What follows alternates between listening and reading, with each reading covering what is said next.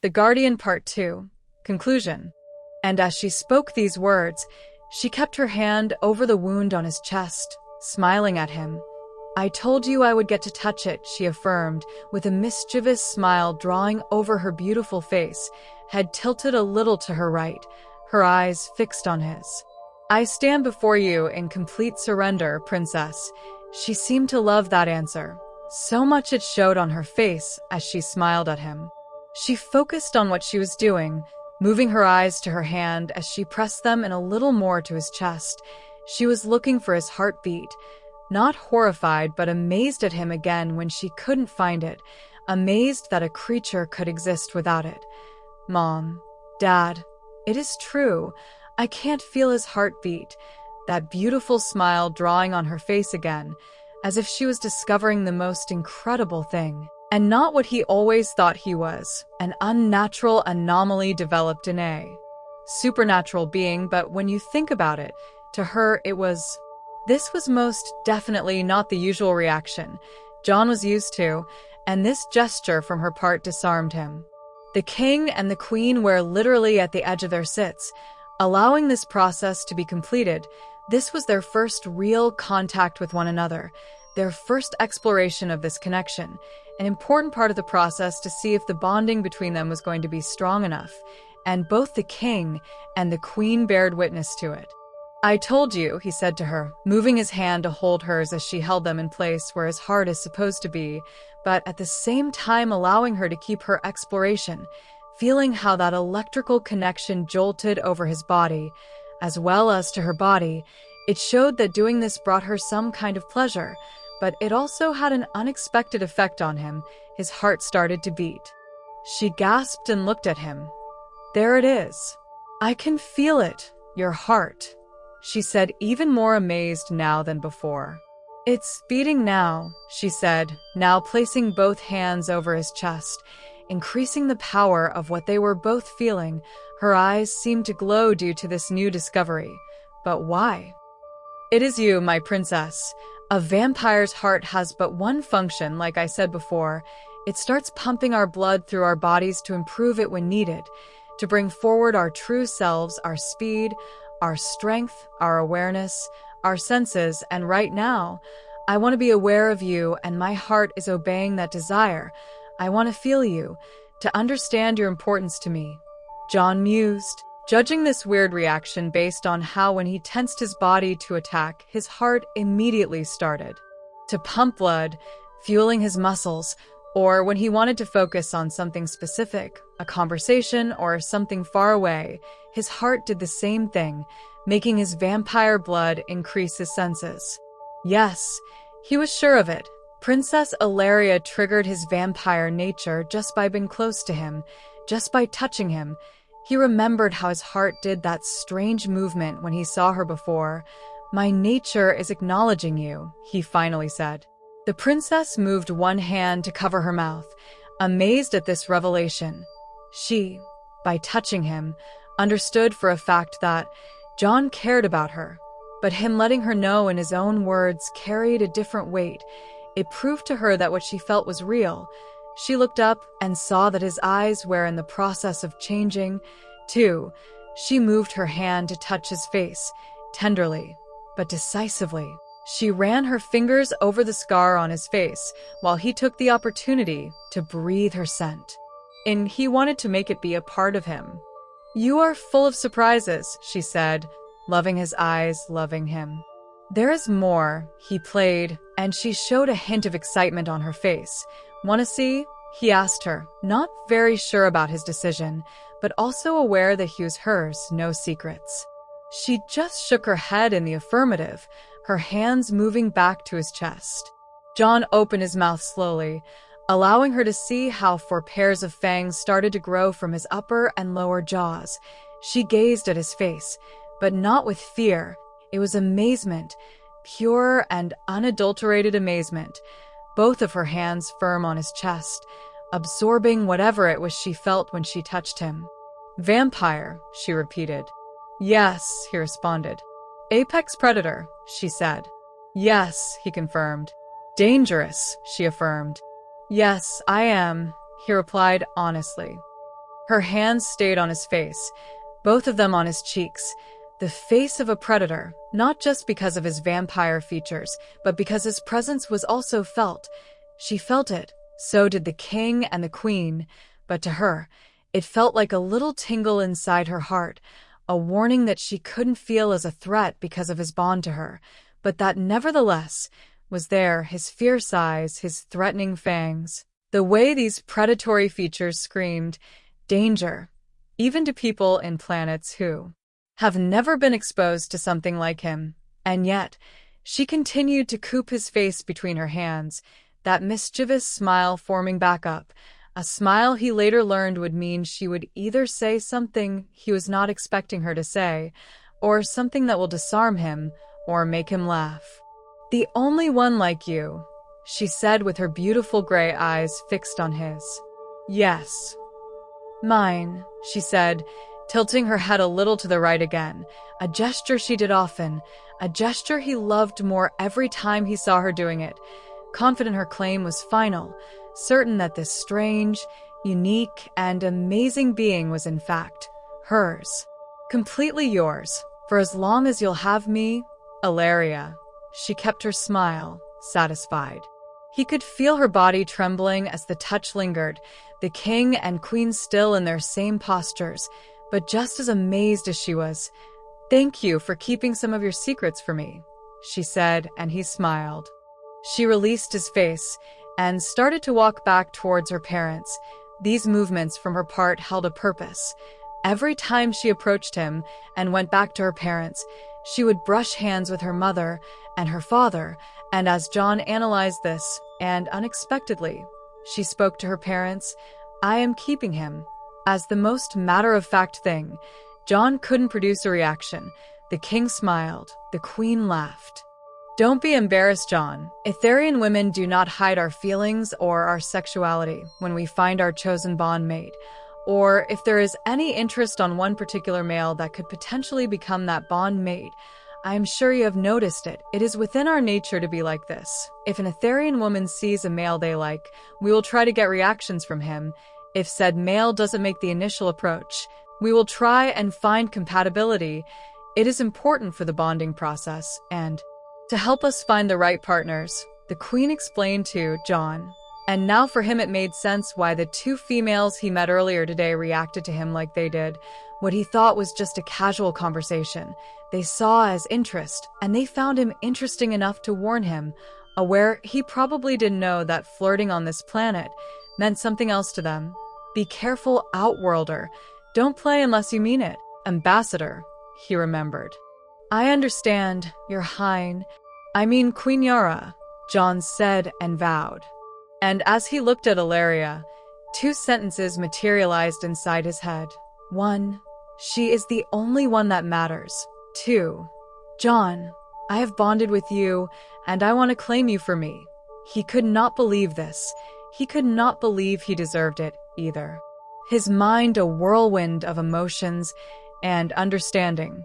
John is aware of vampire-human bonding. It was part of his nature, and not strange at all that a vampire developed this bond only a day after meeting a human that triggers this part of their nature. But this bond, a bond he felt as real as the burning injury in his chest, was not a product of his nature, but hers. He felt her. He could not read her mind, but he felt her essence, the way her skin tingled when they touched, and how it continues to tingle a little longer after the contact ended, and he could still feel what she felt before. Their prolonged physical contact also made him aware of her fears. It was a literal exchange between them. She drew from him as he learned from her. Knowing that someone wanted to kill her scared her, and that angered him, and she knew he felt like that, too, and even as smart as she was, her nature couldn't comprehend the reason why someone wanted to kill her. I mean, she understood it had to do with the throne, yes. But the nature of the desire to kill her evaded her comprehension. John also felt something else that made his nature scream inside of him, to thirst for a chance to face them. She didn't want to die, and was afraid of how it would happen if it ever did, even though she was not showing it. Etherians in the past started their way into the galaxy as warriors, but in one lost conflict, Many of them were enslaved for their ability to communicate by touch. They were experimented on, and many other horrible things that are not worth mentioning right now.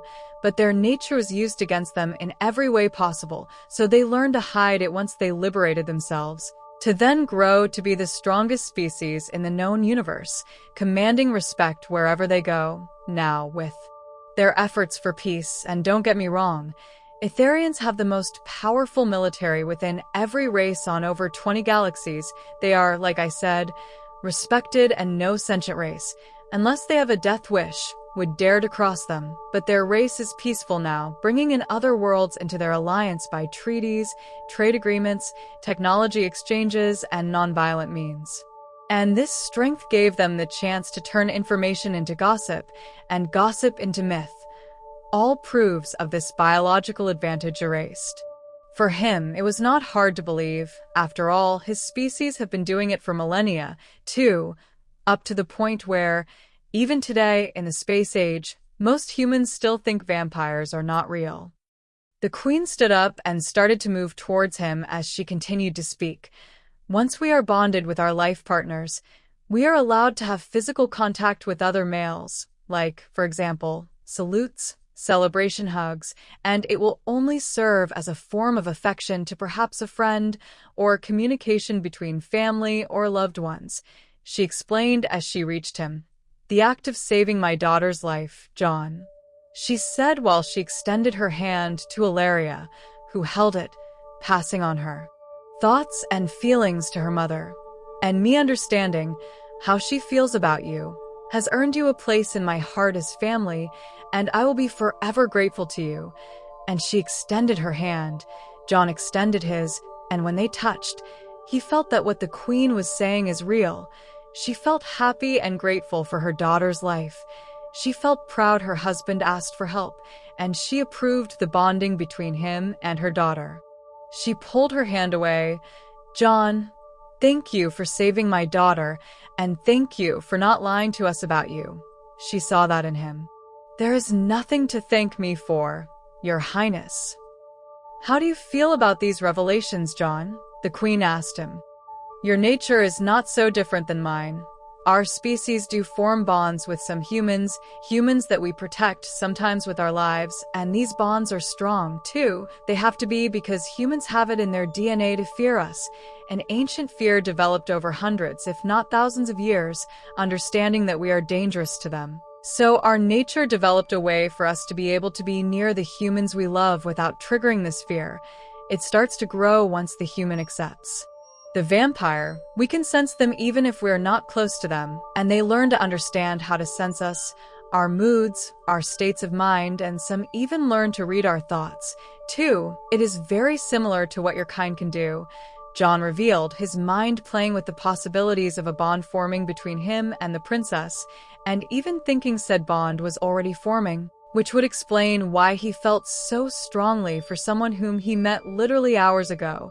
Ilaria thought the same thing and asked, "Do you think we will bond in that way, too?"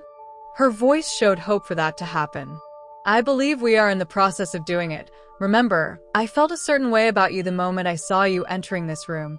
That is my nature. The part of my nature that triggers the predatory attraction we feel for our prey is the same part that also triggers the attraction we feel for the humans we like, meet, and then bond with. It prevents our predatory nature from seeing them as anything else than a loved one. I felt that connection with you. I must admit, her bonding with you has been a little intense for something so new," the king said. "Yes, it has," the queen agreed. "Maybe that is what is happening, and maybe that is why Ilaria chose another species to bond with, because your traits and your capability to bond with a different species than yours makes it possible for our nature to recognize you as a suitable partner. She was really thinking about this. That is just unique," Ilaria said, smiling. "How do you feel, my daughter?" the king asked her. Instead of telling him, she went to him to hold his hand, and he understood. "This is strong," he agreed. "And what are your thoughts about all of this, son?" the king asked. "You have a say." "In all honesty, King Aaron, I feel my purpose in life is to make her happy. in every way I can, to protect her from anything and anyone, always. I feel my life is hers if she wants to take it, he said, looking at her. She was happy. And what happens now? He asked. Now we know the bond is real. Now we know she has chosen you, and you reciprocate. That is the easy part, for there are no laws against interspecies bonding. That would be barbaric and cruel, but because of our nature, we have never seen a bonding between an Etherian with any other species than our own. You, John, are the first and, may I say, the only one, the Queen explained. We will have to make it formal, said the King. We need to be honest with our people, he added. And this bond you have with my daughter makes you the best candidate for her protection. Your justified rudeness with my daughter has proven to be a blessing, as they say on Earth. What you are, John, the way you face that thing, like controlled chaos, make us feel assured you will always be there for her. Ilaria stood beside him and held his hand. Like I said, I will protect her with my life. Queen Yara. Well, I consider this part of the problem settled, said the King. Yes, my love, it is, said the Queen. I will handle the communication later. Now, we need to focus on other things, the King started to say. Yes, King Aaron, we need to find out who sent that assassin, and how did he manage to get so close to the princess? This was planned and coordinated, probably from someone on the inside, Your Highness, John said, back at his formal military mode. The assassin they sent came here determined and fully understanding he was going to die, and that worries me. Yes, I agree, and the fact that he could bring in such a weapon into the palace, and so close to my daughter confirms your theory, Commander, but who? The King said. What is the Black Hand? John asked. They are a terrorist faction of our race, a group of mercenaries and assassins who believe we should revert to our warrior days and exert violence against those races who enslaved our people so long ago, and to rule by fear and control, to force the galaxies to bend the knee to the Empire, he explained. They have a strong influence in many sectors and are a real danger, but we have never been directly targeted by them before. He explained. Something changed. Maybe support from someone with power, someone with influence and money, John mused. That makes perfect sense. The Black Hand doesn't take risks for free, and they are advertising themselves as responsible. I am sure they are not doing to Project Strength, although they have claimed certain terroristic attacks to other planets just for the recognition. I believe that them revealing themselves as responsible is part of the agreement to lead us in the wrong direction. I believe there is more than one guilty party in all of this. Do they have a base of operations? John asked. They should have, but regardless our best efforts, we don't know where it is. They keep themselves away from Imperial-controlled systems and remain in places with little to no Imperial presence. They only come out to cause death and mayhem. John remained quiet. What are you thinking, Commander? He asked John. Orbital drop and lots of dead terrorists, Your Highness, John said, not happy that this was not a real option. Maybe I can find them, he mused. Absolutely not, the princess intervened. I agree with my daughter, Commander. We will feel much better, and it will be safer for her if you stay close to us, I think, said the Queen. Yes, you are right, John replied, holding the princess' hand that rested over his arm. Do you have any enemies, Your Highness? I mean, every powerful ruler has enemies, even if they are not brave or stupid enough for an open challenge, John asked. Yes, we do, the princess said, but Mom and Dad don't fully embrace the idea.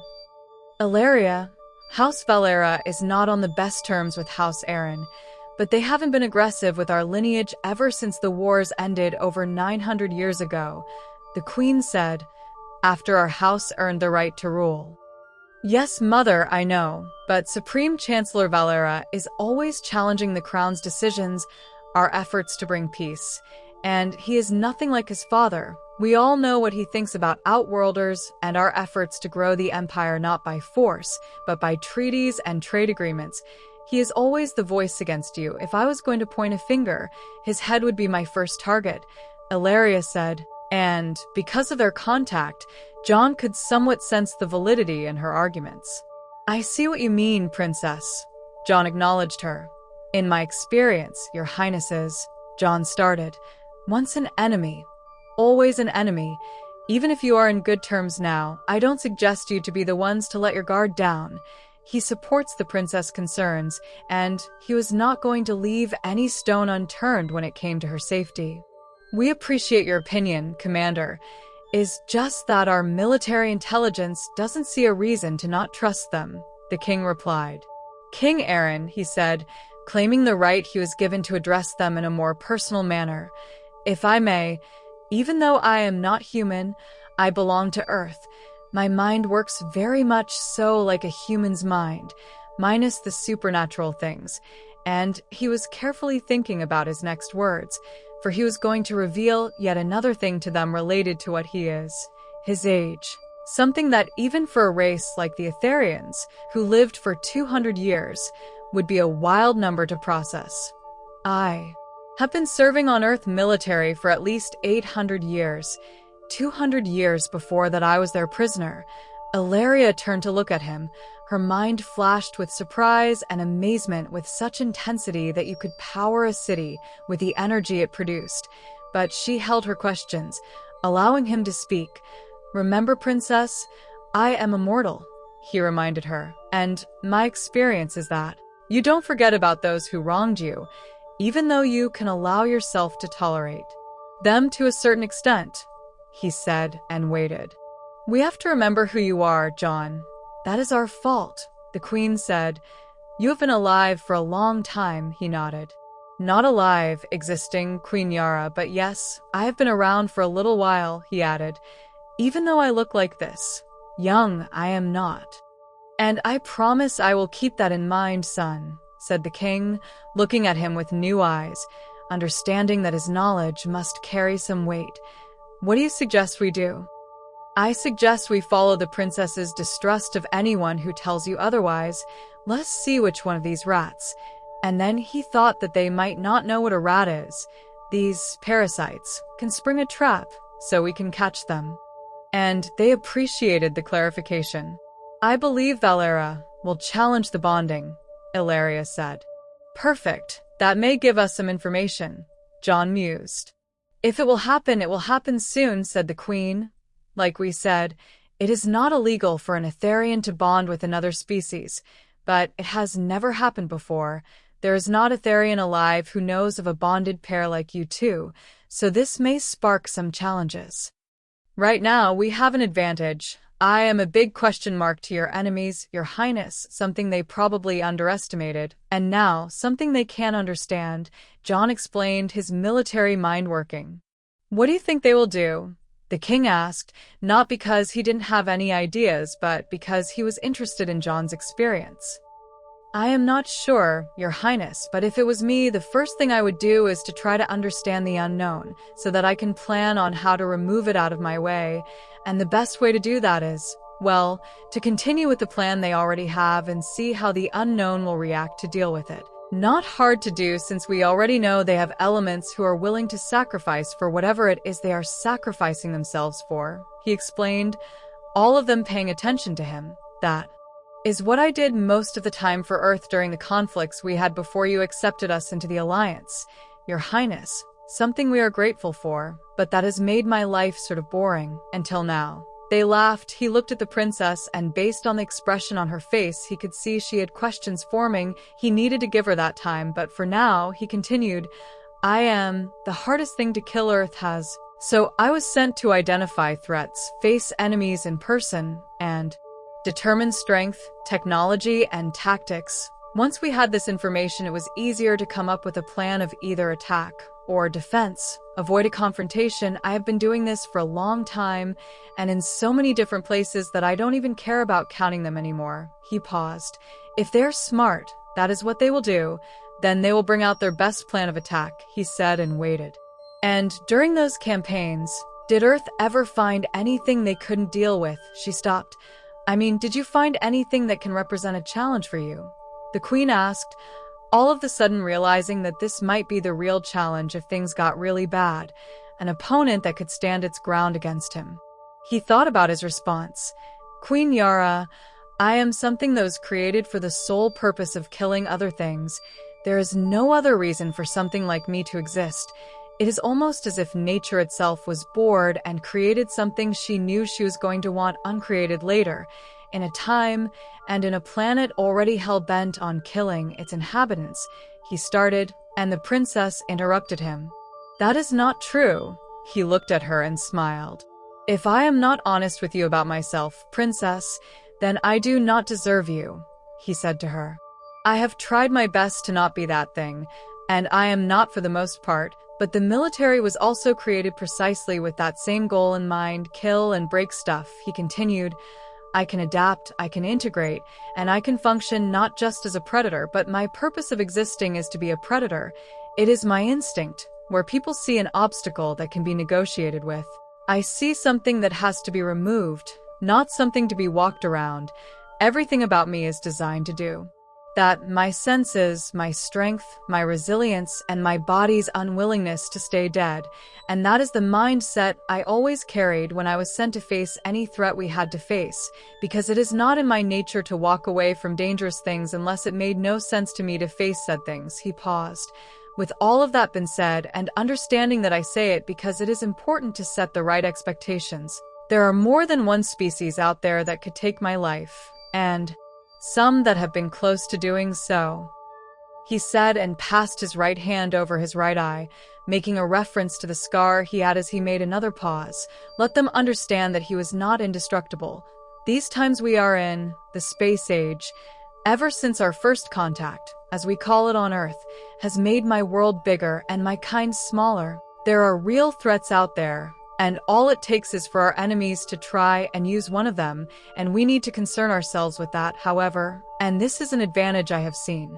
Only in things like me, none of those other species of creatures have been created with the sole purpose of killing other things. That is a trait I have only found within my race so far. He finished talking and waited. Were you afraid? She asked, and John noticed the Queen's questions held a line of analyzing his character, how he understood things in life, how balanced he can be, while with the king was more logical and focused on what needed to be done.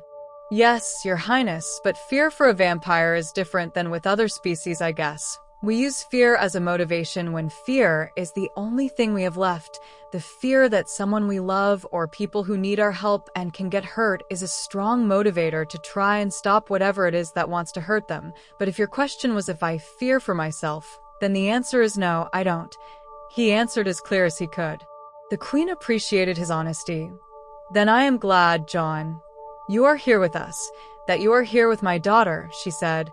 And I am also glad that you will live long enough to protect her even after her internal clock stops, she said, bringing a hard realization to him, something he has experienced many times over. Mother, the princess protested. I don't mean to hurt him, Ilaria. I am just been a mother. And John understood. And I am, Queen Yara, also happy to be able to offer you, the king and the princess, my help in any way I can. Then I guess we just have to wait and see what they will do first, said the king.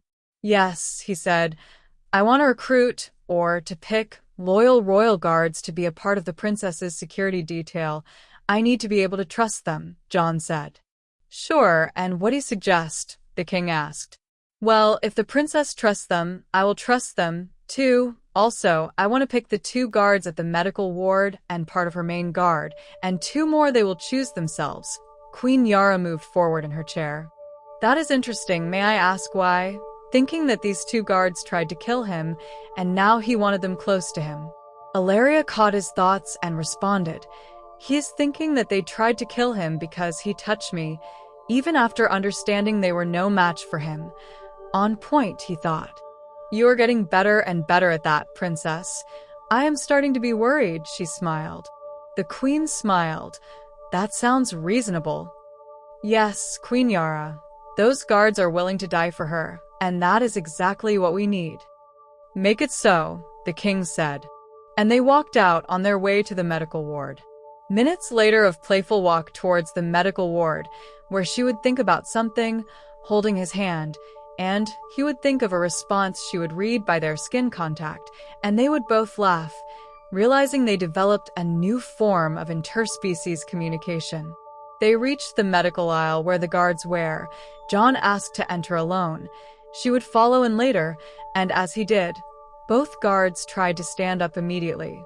"At ease, soldiers, I come in peace," he said. They both relaxed a little, looking at him confused. "I asked for permission to come and apologize to both of you." He started the conversation. "How are you feeling?" "Like some human broke 5 of my ribs, through my body armor, by only using his right knee," one said. "Like my arm got caught in a Therian interplanetary light-speed engine," said the other.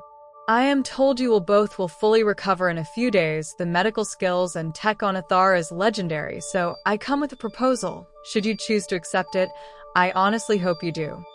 "And what is that, Outworlder?" one of them asked. "I want you to join me in the princess's personal security detail. I can offer you long hours, little reward, and possibly certain death." They both looked at one another. One of them smiled. "You can't offer that to us, human. Only the princess can select her security detail," the other said, leaning back on his bed, and John saw he liked the offer, but didn't trust the one offering it. "Why us?" one asked, a more friendly tone on his voice.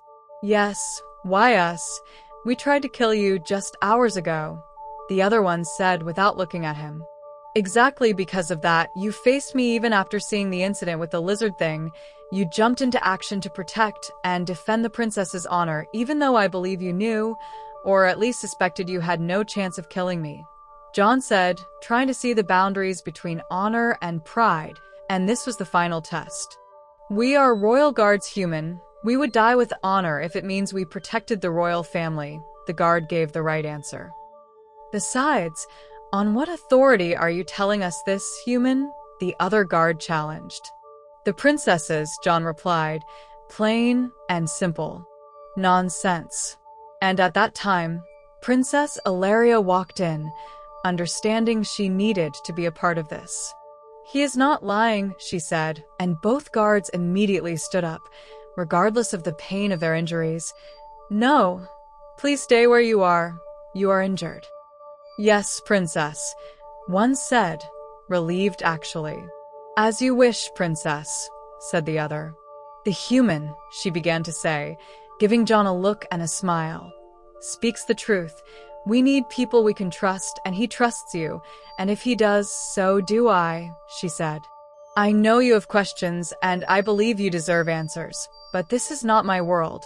Your costumes are not my costumes, and I want to be respectful of whatever it is I haven't broken yet. But as I explained to the king, and like I am about to explain to you, I was tasked to protect your princess, and that is what I intend to do. Regardless of the cost or consequences, laws, costumes, traditions be damned, she is." And he turned to look at her. "All that matters to me," he confessed. "But you touched the princess," the guard said. "And by doing so, he saved my life from certain death," the princess responded. "And also, by doing so, I discovered he was made for me," she revealed. "First touch bond," one of them said, trying to sit upright again, no anger on his face, just interest. "Only the king and queen are known to have bonded on first touch for centuries," the guard recognized. "So you can understand now that, had you killed him, I would be very upset with you right now." The princess joked with them, and they both laughed, one holding his ribs. "It is true, and my bond to him is the first one between an Etherian and another species. I am his now, and he is mine," she said while lifting her right arm, her unbonded bracelet removed from it. "All that remains is to ask you if you will join me to keep her safe. This won't be the only attempt on her life. Of that I am sure," John added. "I pledge," one said. "I pledge, too," said the other.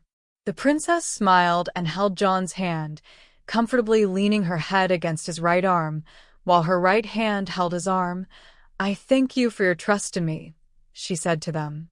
Both guards vowed, not used to be thanked for doing their duty.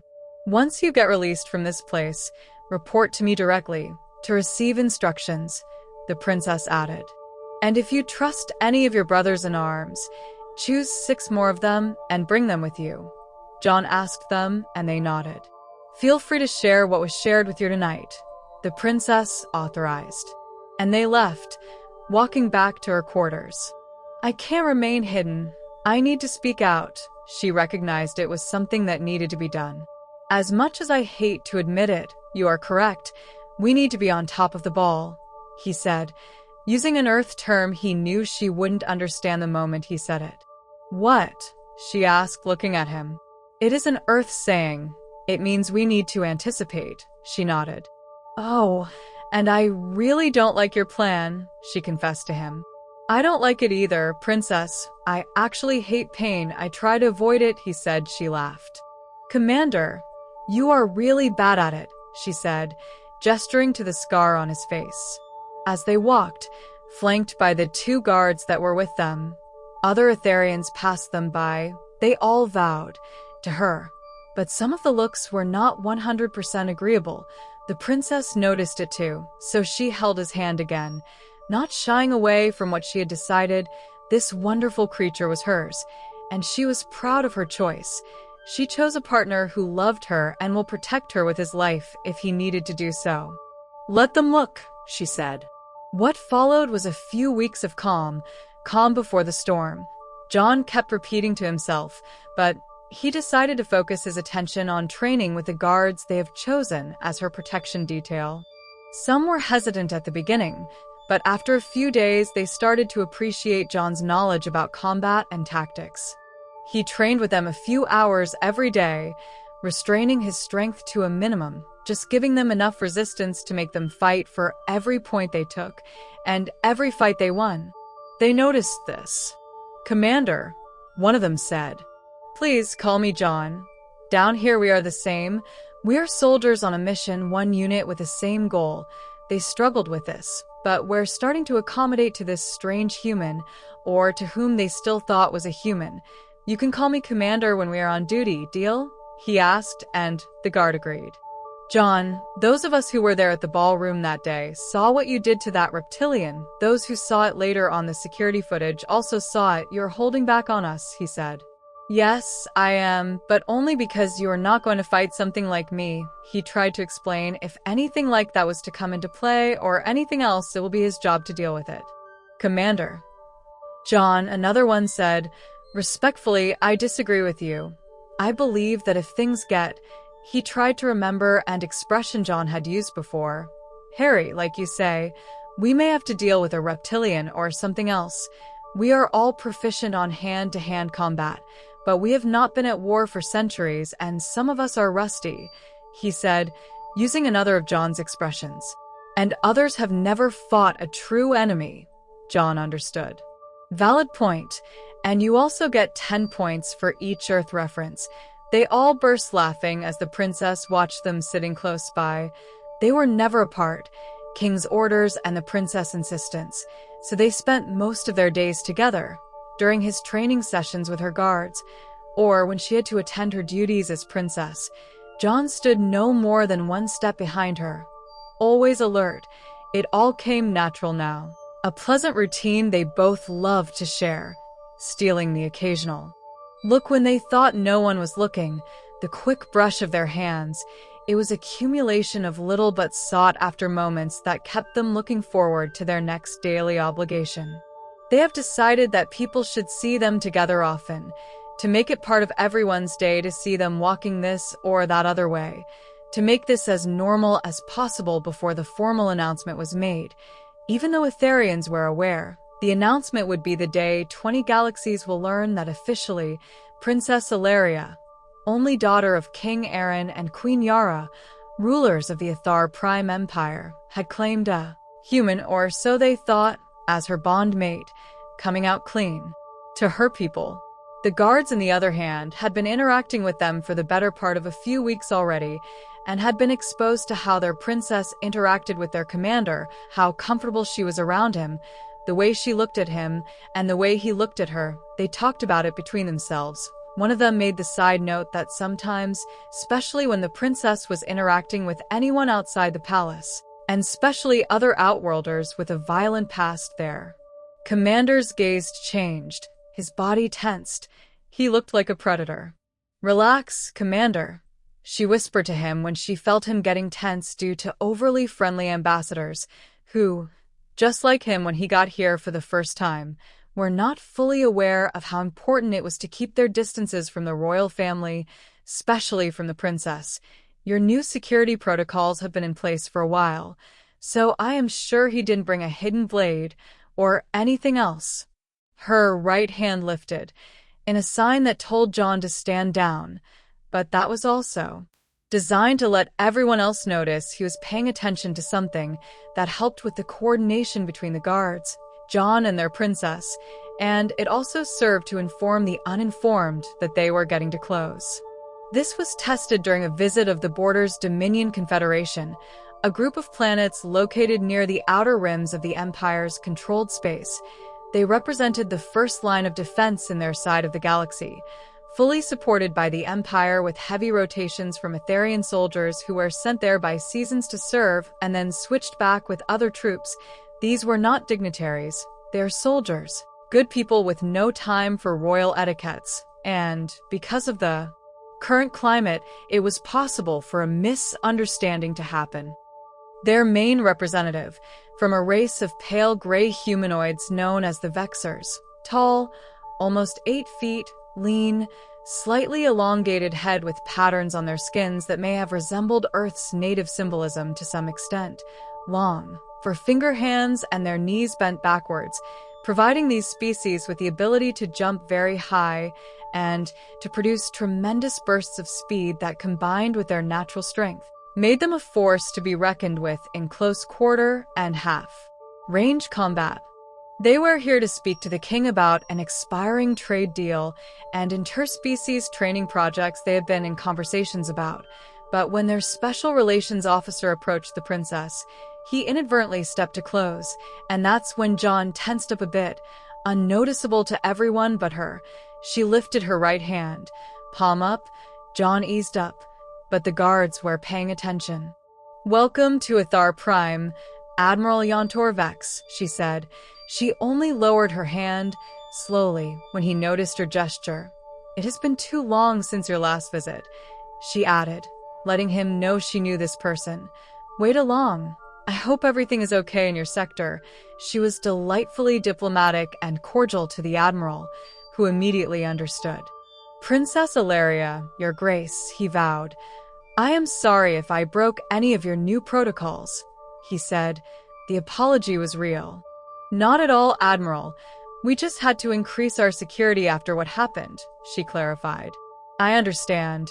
And he looked at John, whose eyes were scanning the entire place, but was also very aware of him. "And you must be the human who saved our princess," he said, and John turned to look at him. He vowed, "On behalf of Vexer, I thank you, and be assured that if you ever need us to help you unravel this treachery, all you need to do is let us know," the Admiral said to John while extending his hand. He has interacted with humans before and knew this was their way of saluting one another. John started to walk from beside the princess, down the set of stairs towards the Admiral, and the moment he moved, 4 of her guards took his place, 2 behind and to her sides, 2 on front and to her sides, flanking her. John faced the alien and shook his hand. "We are sorry if you felt disrespected, Admiral, and we hope things can come back to normal again soon," John said to the Admiral. "There is no need to apologize, Commander," he knew about him. "I am just happy I got to meet the human who saved our empire, because that is what you did." And he went on his way, while John took his place beside the princess, and the guards went back to their positions, in perfect coordination. "Good job, Ambassador," she said to him. He just smiled, unable to respond to her due to the protocols, something she kept using against him every time she could. That day, the guards noticed how he eased up with her. They complimented one another. He was the storm and the chaos. She is the calm and the change of winds that dissipates the thunderous clouds. the force of nature that can either control the storm or direct it towards something. She seemed to have him so much in love with her that she became his off switch if she needed to be.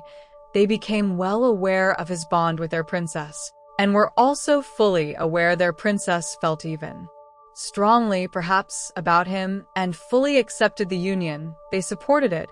It told them that a warrior could, in fact, be more than just that. Plus, they all loved the royal family. "Don't break my mate-to-be," she screamed at them, completely out of character for a princess, but a brush of fresh air for her guards, who burst in laughter when she said it.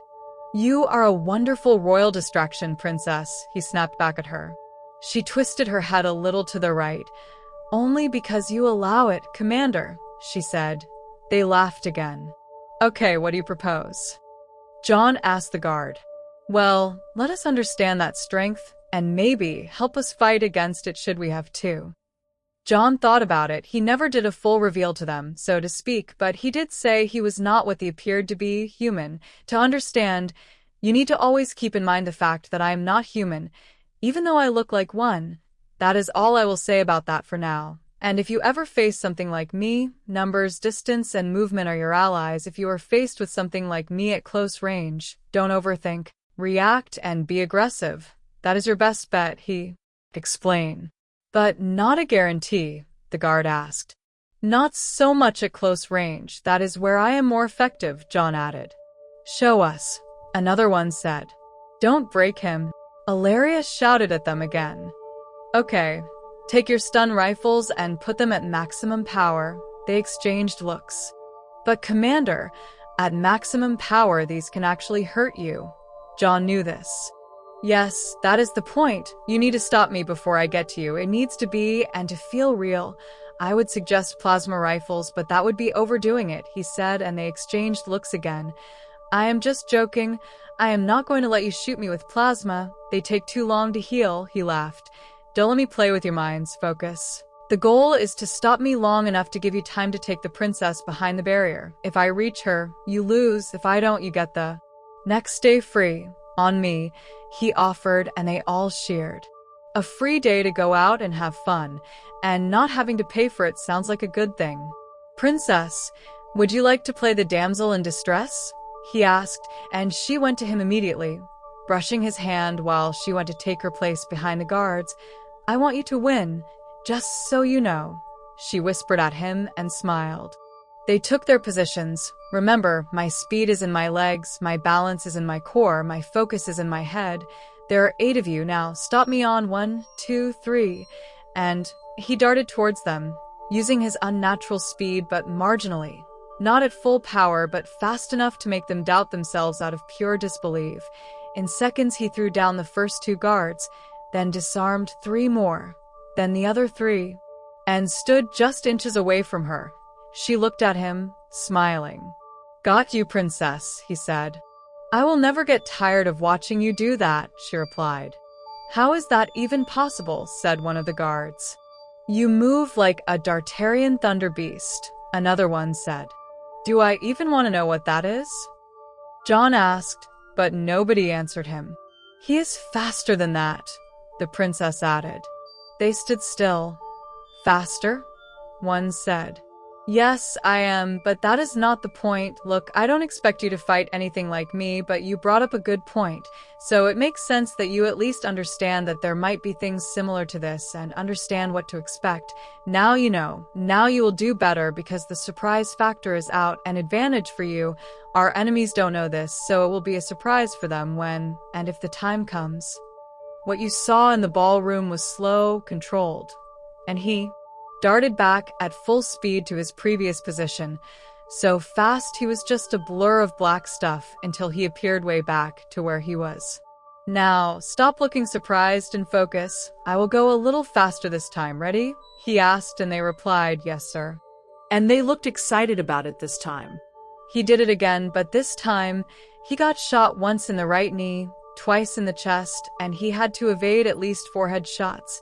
It stung like hell, and slowed him down enough to get another 2 shots in the arm before he disarmed them all and got to the princess again.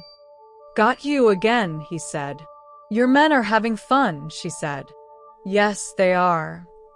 But you didn't win this time, she said. Really? How so? No, she said and produced a stun handgun and pointed it at him. Bang, she said. I got you, and smiled. I love you, he said. You better. I am bonded to you. The guards cheered for her and made a circle around the princess, very respectful not to make contact with her. Even if she is bonded, she was still a princess, but they high-fived themselves. Teamwork, one of them said. And you also managed to hit me a few times. They hadn't noticed it. So he showed them the red, already healing, soft burns on his skin. That thing is nasty. How can you take that amount of pain?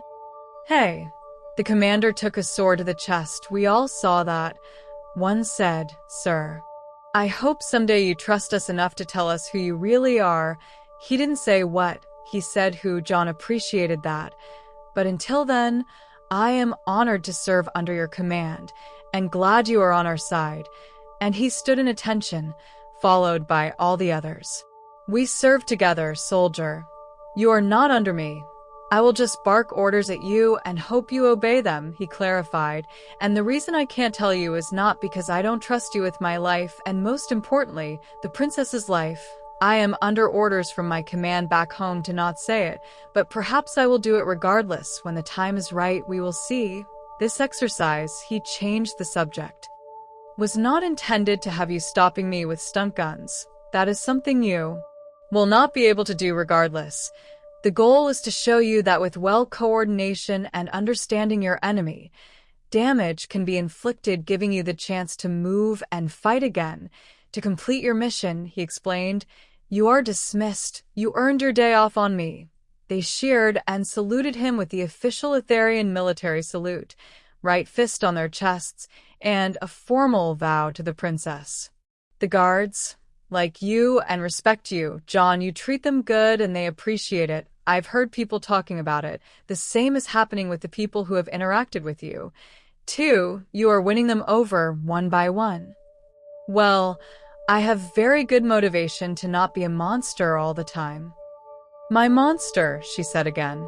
And as they started off the corridor to his quarters so he could change his training clothing, they stumbled upon the welcoming committee that received him when he arrived a few weeks ago. It was the male Etherian he pet-named as Bob, and the 2 alien women, who appeared to be surprised to see him.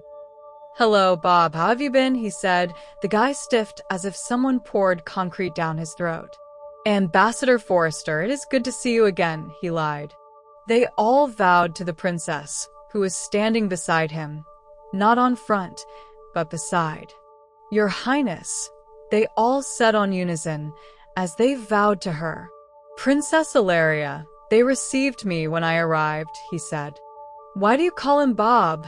That is not an Etherian name, she asked, curious as the 2 females started to laugh, but turned serious just as fast.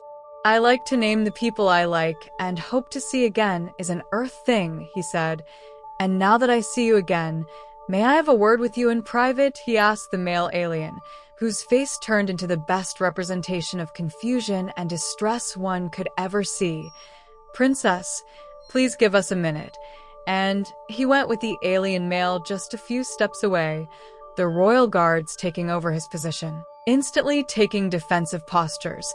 The princess engaged in a conversation with the 2 females. They looked like old friends, but with that side tone of utmost respect.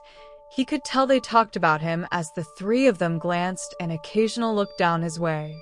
Listen, John said, I know you don't like me, and that's okay, but I can see you love your princess, he nodded. She is our future queen, he said, and that was good enough. I need a favor. The princess needs to be informed about who comes and goes from Ithar Prime specially. She needs to know what transport brought in the reptilian assassin, and since when did he arrive to Ithar? John told him his request. Yes, sir. I'll get to it immediately, he agreed. And how should I reach you? He asked. Not me, the princess. You find out where she is at any time and go to her with the news. She is the princess. I am just a very effective hammer she is wielding. Only try to find me if she is otherwise occupied, he said, and Bob smiled. They went back to the ladies, and John saw how the princess held their hands, both with amazement on their faces, one covering her mouth, and all three of them looked happy. When they reached them again, the guards made way, and he stood close to the princess, but giving her space. "Thank you, Princess Ilaria. Thank you very much," one of the females said. "You outworlder. Take good care of our princess, please," she said with a smile. "That is what I intend to do. I hope that my bond, when it happens, is like yours," the other one said. "Thank you, princess." And they went on their way. The princess looked at him, her head with that little tilt to the side she did. "I learned something today," she said. "And what did you learn?" "You made an impression in both of them. One would have explored a connection with you." John rubbed his hand over his head. "I was just trying to be nice and approachable, but they did warn me," he confessed. "And what did they say to you?" she asked, even though she already knew. "I asked about the unbonded bracelet, and one of them explained it to me." She then said, "Be careful, outworlder. Only play if you mean it, ambassador," she laughed. "And do you mean it now?" she asked, looking at him directly into his eyes. John extended his hand to her. She took it and held it with both of hers. "With everything I am, princess." He made a pause, suddenly realizing that he should let her know what he is feeling, even if she can read it with that amazing ability when they make contact. She seems to enjoy it when he told her things directly. It is hard to put into words, because even though I have been in love before, a long time ago, this is different, completely. It is stronger, intense in a good way. It makes me crave to see you. Your touch soothes me. I feel calmed by your side even if I am angry or worried. I enjoy watching you interact with people you love. When you laugh, I also laugh inside. And for the first time in my entire existence, Princess Ilaria, I know is not just because of my nature and the bond it creates. I mean, that is there. I feel it too, but I know it is not just that. I know it is you. I know you chose me. Out of entire galaxies. Out of an entire planet full of beautiful beings. You chose me. He confessed to her, his heart opened for her to look inside and do with it as she will. She smiled. "Thank you," she said, "for telling me this." And she hugged him. He hugged her back. "You didn't play by the rules, though, Commander. Father said they gave you a list," she added, and he laughed. "I have never liked rules. They are boring." He approached her, close to her ear, and whispered, "The moment you walked into that room, I wanted to break that particular rule." And she laughed, that melodious laugh, then did that head slightly turned right thing looking at him, smiled and said nothing. "Princess, what you did right now is cruel. Your punishment for not respecting the rules, Commander." Her smile was wide. "But if you promise to not break rules anymore, I may tell you." That made him smile. He knew he wouldn't be able to make that promise, even though she was obviously just having fun with him. The princess went back to her interaction with the two women. "They are both good women, and they will make a man lucky and happy someday," she said to John, and then added, "And thinking about all of this, it makes me feel thankful that the reptilian attacked me, and not one of them, because I met you," she admitted. "I get the feeling that we would have found one another anyway, Princess. But yes, I am almost thankful for that murderous mountain of green rage." The princess laughed. "What did you ask, Zoran?"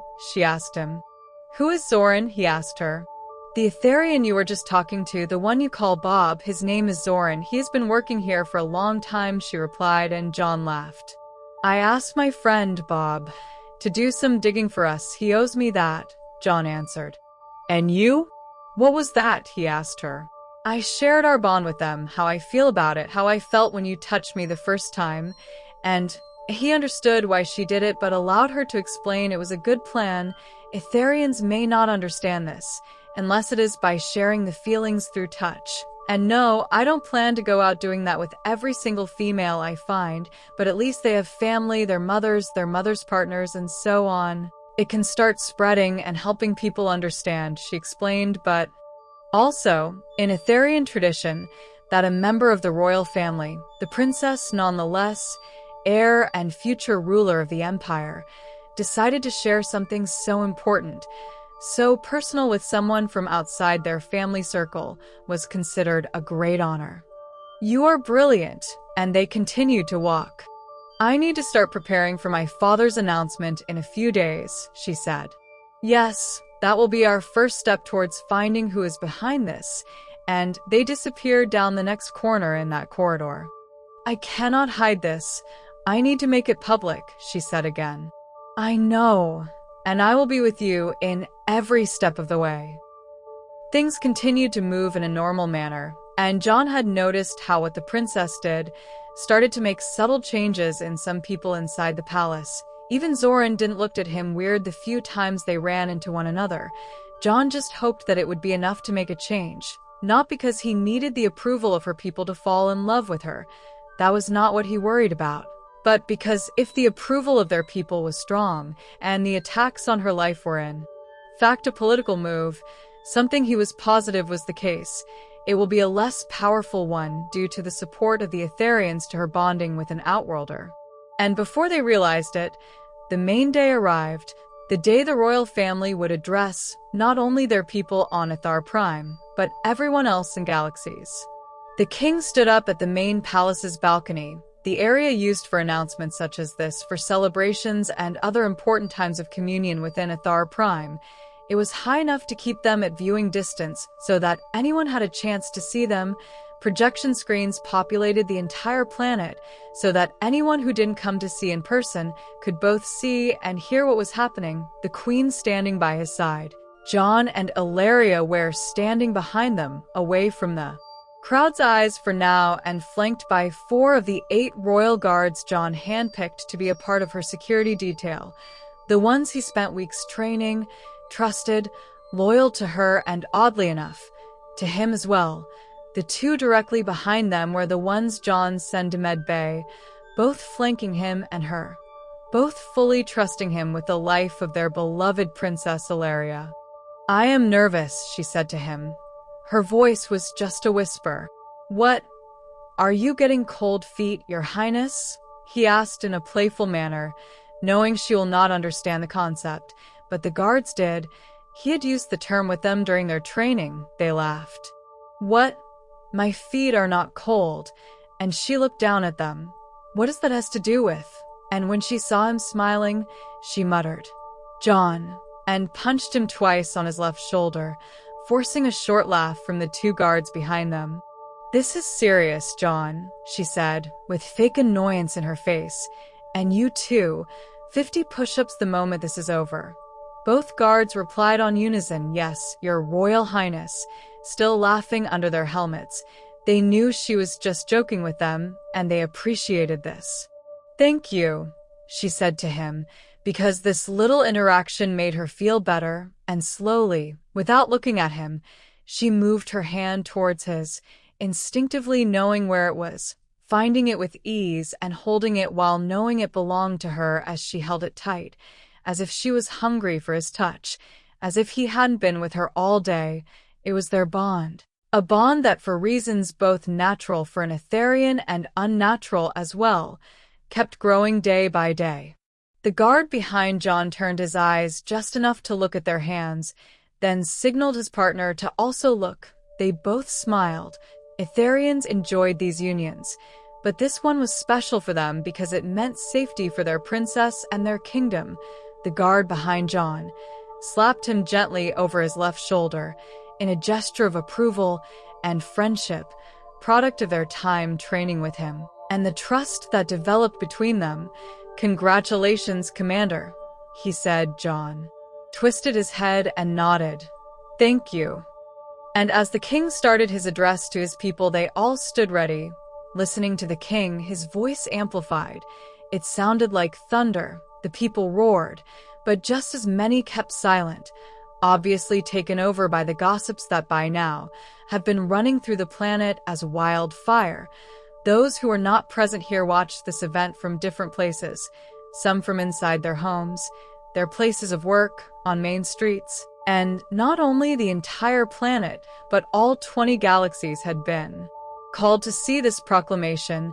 Secrets will be revealed, things will change, and enemies will be forced to act. This was a smart move from the king, his military mind and his wisdom as a ruler dictating his pace. Be honest with his people.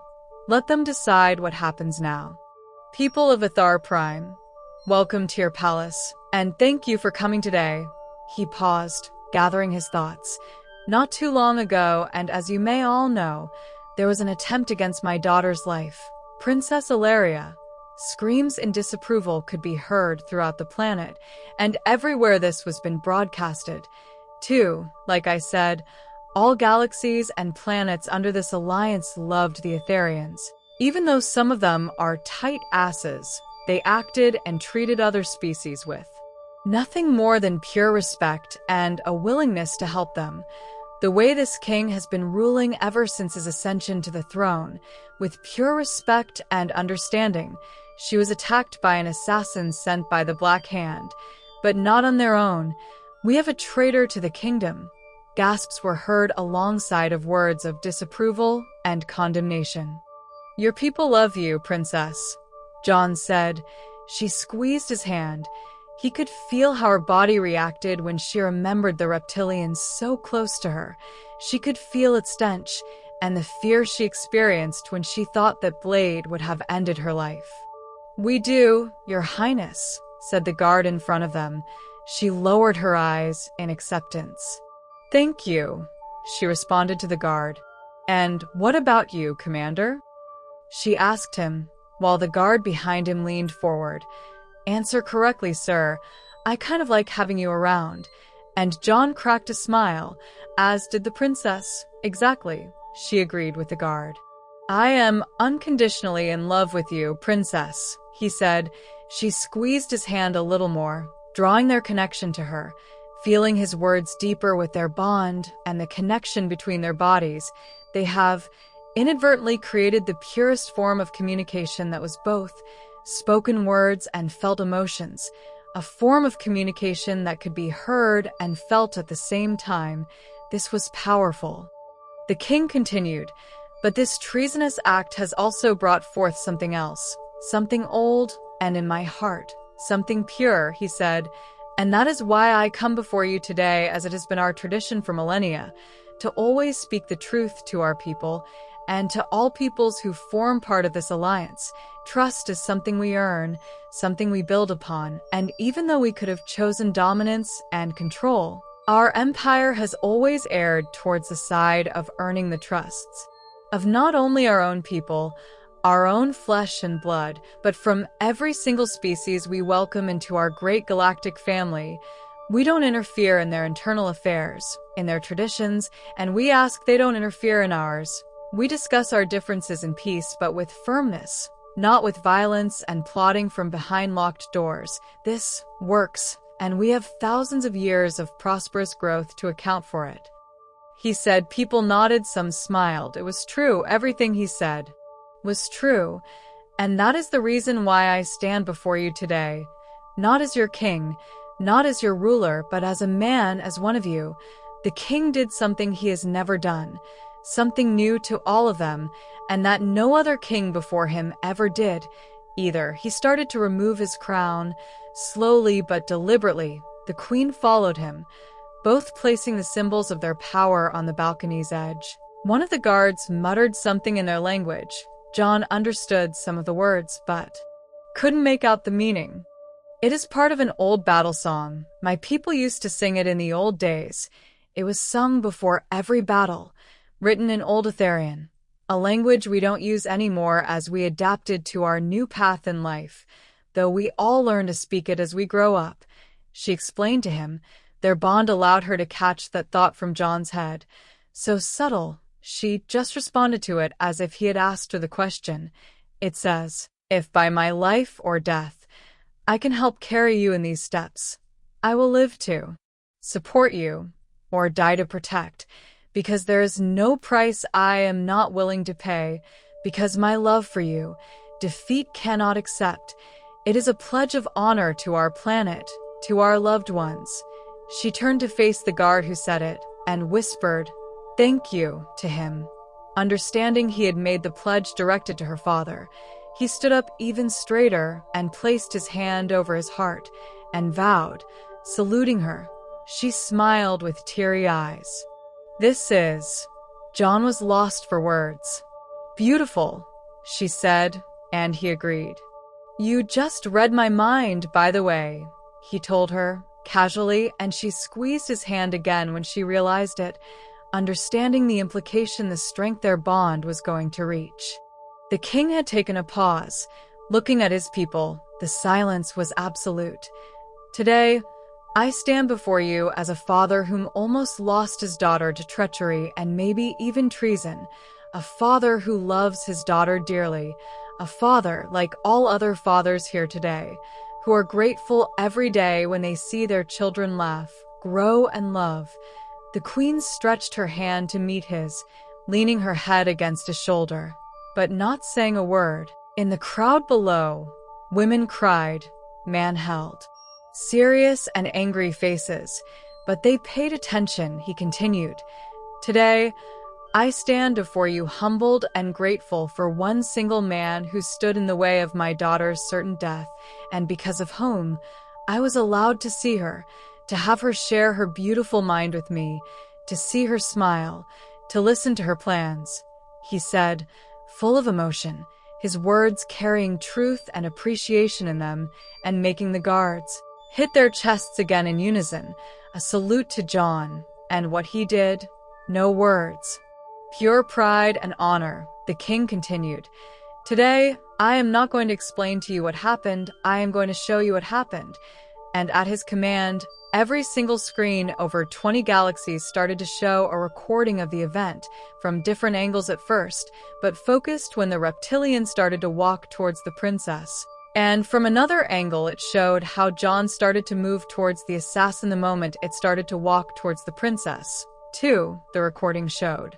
When the creature screamed her name, when it spoke about the black hand and started to draw his blade, how it started to swing it downwards towards the princess, and how she tried to cover her face. The guards showed anger with their stance. They wanted blood, and so did John. The princess was still, just looking at this. It was the first time she saw the incident from a third-party point of view. The recording stopped, and my daughter faced certain death, sent to us by the Black Hand. But why? Under whose order? Rest assured, we are investigating this. And yes, there is more to see. The recording continued, showing how just seconds before the blade found its target, a human seemed to have materialized from thin air, holding the would-be killer's hand with both of his, the ferocity on his face, the precision on his movements, the determination on his intervention. There was no fear present there. They could all bear witness how this human, or how this creature with a human appearance, placed himself between the assassin and their princess. The recording continued under gasps and shouts coming from reaction. Then came the part where he grabbed their princess by the waist, so fast and fluidly it looked like a dance. Her face when he touched her for the first time, they could all see and understand there was realization there, not an offense. They could see on her face that something changed, that something was indeed welcomed, instead of the natural rejection something like this would have caused. The recording continued as John pushed her out of harm's way, turning to face the incoming blade flying towards her as a projectile, and they also saw, from at least 4 different angles, how that blade went through his chest, impaling him, the blade going in hilt deep, him falling down on his knees, and the princess covering her mouth, and as she screamed, "No!" As this was happening, John's body was kneeling on the ground, one hand placed on the floor holding him up, the other one holding the blade. The reptilian killer came in fast, all but assured he will get his intended kill now, then, and with awe, they saw John standing up with a movement so fluent as it was unnatural for a human. They saw the blade pulled out, but not the process. It was so fast that it looked like a glitch in a recording. then the blade as he rammed it into the reptilian's lower jaw, the act of holding him in place, sheer power, unfiltered hatred, the reptilian been pulled in, close to John's face, the driving the blade in deeper to ensure the kill, with a clinical determination and John's final words to the creature, as he said them, mere inches to its face, could be read from his lips even from the sides, but could also be heard due to the advanced security system the palace's ballroom has. Die. John heard the guards making some kind of acceptance noises. They felt this in their hearts, and he could tell. That was fast, sir. Amazement on his voice. He is faster, the princess added. Next came the scene where John reached out to her to help her up, and how she voluntarily took and held to his hand even after she was already on her feet, a sign that she had accepted him during the first unwanted but necessary contact. They needed to see this. Then the part where the guards tried to do their duty but were taken out by him. I am sorry about that, guys, John said. So are we, sir, it still hurts. One of them joked. My daughter was saved on that day. I get the chance to hug her today, and tomorrow, and the gods willing, for many, many more years. This is a gift given to me and my queen by one person, and only because this human decided that her life was worth the risk of death, aware of the choice he made, aware of what it entailed, aware of its consequence, and willing to give us his life for hers. The recording reassumed. It showed how John was ready to face more guards, the queen stopping them, him kneeling down to her in full respect and submission to her authority as their queen. He could have killed us all and escaped, though he says he couldn't have, but we can all see he could have, and yet he chose respect to the empire, and this one had a particular impact on them. They could understand that he, in fact, could have killed them all right there and then, but he chose obedience and respect instead. He submitted to the words of their queen. They saw how their queen approached this obviously dangerous person without fear, and how the king followed her. This outworlder made it very clear to the queen and I that to him, my daughter's life was all that mattered, that he was willing to protect her against anything and everything, and his words sounded loud and clear. He said to me and the queen. The king smiled and looked back at him. John nodded, a little embarrassed for the recognition. If I have to burn down your entire planet, or any other planet for that matter, to keep her safe, that is what I will do. He spoke this to the king of an empire that could destroy his own home world. That, my people, is how important my daughter is to this outworlder. Then the scene where John was waiting to be executed showed. The king asking him if he could just walk away. John saying he could. How he protected the princess again. Asking her to step aside after she tried to help him. The princess asking for mercy to save him and admitting she wanted him. That she wanted to claim him for herself. The admission public to all. That one stroke accord, especially with the females present, who understand better than most how strongly their bonds can feel, and the recording stopped. What were you thinking? She asked him, almost as criticism. She is all that matters, he answered, without even thinking about it. The guards said their equivalent of what on earth would be a hell yeah. And you? He asked her. He is mine. I don't want to lose him, she replied. I knew at the moment you placed your brute hands on me, she replied with a smirk on her face. She obviously scooped the brute part from his head and his conversation with Bod. She was getting good at the mind-reading thing. You, on the other hand, are kind of slow for something so fast, she played. The guards laughed. They tried to keep it low, but it lasted for a few seconds. I was mortified until Mother held me. Then I knew, she added, as in an all-jokes-aside manner. He brushed her hand with his thumb. Are you ready? He asked her. Only if you stand by my side, she replied. I am, always, he confirmed. The king and the queen both turned to look at their daughter, gesturing her to come out. She took a deep breath before releasing his hand. Please stay close.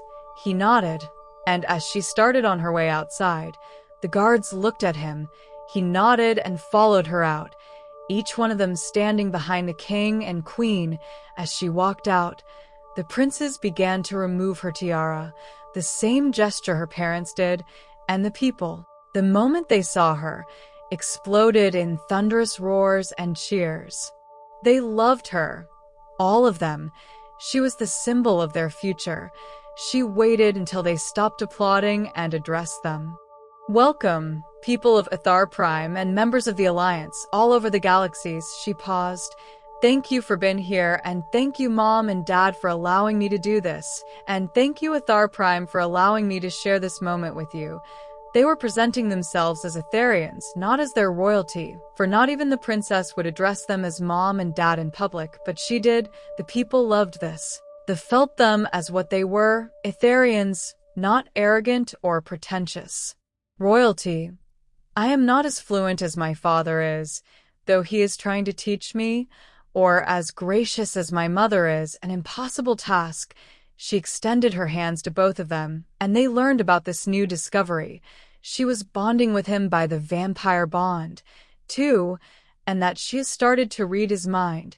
Even without having to touch him, they held their composure. She continued, "What you saw is real, and no, I am not just referring to the attempt on my life. That horror is not what I want to discuss with you today, but what you also saw, and how my contact with my savior, Commander John Forrester, from Earth, sent here by his wonderful planet to protect me, has changed things for me, a change I welcome fully, a change I wanted even when I didn't know I did, a change our nature demands, and a change that I am not sure how it will affect our kingdom in the future. But I also believe that a change born of selfless sacrifice, born out of love, born out of the deepest corners of our greatest traditions, cannot be other than the best way to move towards said changes." Murmurs were heard. Some agreed. Others might not be receiving this news as she hoped. But she continued anyway. "I know this will be hard to understand, but I need to be honest with you, my people." She made another pause, determined but scared at the same time. "I have bonded with a male from another species, and he has bonded with me, too. I am in love with him, and I am willing to face whatever fate this revelation brings towards me. Towards us, it was a first touch bonding, just like my mother and father, and for that, I will always be grateful." Her hands squeezing her parents' hands, trembling, but relieved she said it. The gasp could be heard in their entire planet. This was something with no precedence in their history, even though it was not illegal, so it didn't break tradition. The bonding of an Itharian with an outworlder needed to be shared with their people directly, to overcome the gossips, and to put the focus where it belonged, the attempt on her life. She allowed them to absorb the information she just dumped on them, and after a few uncomfortable seconds, they all started to applaud and cheer. It was thunderous and almost unanimous.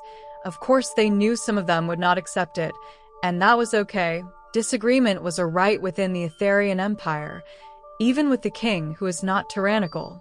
The princess looked up at her people. They all saluted her. They all cheered for her, then started chanting her name. Her mother hugged her as she started to salute them back. Their people supported her and understood their bond had nothing to do with species, but with their nature. "This is a good thing," he said to himself, and then, in less than a fraction of a second, he heard something over all of the noise and chatter, over all the chants and cheers from the people below. His senses had been working in overdrive because they were in the open. He heard a sound that made his heart start pumping blood as if fueled by a nuclear storm. It was the distinctive sound a long-range weapon makes when it detonates. And what he did next was something that showcased what his species was capable of. He darted off towards her, with a speed that cannot be described in words. In less than a fraction of a second, he was in front of her, pushing her away from the projectile's trajectory and towards her father, the king, and making sure the round would find him instead. Through his mind ran these thoughts. On this order: get to the princess, move her out of the way, use his body to receive the round. Hope it detours to a safe place and doesn't hurt anyone. And it happened. Everyone could see him as the plasma charged round hit his head as it was projected on all screens. The peoples from all the galaxies could see, as clear as day, how he had materialized in front of the princess and taken the deadly round to the right side of his head. A mist of crimson red blood sprayed backwards, some getting to the princess's face, some to one of the guards by their side. Plasma burning him all the way through, and the round hitting the wall behind him, missing one of the guards by mere inches. A collective gasp overtook the scene as John's body collapsed backward, landing hard on the floor below them. The guards immediately sprang into action, using their bodies to provide cover for them. The princess, reacting to this the moment she noticed it. The moment she noticed John on the ground, not moving, his eyes closed, the blood pouring out of the wound, while his vampire nature was already working to close the exit wound with unnatural efficiency, struggling to prevent the blood loss, but not fast enough it seemed, his essence, bone reconstructing in just seconds until it was closed, but not before a pool of his blood streamed from under him and not been able to fully close the impact wound. Burned by the plasma charge, she ran and kneeled to his side, picking his head up to have it rest on her lap, staining her immaculate white dress and almost disappearing when it touched the crimson red skin on her hands. Her face reflected the fear she felt over what happened, over the thought that came crushing to her head as she remembered what he said to them. "I am not indestructible. Your Highness, I can be killed." She was terrified at the possibility. "I can't feel a pulse, Your Highness," one of the guards said to her. He had kneeled to render aid, his training kicking in as second nature. "He doesn't have any," she said, almost in a whisper, the implications of the reveal not bearing any meaning now. She thought to herself as she was holding him tight to her body, "Mom, Dad, I can't feel him anymore," she said, desperately running her hands over his face, his arms, trying to catch that feeling of connection from him, but nothing. "I don't know what to do. I don't know what to do," she said, desperate while she held his face. His body limped, unmoving, realization hitting her like that bullet hit him. No, John, please, John, come back to me. Please don't leave me. I need you. Please help me. Anyone, please," she cried, desperate, impotent, and not wanting to accept what she was seeing. "My love, we need to go. Is not safe," the queen said, understanding what her daughter wanted to deny, what she wanted to fight against. "No. I am not leaving him. He never left me when I needed him. He never left me."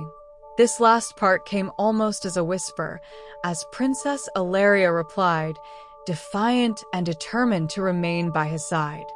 "My daughter, he is gone," the king said, with a somber resignation painted on his face. "I don't care. I am not moving from here," she responded, then broke off, crying once more. "No, please, I can't live without him. Our bond, its promise, what I felt was beautiful.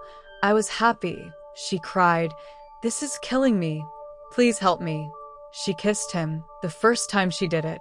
"I can't feel him anymore," she repeated these words over and over again in a quiet voice. Her desperation was destroying everyone around them, as much as their impotence and inability to do anything about it.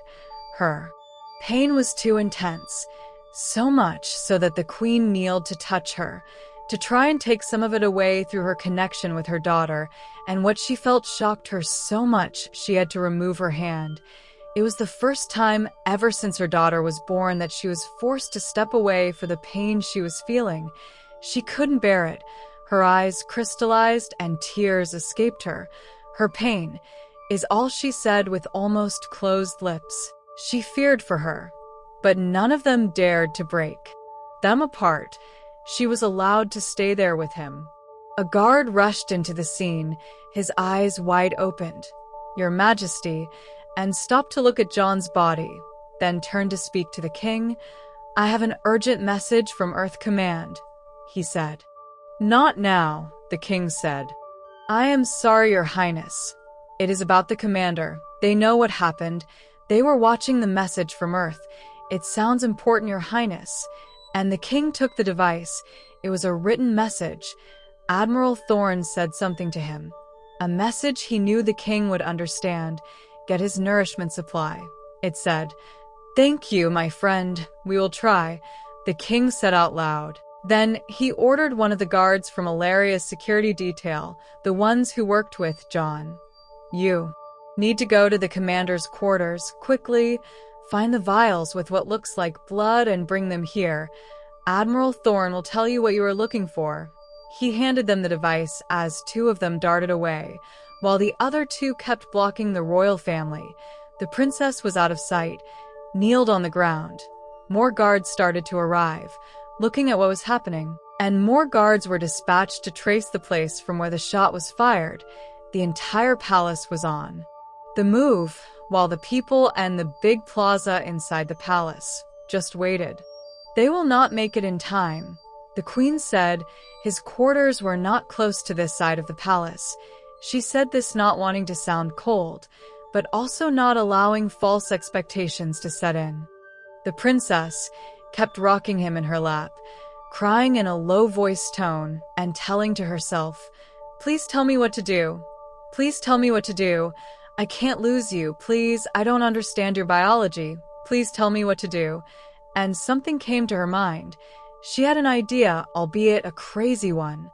I am a predator. I feed on the blood of other creatures. She remembered him saying something along those lines. Her mind fighting distress and pain, and with speed and an unwavering determination, she snatched out a small dagger from one of the guards' belts. Ilaria, wait! Her father screamed at her, but it was too late to stop her. She made a deep cut in her forearm, making sure her blood poured out, but also making sure she was not cutting any major artery. It was not a suicide attempt. It was a crazy idea that came out of pure desperation, and with the same movement, she dropped the blade and placed her bleeding arm over his semi-open mouth. Maybe, she said. Maybe he can nourish himself from me, she said with half-breaths in her voice. Everyone exchanged looks, especially the guards who were not aware of John's nature. Maybe our bond is good enough for what he is.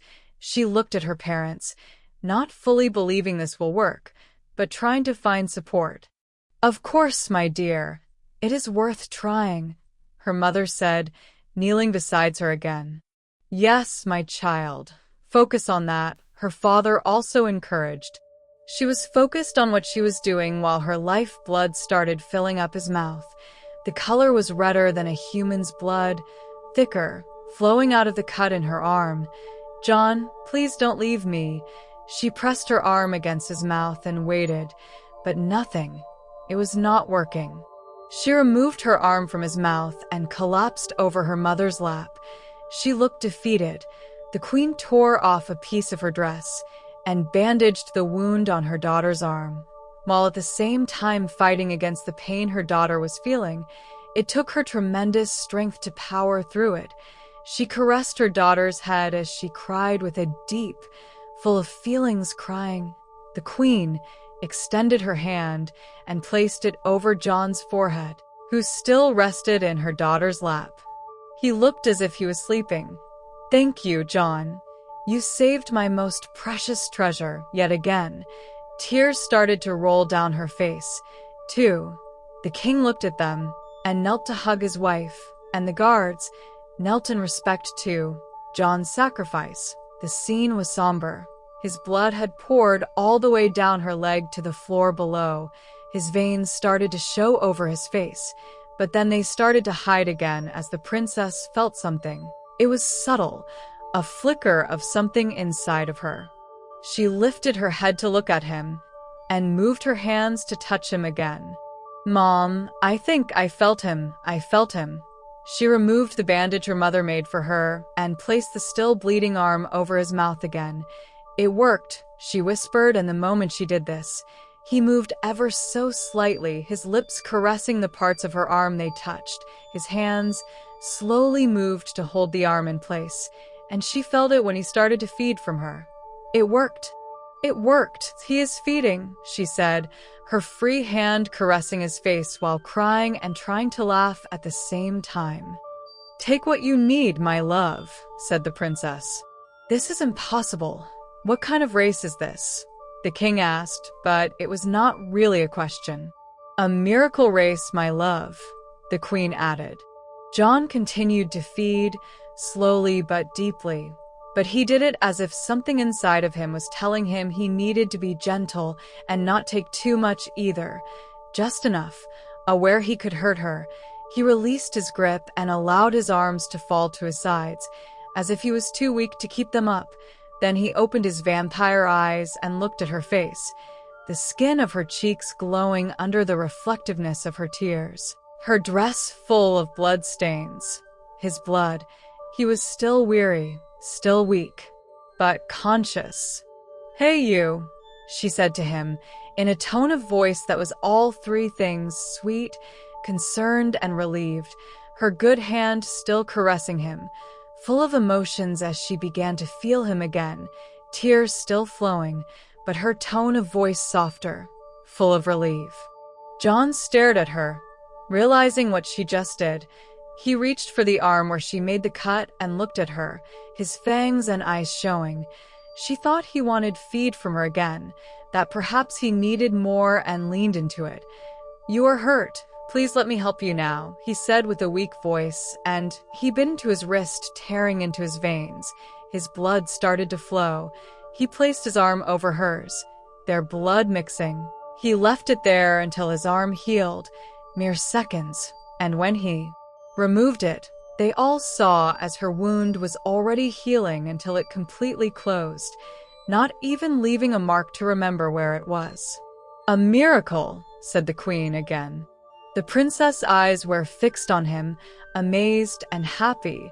Another secret you saved for me, she said. I already said I wanted you to claim me.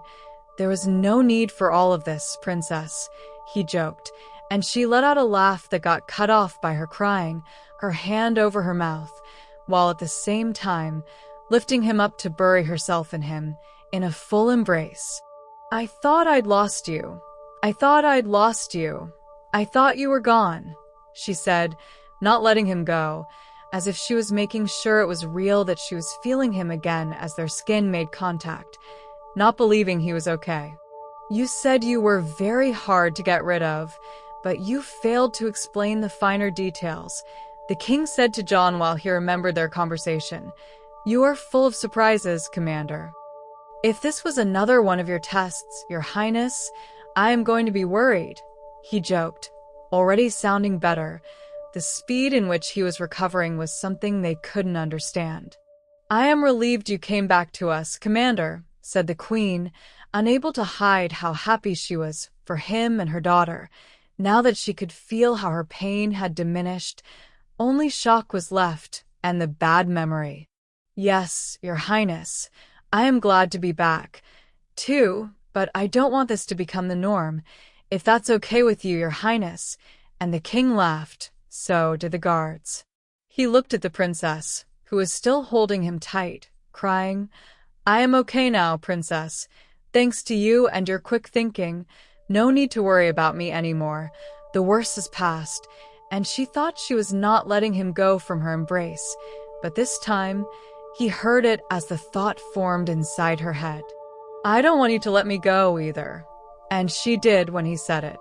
I didn't say that, I was just thinking it, she said. Yes, I know, he said. She remembered he said he couldn't read her mind. It seems I can now, he responded to her thoughts again. Your blood, he mused. She hugged him again, feeling their bond becoming stronger, her heart pounding so hard it threatened to jump out of her chest. And right at that moment, the guards came with the vials. They brought the whole thing. John turned to look at them. Are you guys going to invite me for dinner?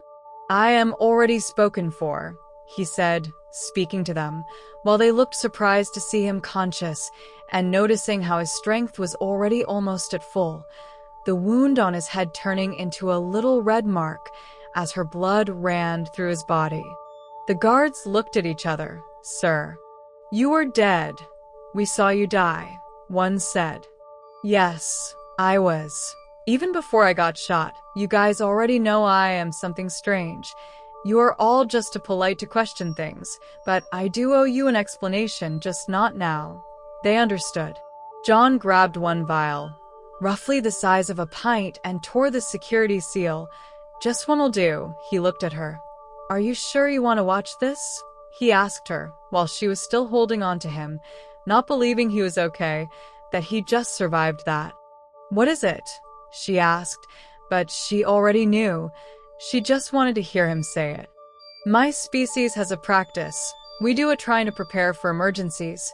We store our own blood, because it holds the essence of what we are. We have been hunters and hunted for so long that this is a practice we always do. For times such as this, it will help me heal faster, but in times of scarcity, it has helped others survive for extended periods of time where nourishment is challenging," he responded.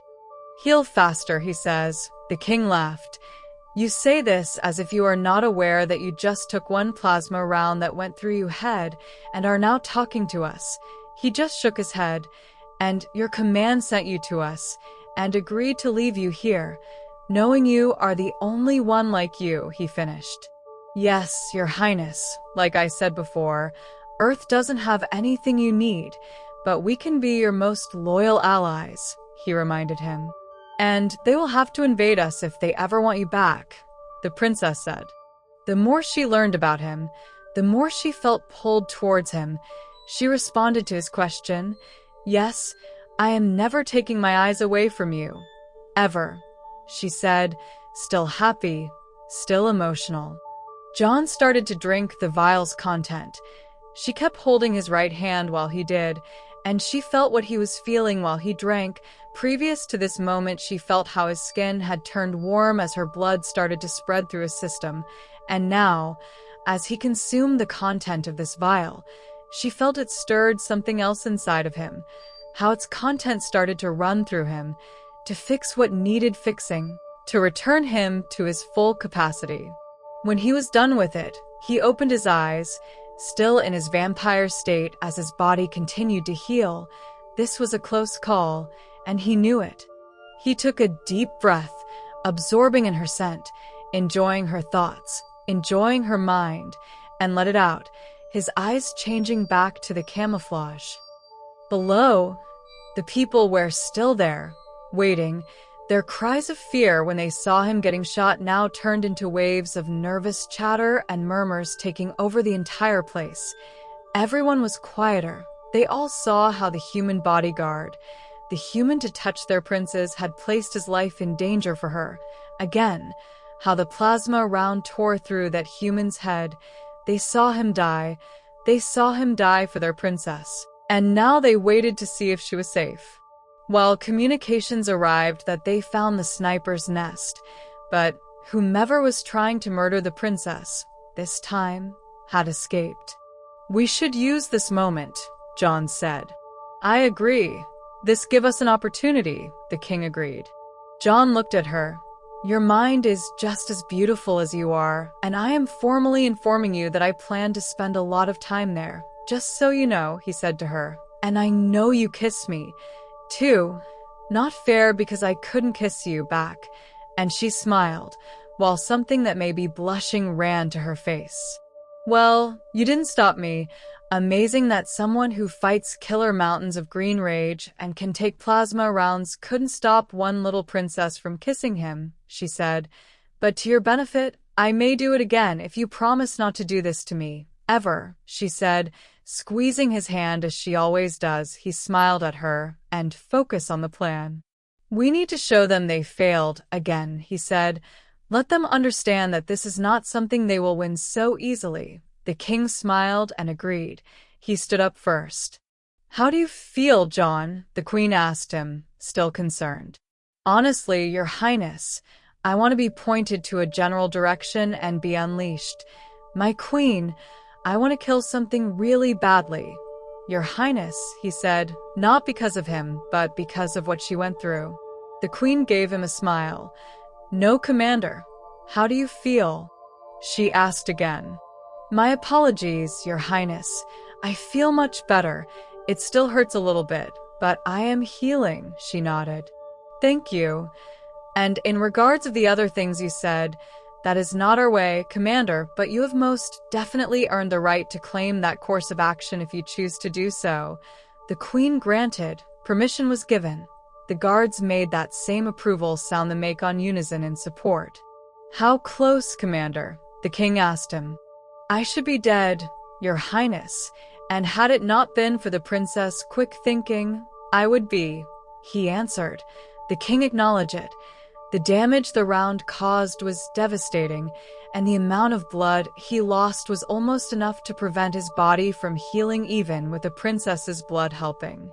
People continued to murmur as the king helped the queen get on her feet. The princess followed, her dress bloodied, as was her face, blood already drying in one of her arms and one of her hands, her other hand still holding his. Then, John, his face bloodied, his clothing bloodied, but alive. The crowd's anticipation erupted in celebration. They were happy to see their royal family was safe, that their princess was okay, but it was even more amazing to see someone survive this. The princess's partner could not be killed? Was the question. He had placed his life at risk for her 2 times already. People started to talk. I want you all to meet the man, she started to say, and they all went silent. She started to cry again, and continued through a cracked voice, still beautiful, still happy. The man I've decided to bond my life to, the man I love. The princess said, Commander John Forrester from Earth, and the people stayed quiet while he stepped forward. John lifted his hand in salute, and people cheered. It was euphoric. Everyone at once. Everyone in pure joy.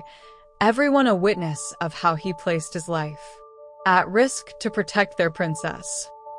John asked the king permission to speak to his people. He granted it. As a soldier, I am only used to give speeches to people who will be placed in harm's way, people from whom the ultimate sacrifice is expected, so I will try to be clear and honest with you today. The ones who are threatening the princess are as good as dead, he said, then continued. I am not a man of many words. I am not as smart as your princess is, or as wise as your king, or as understanding as your queen is. I envy that from them. They are good people, and because of that we are all lucky.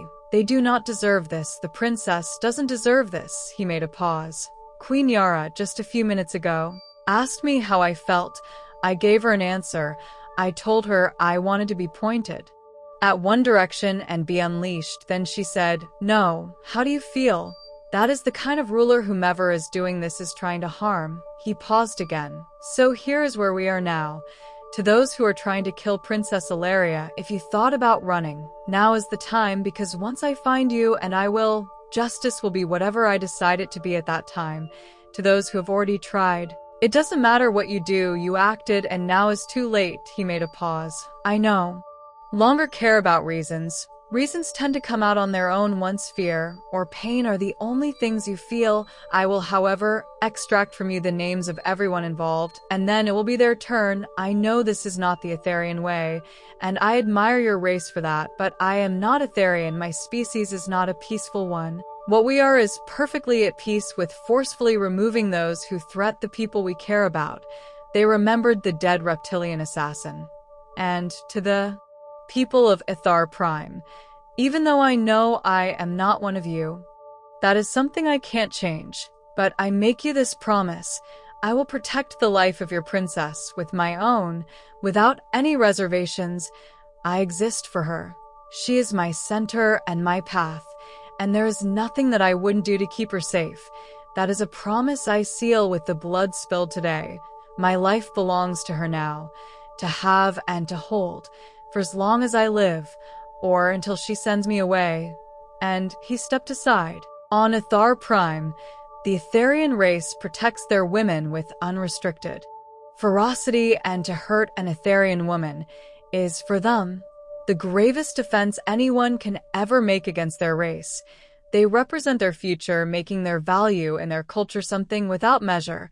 They are protected and respected, and for them as a Therian, to hear an outworlder saying these things, and having seen him prove what he is willing to do, told them that the princess did make the right choice. An absolute silence, born out of anticipation, extended all over the palace. The princess stepped forward, held his hand, and kissed him, and that did it. Everyone started to cheer and roar as the royal family said goodbye and went back inside to the security of their palace. "We should go to the library to talk. I could use a strong drink," the king said. "Ilaria, will you like me to go with you to your quarters to change?" her mother offered. "Thank you, mother, but no, I will wait," said the princess, unwilling to step away from him even though she was all covered with his blood. "Princess, you do look like you just murdered an army of insurgents," he joked. "I feel like I can do just that," she said, angry and worried. "But no, I can wait." The king and the queen started to walk first, trailed by John and Ilaria, then the guards, who brought the container with his vials.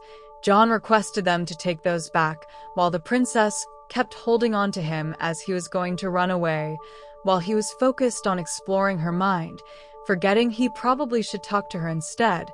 She was still shaken. "I am okay, princess," he said. She had learned in the little time they have spent together that him calling her princess and not her name was not out of respect for a title. She learned that when a woman is called a princess in his home world, it means something else. It was a man's way to say that woman was the ruler of his life, so she was okay when he called her that instead of using her name. She was quiet, her mind racing fast. He allowed her to gather up her thoughts. "You died," she finally said, while she leaned into him as they walked, holding him by the arm with both of hers. Then she remembered what he told them when he revealed himself to them. "I mean, I remember what you said. It's just that I couldn't feel you anymore, and I tried. I really tried. It was like darkness, not feeling this." She meant what she feels when she is in contact with him. "It was as if I was left alone in a dark place, and I don't ever want to feel like that again. I thought I'd lost you," she said, starting to cry again and leaning in closer to him as they walked. "I know, and I am sorry," he said. He wished he could have been able to protect her from that, too, but he knew it was what he needed to do, while at the same time, his desire to kill something kept growing. "Did you know that could have killed you?" she asked him. "Yes, I did," he replied. "If I was to ask you not to do it anymore, would you listen to me?" "No, I cannot make that promise to you, princess." She took a deep breath. "I don't want you to die for me," she said. "It has nothing to do with wanting, princess.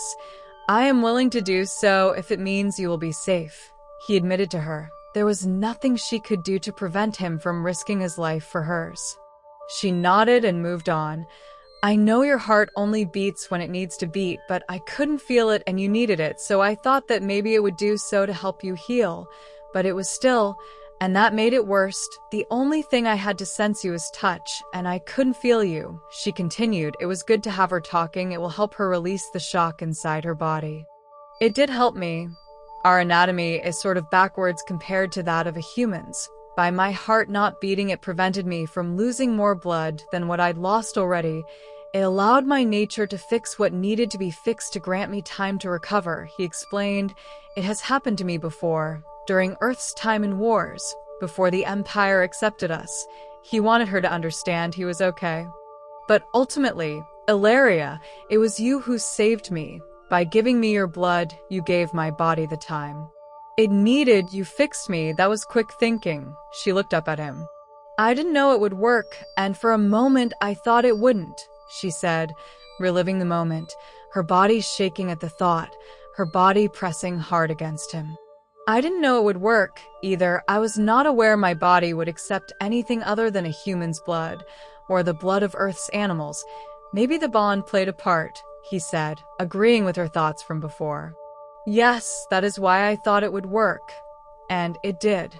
"And now, I can read your mind, too," he said, and she squeezed his hand again. "And I am learning how to read yours. I heard your thoughts before I felt you," she told him. "That, princess, is my part of the bond. Soon you will be able to sense me even if I am not close to you, and hear my thoughts when I am near. That is the way it works when humans bond with vampires. And it seems it also works the same way with beautiful Etherian princesses," he told her, and she allowed a small laugh to escape her, already feeling better. She kept quiet for a few seconds. "I am grateful, John Forrester, that you are what you are. If not, I would have lost you today, and I am not ready for that. Nor I think I will ever be ready," she confessed, her eyes looking forward, but making sure she transmitted her feelings through her touch and not just through her words. He also received it from her mind. "For the first time in a long time, I am also grateful to be what I am, Ilaria, because I want the chance to be around you until you kick me out," she laughed again. And as her mind eased, the long walk to the secure library room with her parents granting them some breathing time, she focused on him, trying to find that spark she used to read his mind, and there it was. She thought to herself, "You are angry, no. It's more than that, but I don't know how to say it. It is funny how your feelings hardly reflect on your face," she mused, practicing. "A practice trait, princess," he looked into her eyes.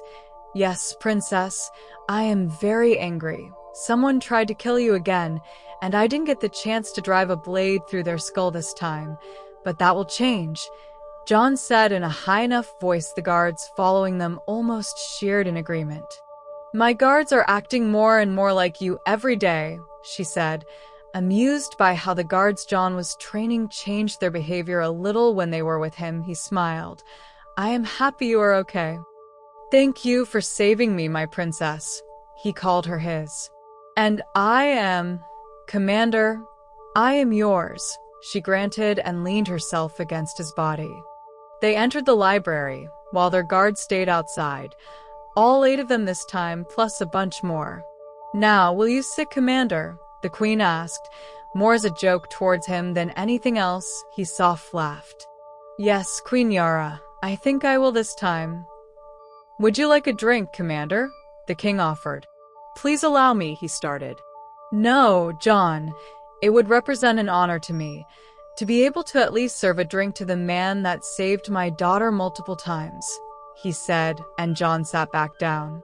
And the King slammed his fist against the table, breaking skin and drawing blood. The King cried out of pure frustration and anger. "I am sorry, Commander."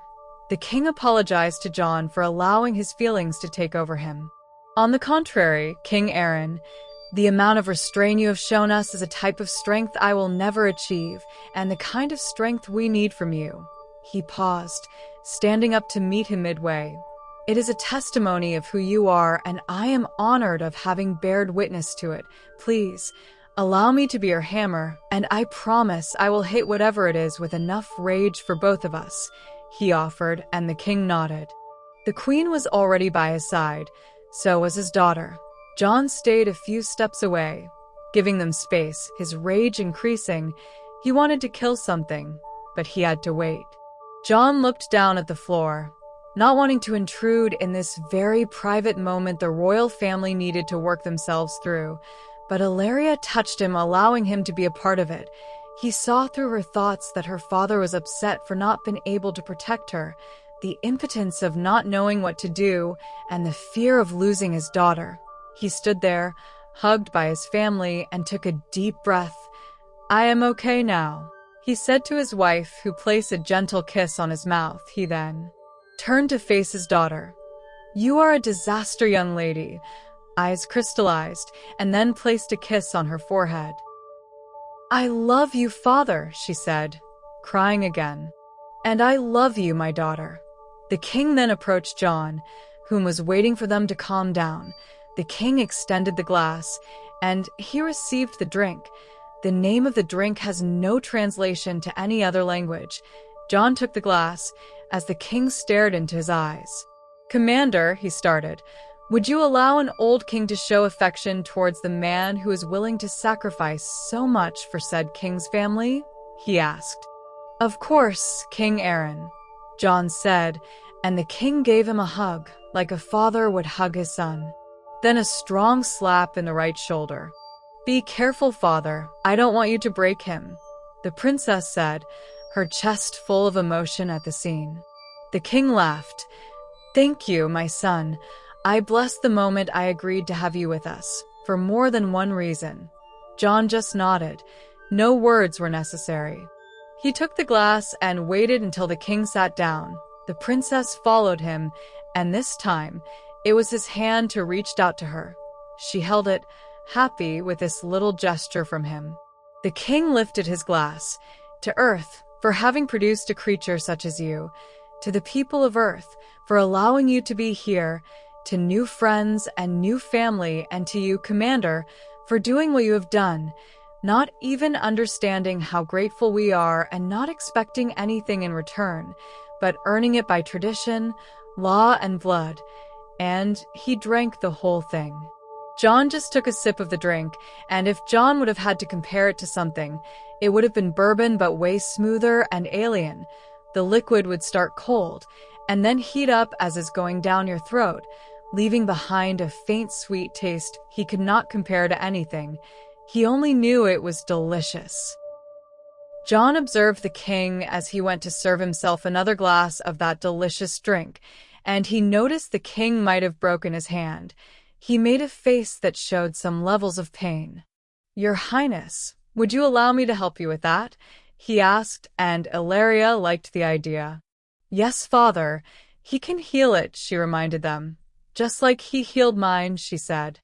I believe the bone may be broken, the king said.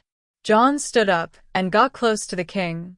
I believe I can fix that, too. The king agreed and extended his hand. John closed his eyes and changed, his fangs showing. He bit his wrist again, drawing out his blood, and did the same thing he did with the princess. Placed his cut over the king's injury, allowing their blood to mix until John's wound healed. The king looked at his hand and squinted a bit as his bone fracture fixed itself at the same time his skin closed. He ran a piece of cloth over it, cleaning the blood stains. He was fully healed. Thank you, son. I have to admit my queen is right when she calls you, and the queen said it first. A magnificent creature, she said and nodded at John, who vowed to her. Has the people from Earth tried to use your blood for healing? The king asked. Yes, they tried, John said and kept quiet, remembering his years of torture. I am sorry, son. I didn't mean to open bad old memories, the king apologized. No, it's okay, Your Highness. They tried, but we can only heal others a few times. If the treatments are extended, humans die from exposure. They killed hundreds of their own testing this. Our blood is not intended for that. It is a helpful side effect that can be used in emergencies. As I have used it hundreds of times on others, our blood is meant to change a human into one of us. And that requires something else to happen prior, he said, and kept quiet. And I am not going to press you for the details, John. You have no obligations to me. Thank you for healing my hand, and slapped him again to then sit down beside the queen, looking at his hand, fully healed. Remind me, King Aaron, to send a bottle of that to Admiral Thorne. He would love it, John said. I will send it myself, the king said. I want to talk about so many things that I don't even know where to start, the king said. May I offer talking about what we just witnessed? Not out of some dark pleasure for horror, but because I think the better we understand your physiology, John, the more suited we will be to help you if you need it like you did today. He agreed it was a tactical miscalculation from him, but again, he didn't expect a sniper shot in the middle of the day. They are getting bolder. I understand, and I am sorry I didn't explain this. No. Don't apologize, John, not you, just educate us, the queen told him. We are just very, very hard to kill, as you have witnessed but been honest and remembering the pain, he started to say, and the princess cut him off. Wait, you felt it, all of it, This revelation shocked her. Yes, I did. I just couldn't react. I couldn't hear what was going on. All I felt was the pain. I can't be knocked out. I just get temporarily immobilized, so to speak, but I still sense things. I can't hear conversations or anything like that, but my pain receptors keep telling me I need to acknowledge a problem, he explained. That is horrible, the Queen added. You jumped in front of that projectile fully aware that if it took you a week to die from it, you would be feeling all of it until you died, the King asked. I no longer think about it like that, Your Highness, but yes, the King laid back on his seat. What? Are you? He asked, but it was amazement and John saw it. It was his experience that even in the middle of so many strong races, his kind would always stand up, so to speak, because regardless of the other races and their evolutions, he is a supernatural creature. He continued from where he left off.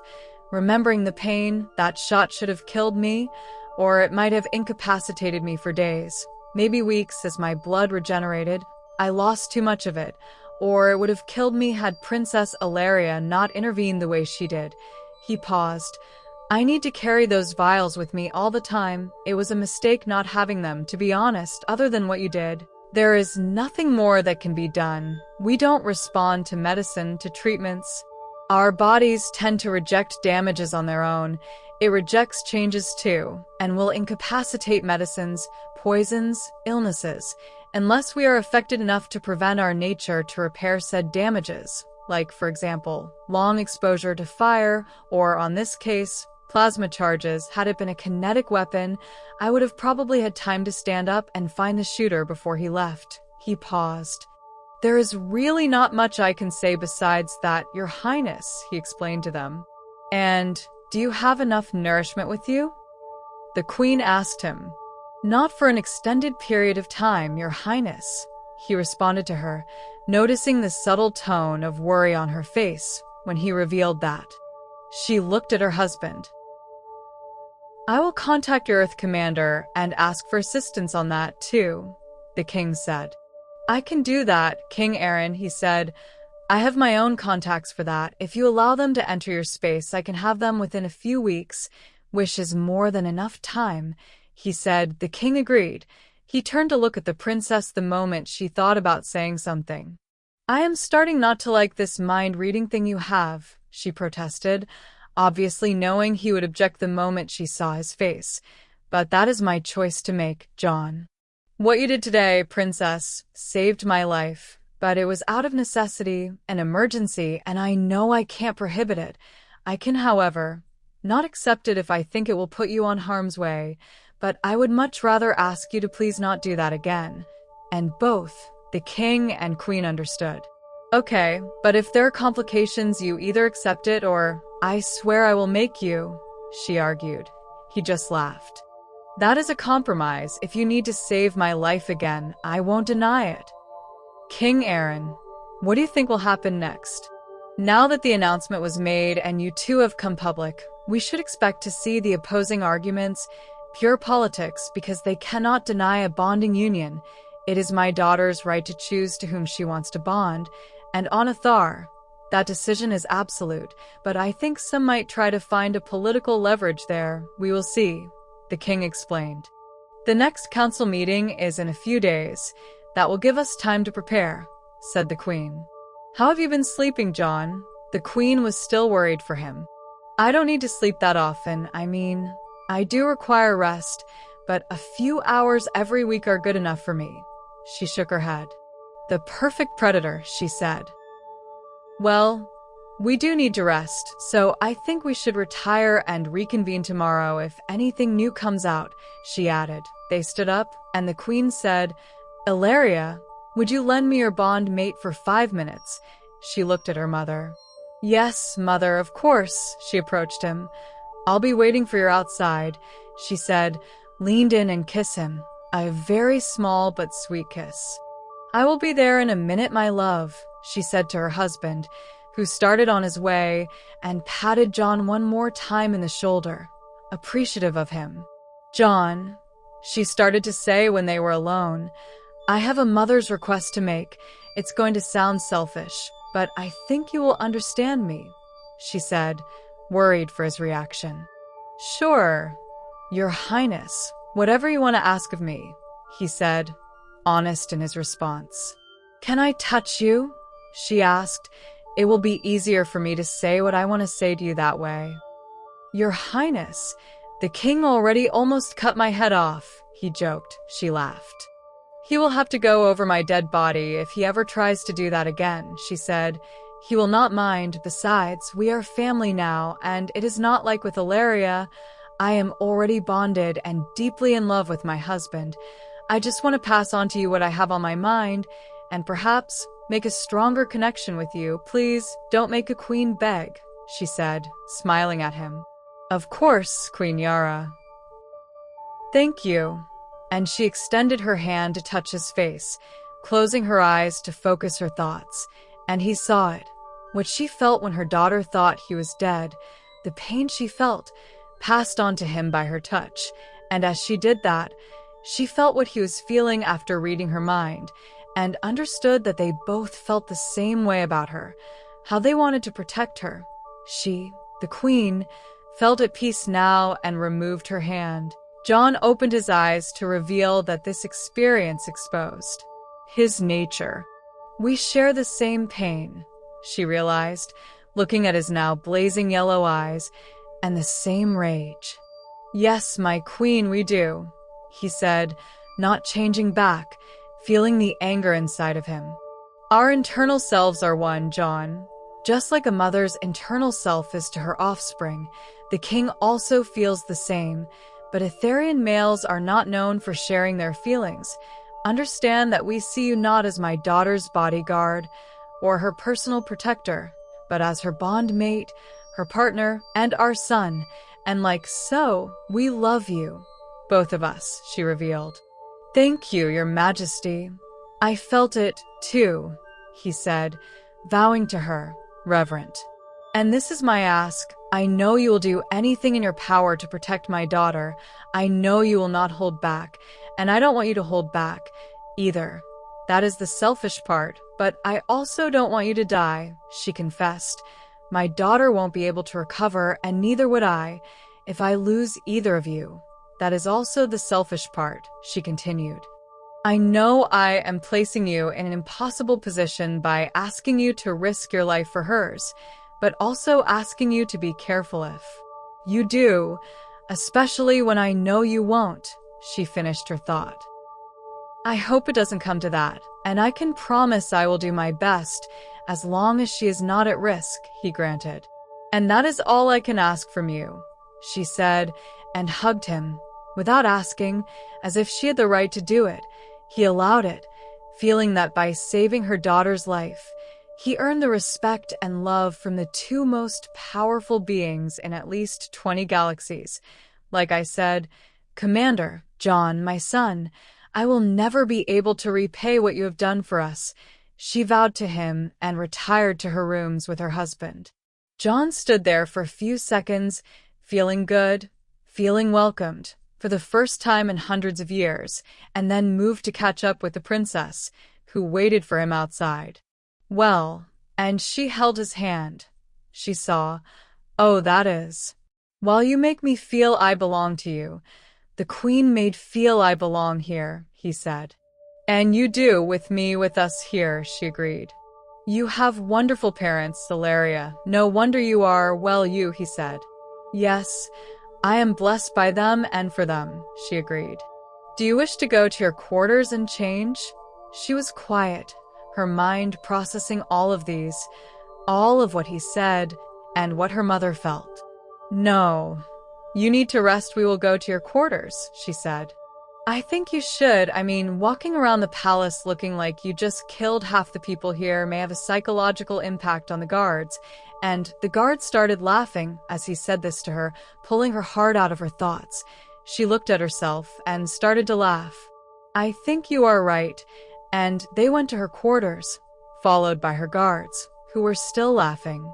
As they got there, she thought about the opportunity to be with him alone, protecting his secret from the guards, or whatever was left of it until he decided to share it with them. Well, he said, Are you okay with me asking? She asked him. I mean, I know you don't owe me any explanations, especially after you almost died because of me today, she granted. Not because of you. I did it for you. There is a difference. The first one implies this is your fault, and it is not. So please don't say that, he challenged. Okay, but still it doesn't change the fact that you almost died, she corrected. He got close to her, making sure she understands. And I would do it again, Ilaria, especially now I know you will be there to save me.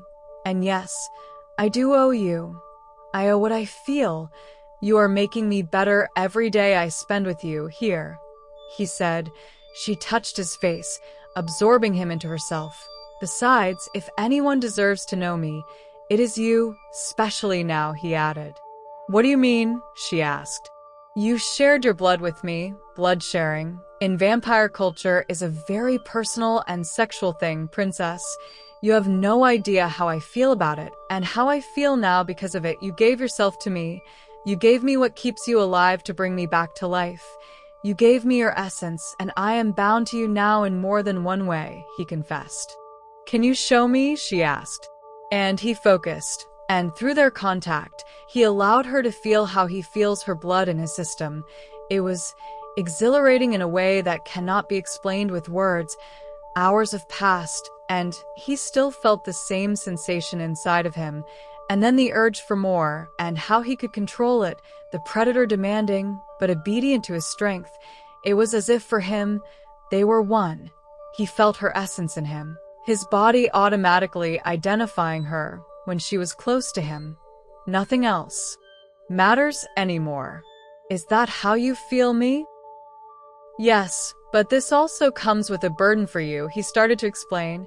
You understand that I am yours completely, but you also need to understand what I am, and that I am going to need your voice to control me if I need to be controlled, because after today, after you shared your essence with me, your blood with me, my bond to you is absolute.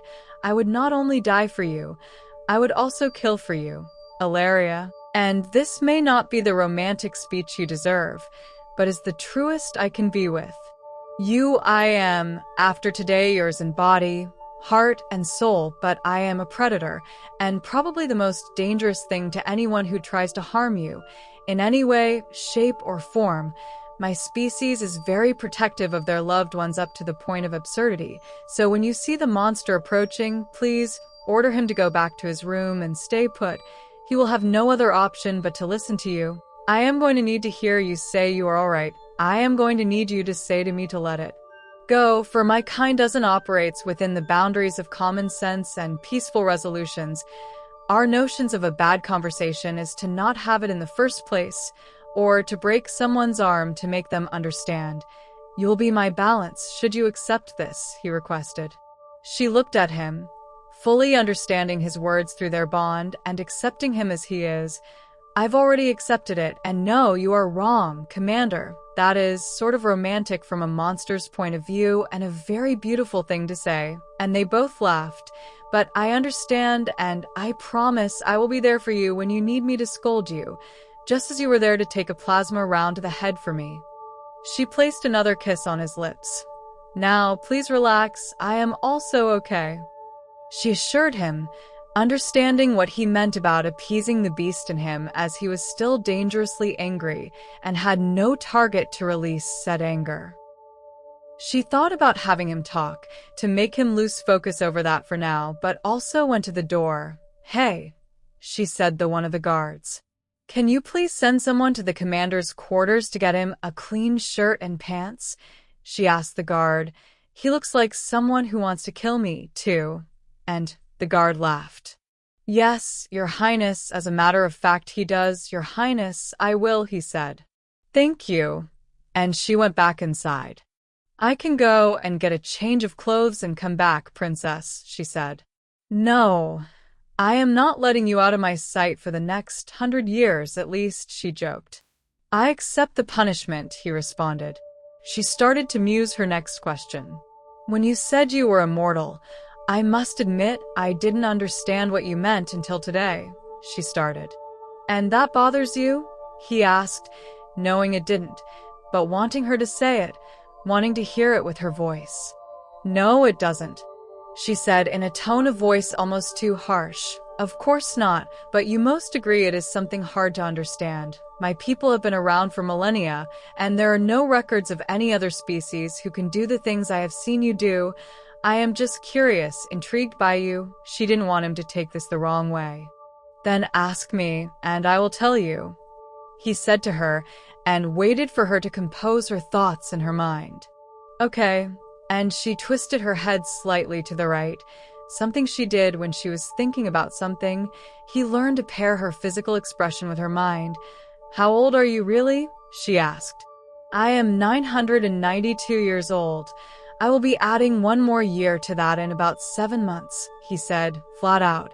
She allowed herself to fall down on a seat near her bed, eyes wide opened, and something on her face he couldn't make out.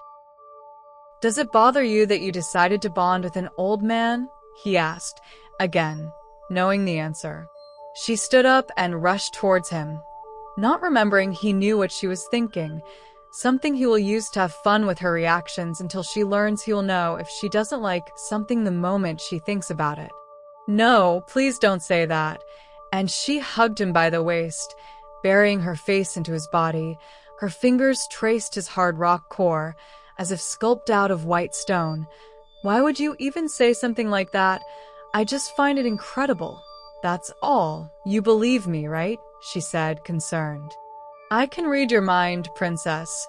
I am just having a little fun with you. Like I said, your mind is just as beautiful as you are, and I plan to spend a lot of time in there." And she pushed him away, laughing. "That is not fair. I think you just want me to hug you," she argued. "Well, you could do the skin contact thing to me, and I was not complaining," he responded. "Sure, like you would complain about me wanting to touch you." And she was right. "I surrender, Your Highness," he said again. She looked at him, amazed. 992 years old, she said. He nodded, and he explained it further. "When I was, let's call it, created, I was around 18 Earth years, human years, but not quite so. I was created, cloned as a human, then turned into a vampire. So yeah, that sounds about right, though math is not something I particularly enjoy." He walked towards the window. The people were still around the palace, though some have returned to their day. He paid attention to the gossip as far as his hearing would let him. "I can hear people talking about us," he shared with her, changing the subject a little bit to try brushing off some memories he prefers to avoid, muscle memory these days more than anything else. "From way up here? I want that power," she joked. "And what are they saying?" she asked while she went to take a bath. Reason why John moved towards the window, to give her that privacy, though if we are honest, he would have joined her had she asked him. It was not their way. Such intimacy had to wait, and he was not in a hurry. He was enjoying every moment with her, little by little. Mostly good things. Some are trying to figure out how I survived that. Many others are just happy for you. They love you very much, he responded as he heard her getting out of the shower. He stopped reading her mind the moment she began to undress in front of her reflection wall. "You said you were a prisoner on Earth. Why?" she asked. It was obvious she will go back to that part.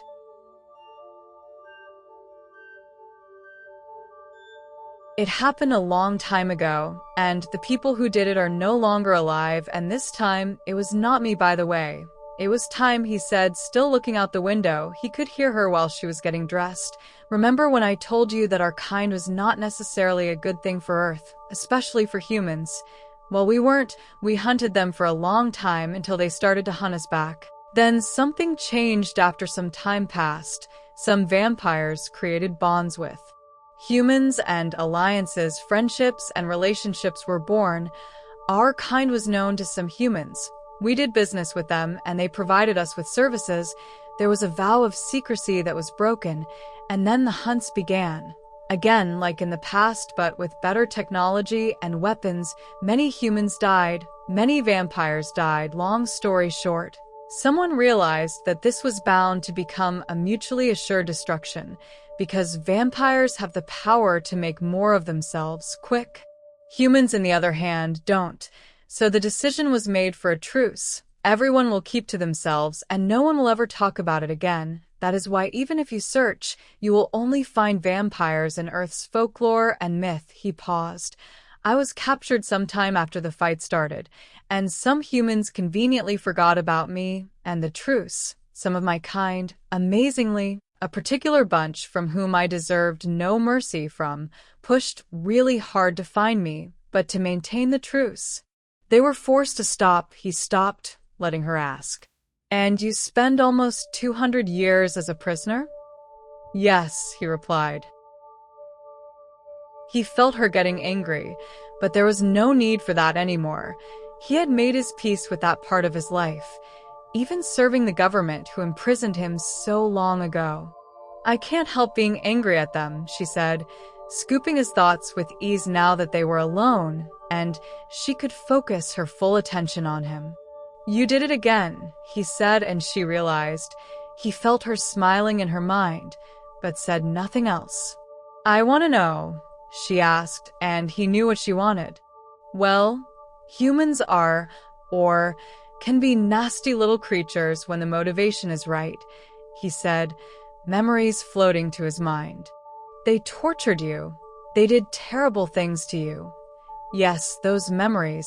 He didn't respond right away, allowing her to continue. "By the gods, John, the things they did to you." She sounded exasperated and came out running from her dressing room to hold him from behind. "They made you suffer for such a long time," she continued, holding him close to her body, using her nature to try and get more out of him by using touch, but also as a form of comfort for him, and John appreciated it. He held her arms as they wrapped around his waist, just as he loved every time she casually held him or held his hand, letting him know she needed it, that she needed him, making him understand that he belonged, that he was welcomed. "It doesn't matter anymore. It happened a really long time ago, like I said. However, I do know I will never fully trust all of them. Only a handful have earned my full respect and trust. Like I said, only some of them are nasty little things," he confirmed to her. "And you don't hate them anymore?" she asked. "No. And in the end, me joining Earth's armed forces brought me here. It brought me you. So they are fully forgiven in my book, but not forgotten, and there is a difference," he said, making her hold him a little harder. "Then you became a soldier," she said. "Yes, they allowed me to join once space travel became a thing, and only after humanity faced their first enemy, something they couldn't defend against, I decided to join because the threat of losing one's planet is something that would have affected us all. So it made sense. After a few years, I started to do it for other things. Earth understood very quickly that having one supernatural soldier was not enough, especially when others of my kind did not join the fight. Bad blood in my kind lasts for millennia. They understood that helping other species in need and forming small alliances for mutual benefits was their best bet. So I found myself on many rescue missions. Sometimes we helped other species survive or escape. Some other times I served as what I am, a predator, teaching life lessons to things that spent way too much time thinking they were the strongest, most dangerous thing in space," he explained to her, now turning to meet her gaze. "That time is one I remember with gratitude, and I owe them a lot now. In time they learned to trust me, and I learned to let go of grudges, always keeping my guard up. In exchange, I got to travel to many different places, killed some nasty things, and saved many beautiful creatures who deserved a helping hand, including your occasional princess. I call that even," he explained, and she understood, making her laugh a little with the last part. "I can see you enjoy facing monsters," she said, joking with him. "Well, it takes a monster to stop other monsters, princess, and even if I don't look the part, it is important for both of us to remember that I am, in fact, a monster, too. Maybe a good one now, or at least as good a monster as I can become, but a monster just the same." He wanted for her to understand his nature, and that she can play an important part to keep him controlled if it was what they needed. "I don't think you are a monster, but if you are, I am glad you are my monster." She extended her hand and grabbed him gently from the back of his neck, pulling him closer to her, and placed a very gentle kiss on his lips. She lingered there, feeling their skin's contact, receiving that energy that transmitted from him to her every time they touched. And the way his mind kept sending her small messages, she was starting to understand more with each passing moment, as their bond became stronger. When they parted, she said, "I owed that to you," her forehead resting on his, and as her thoughts betrayed her, her face did that thing that looks like blushing. "I can't wait either, my princess," he said and smiled. But they had to wait until the ceremony could be held. He had already broken many laws and traditions as it is. He could at least do a genuine effort to respect at least one of them. "Our bond feels different than what I feel when I see the bond between my mother and father, and theirs is strong," she said, coming clean and open book to him about how she felt. "Ours feels stronger, like my mother says. Etherian women don't hide our sexuality, our desire for a potential mate, and I am having a hard time right now, John, denying myself of what I want," she said, her eyes telling more than what her mind was telling him. "So am I, Ilaria," and he held her closer to him, kissing her forehead. They slowly parted. She went to sit down on the floor in front of her bed. He stayed standing, allowing that fire burning inside of him to subside. It took him a lot of strength, and it helped when the door shimmed, telling them someone was there. She stood up and went to see. It was the guard with John's fresh clothing. She picked it and thanked the guard. When she turned to bring it to him, he was standing mere inches away from her.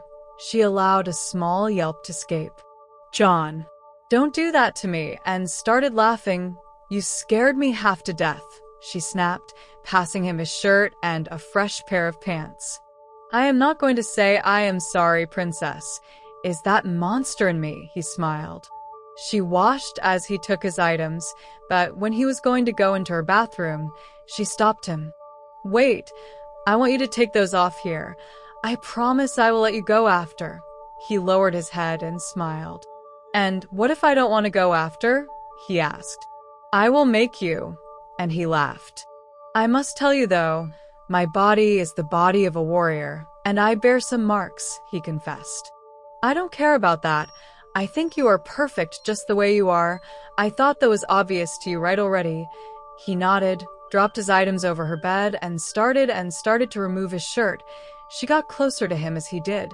She saw a large red mark on his abdomen. It looked like a plasma-charged vibrosword slash. "Did it hurt much?" she asked him as she traced it. "Yes," he said. He felt his body tensing. "Relax, Commander. I am not going to bite you," she said as she lowered her head enough to kiss him there. He felt a rush of energy running all over his body. "You play a dangerous game, Your Highness." She smiled and stood up straight to explore his body. It literally looked like the body of a statue, defined muscles, firm, unreal. She focused on 2 more scars on his chest, right besides the one she recognized. "I don't fear danger. My bond mate will protect me," she replied. "What about these?" she asked. 2 plasma bolts. It went through my body armor and all the way out back. She got close and kissed him there too. He closed his eyes as he felt the change coming, and when he opened them, his eyes were blazing yellow. "Now you are just been cruel to me." And she laughed. "Like you said to my guards, man up, Commander," he laughed. "You are much more of a monster than what I will ever be," she smiled. She circled him until she was behind him. He had 3 more larger slashes there, and one that went up all the way to one of his arms. "And these?" she asked him.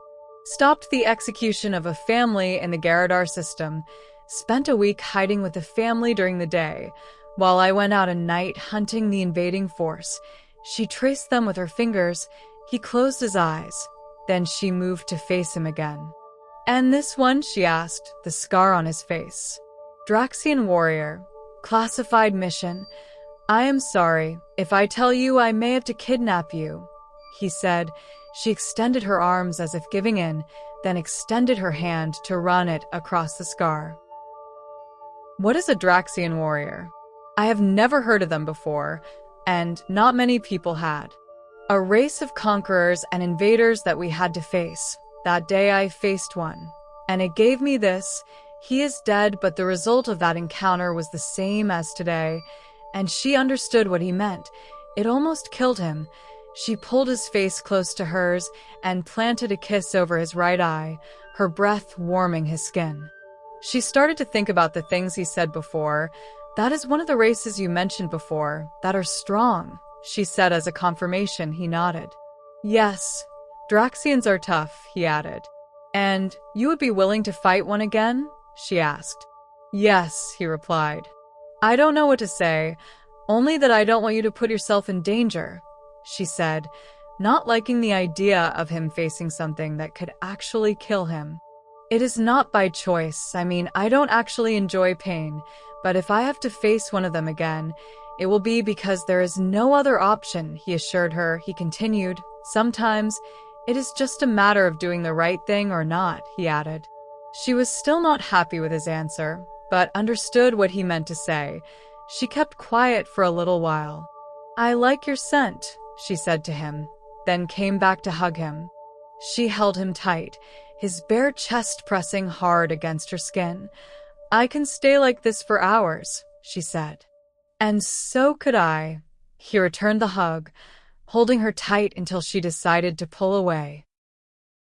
I needed this, she admitted. Thank you for letting me play. But if you don't take the initiative and walk away from me, I will have to bite you, she said. He kissed her tenderly. She closed her eyes, and when she opened them, he was already under the hot water shower, his mind inebriated with that exchange they just had, so much so that he forced himself to think about other things, and while he started washing the blood away, his mind started to think about what happened, thinking about what may happen next. He was worried about her. Today was a mix of luck, ancient unnatural nature, and quick reactions. Too many variables to be replicated all the time. They need to make an effort to be ready, but he also knew they couldn't hide her. They couldn't turn her into a prisoner. He refocused on her. She was sitting down again on one big couch-like thing she had near one of the walls, away from the viewing window. Her mind was at ease right now. She felt safe. She felt secure. He allowed himself to enjoy her thoughts for a few more seconds, as if he was stealing something, though it may not be stealing since he knew her mind was also his.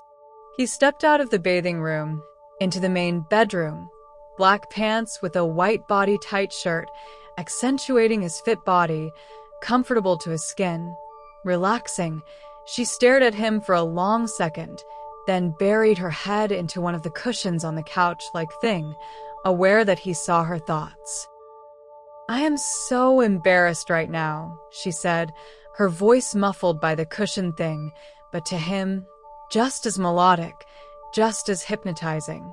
Princess, if you could hear my thoughts, you would kick me out of your planet, he confessed, and she looked up at him by twisting her head just enough to allow one of her eyes to look at him. Maybe I should wait outside? I don't plan to be away from you, but perhaps we should allow ourselves to cool down a little. She understood the concept. No, I am not letting you out of my sight, she said, remembering the event at the balcony just mere hours ago. Okay, I'll stay, he said. And he sat down by her side. She leaned her head to rest on his lap, looking up at him while he told her about some of his campaigns. He shared stories with her about some of the species they saved, children from several different worlds, commercial freights, and things that made them catch the eye of the Empire and caused them to get accepted into the Alliance, actions that ended the conflicts and brought peace to Earth. She had one hand extended, caressing his hair and face as he spoke. She was completely relaxed now as she explained to him Etherian costumes, explaining to him how bonds work within her species and why bonded mates yearn the contact with their partners. She asked him if this was too much for him, but he said no. He enjoyed it, and it seemed that when she knew what he was thinking, she felt more at ease. They continued to talk until she slowly started to drift off and fell asleep. He stayed there, with her resting over his lap, caressing her beautiful white hair now scattered everywhere over him and parts of her chest, her breathing rhythmic, steady, peaceful, her dreams starting to turn personal. So he stopped reading her mind. The next morning she would remember what she dreamed about and ask if he could read her mind while she was sleeping. He said yes, and allowed her to blush for a few seconds before he told her that he gave her privacy. She called him a monster. But for now, he just allowed her to rest while his predatory mind started to work, and his supernatural senses worked overtime to extend as far as they could, fighting off the desire to focus on her scent. So close to him it was almost hypnotic to him, but instead, he focused on making sure nothing would dare to come and disturb this moment for her. He didn't move all night. He didn't fall asleep either. He just stayed with her, guarding her dreams until she woke up, slow movements at first, to then opened her eyes quick, almost alarmed, but immediately relaxed when she saw she was still resting over his lap, and he hadn't moved. He looked down at her, smiling. "Good morning, princess," he said. "You stayed like that all night?" she asked. "You looked way too comfortable, so I decided not to move you," he responded. "You should have, you need to rest too," she argued, but didn't move from her position. "I don't sleep that much, princess, remember? Besides, watching you sleep is pleasing to me," he admitted to her. "Well, you make a wonderful headrest, Commander. I think I will keep you around just because of that," she joked, and they laughed. "Good, because I am terrible at cooking breakfast." And at that moment, the door chimed. This time he went to open it. It was one of the guards. "Commander," he saluted John. "At ease, soldier," he replied. "What's up?" he asked, using the Earth lingo he has accustomed them to use with him, made it easier for him to communicate with them. "They called for a general council today. After midday, the king told me to let you know. He also instructed me to let you know that some chancellors don't want you to attend, stating Outworlders are not allowed." The guard said it was obvious to John he was waiting for his response. "And what did His Highness say?" "That whatever you decided to do, he will support," John smiled. "Good. Today looks like a good day to piss off a few tight-ass chancellors, thank you." The guard smiled and returned to his post. He went back inside. Ilaria had already stood up, getting dressed to meet up with her parents. They always had breakfast together. "Well, the show starts today. We have a council meeting where I am not invited to participate," he said to her. "What? Under what authority?" John smiled, a smile she will learn to recognize he used when he was upset over something. "Nobody I give a fuck about," he said. "Get ready, princess. I'll meet you and your parents shortly," he said and started off towards the door. "Wait, where are you going?" she asked, and he went back to her. "It is time I dress up accordingly, princess." She looked at him, confused. "Dress for what, John?" she asked him. "For violence." He kissed her and went outside. He gave orders to the guards. "The princess is in your hands. I will meet you in a few minutes." John arrived to his quarters and immediately opened a very large closet, pulling out a black case, large enough to fit a small-size human inside. He placed the thing on his bed, a bed he hadn't used yet, and opened it. "Future proofs past," he said to himself. "You knew I would use this someday," and pulled out an armor, a gift from an old enemy, an enemy turned friend because of the good heart of a human woman who saw in him someone who deserved a second chance, a gift he received during the human-vampire conflict after he saved her from certain death, a gift of forgiveness from an ancient being, a being who many years before forgave his life. It was a body armor, obsidian black in color, the joints attached with a deep red membrane. Right arm long sleeve body armor protection only, left arm bare, core protection with symbols from a language only known to very few, crimson-red symbol from the House Tarion, the ruler of the vampires on Earth. The armor extended out towards the legs, the same obsidian black color with the same red jointed membranes. The material was hard, almost unbreakable, but light, designed for speed and movement. Knuckle-spiked gauntlets for the armored arm. Boots, designed for grip. A scabbard sword followed. He pulled it out, made of the same obsidian-like black material, crimson-red decorations on the handle. The thing hummed as he swung it. It felt as if it could cut the air. He started to put the armor on, taking his time, almost as if it was a ritual. He respected what it represented when it was created. He respected the one who wore it. He learned to love the one who gave it to him, an unexpected human friend. He was grateful he could wear it one more time.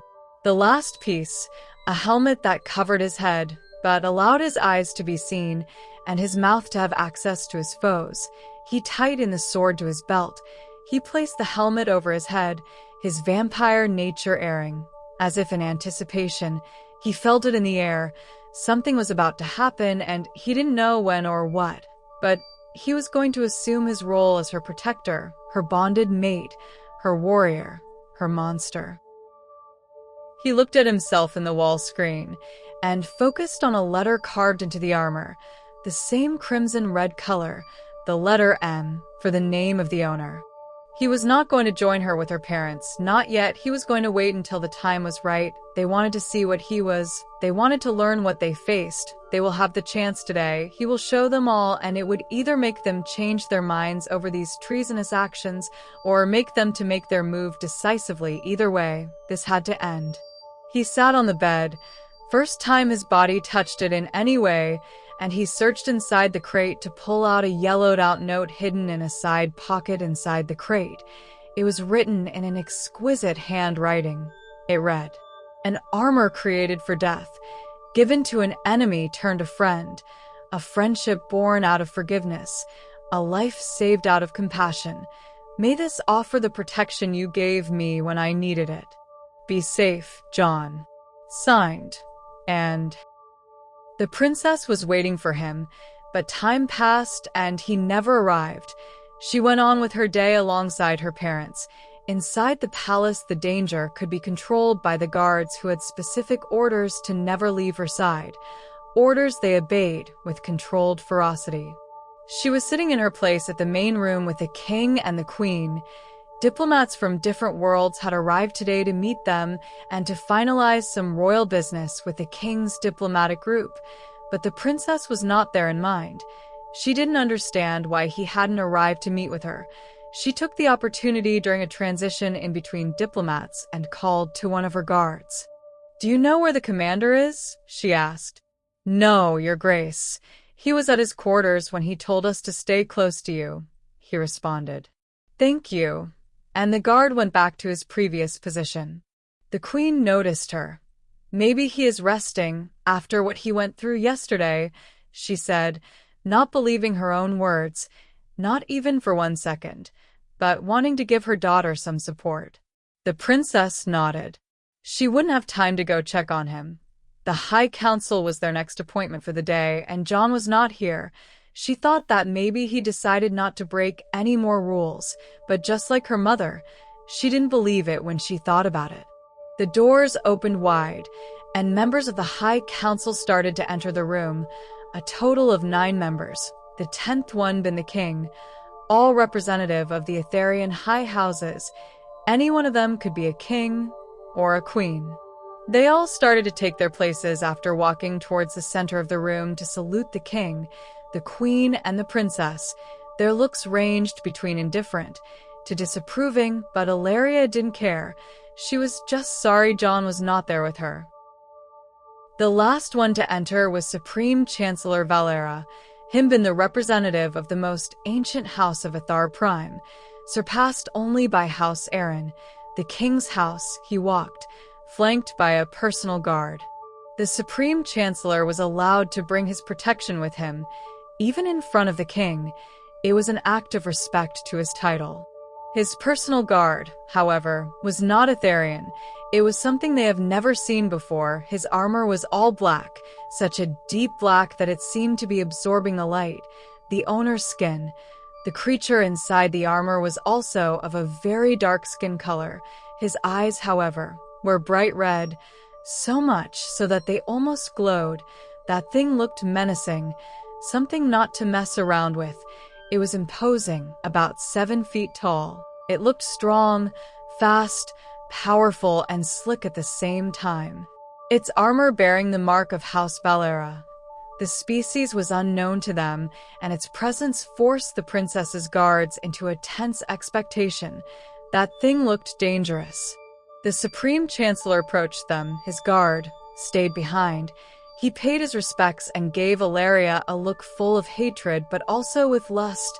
The Chancellor, it turns out, had some time ago wanted to bond with the princess, with the excuse of making the empire stronger by uniting both houses, an archaic costume discarded well over 4,000 years ago, a time when forced bonding between houses would take place, until the Etherians learned to respect the power their bonds have over their lives. He never forgot, nor forgave her rejection.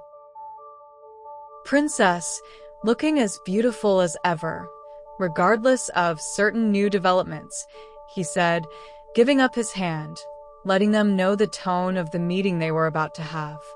Valera, she called him by name, disrespecting his title. Just as poisonous as I remember you to be. His jaw tightened, but then letting out a fake smile. During the meeting of the High Council, there were not kings or queens. Here, they were all allowed to speak freely and without consequences, and Valera would try to take advantage over that to spew his poison, try to plant the seed of doubt to King Aaron's rule. He started, wasting no time. I am sorry, Your Highnesses, for calling on this emergency council meeting, he started, and the princess rolled her eyes. He noticed it. A flash of disgust rolled through his eyes. But current events have created concern between our people. He lied. Typical politicians. The people, you say, said the king. I fail to see how our people are concerned. What I saw was not concern yesterday. I saw acceptance. The king challenged. Valera nodded. Maybe, but it is also well known that common people may not understand the intricacies and consequences of some actions, he said. And it is with a bleeding heart that I feel is my duty to say this for our records. The union between the princess and that lesser creature brings shame to our kingdom, he said. That is not of your concern, Valera. The princess snapped, her bond pushing her to defend her mate, and he knew she would do that and was expecting it. Up to a point where something so pure as the princess had turned into this, tainted, somehow, less than before, a true shame surely because of her naiveness, a trait we don't need in our future rulers, he said, offending the princess in a way that was unprecedented, but allowed during these meetings. The king squeezed the arm of the throne, but understood the trap. Violence between the houses during these meetings was not permitted. Valera continued, perhaps if she was to forget about that thing and join a real Etherian in a union that would guarantee our strength as a kingdom, she would rise over the depth in which she has fallen. His insults kept escalating. He came prepared to provoke a reaction from them, but something happened that killed his planned execution. One of the guards approached the king and whispered something to his ear.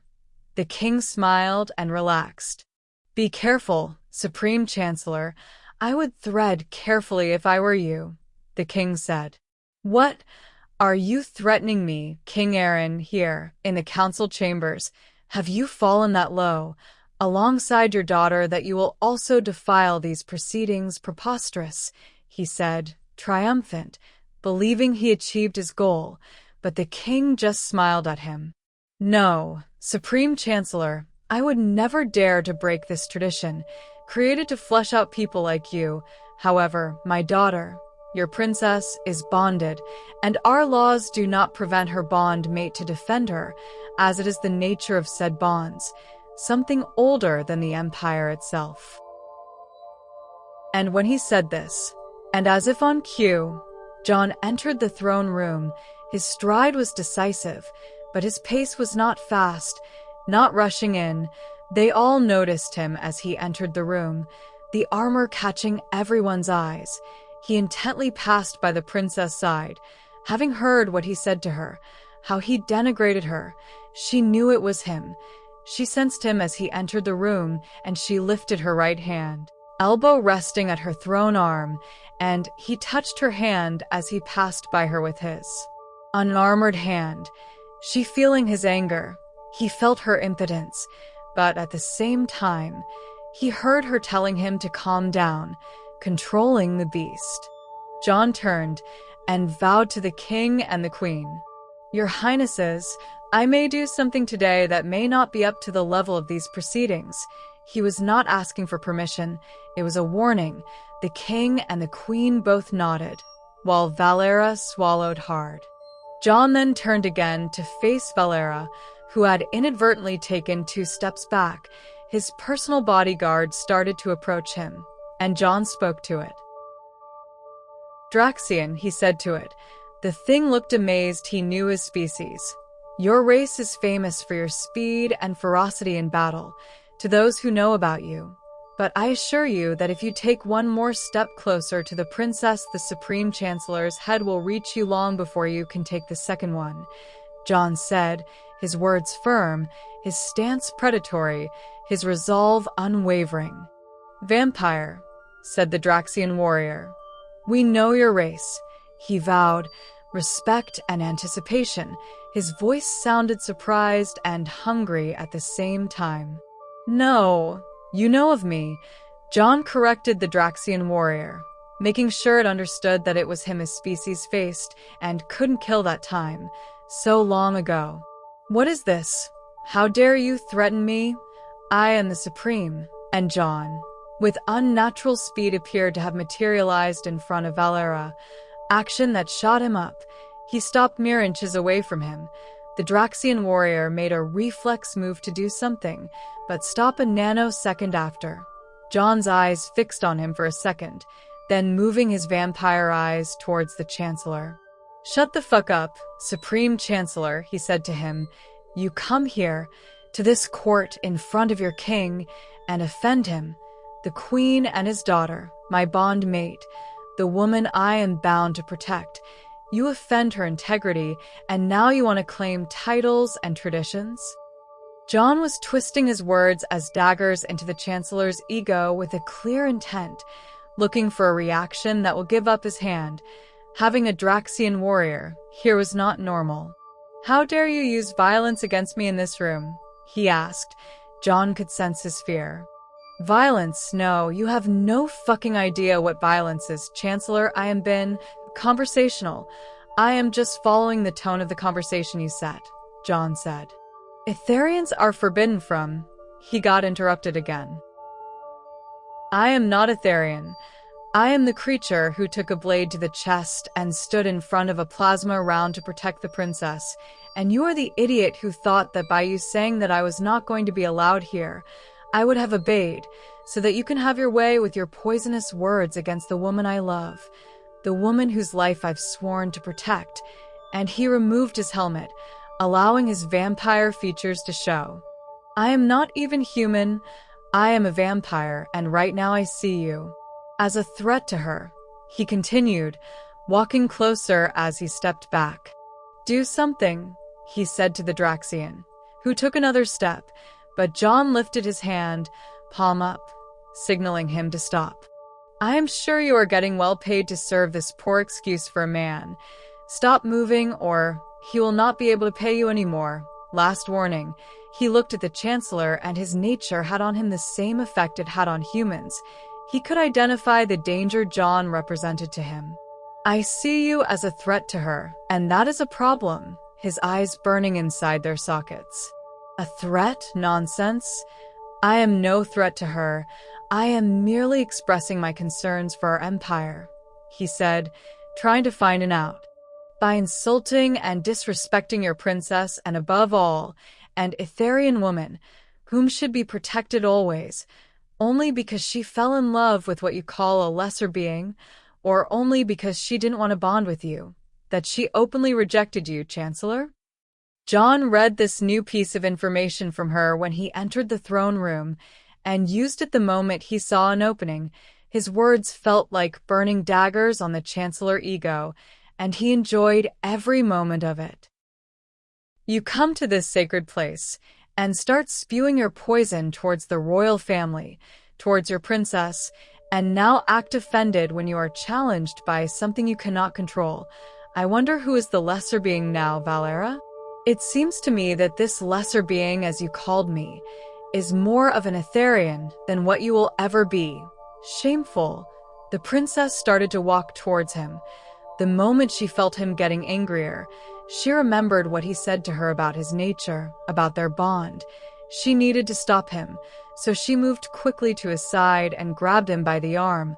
She forced him to turn to face her, his vampire eyes looking fierce. Predatory, his body tensed, the muscles of the arm exposed from under. The armor felt like steel. His skin was warm due to the blood fueling the predator.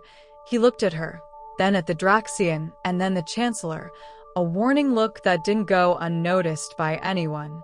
"Hey," she said to him, her voice low, tender. "Look at me, Commander," she said, using his rank as a pet name, and he did. She then placed her right hand behind his head and pulled him towards her, her forehead resting over his, their eyes focused on one another's. "Calm down, please," she said and smiled. He closed his eyes for a second and took a deep breath, not because he needed it, but because he wanted her scent to invade his body. It was soothing and it helped. When he opened his eyes, they were still changed, but she saw how the predator in them was tamed, completely controlled by her. The Chancellor took this opportunity to speak. "How dare you? Who do you think you are, addressing me like that?" The Chancellor knew by now that his efforts to try and denigrate the royal family and to tarnish the princess's reputation and honor had failed miserably.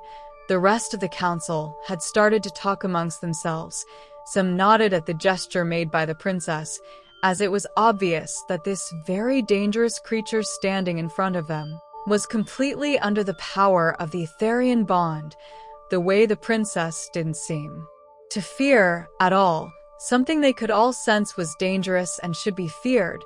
They all saw and understood how he was ready to risk everything for her, as Etherian culture demands from every Etherian male, as they have already seen him do twice.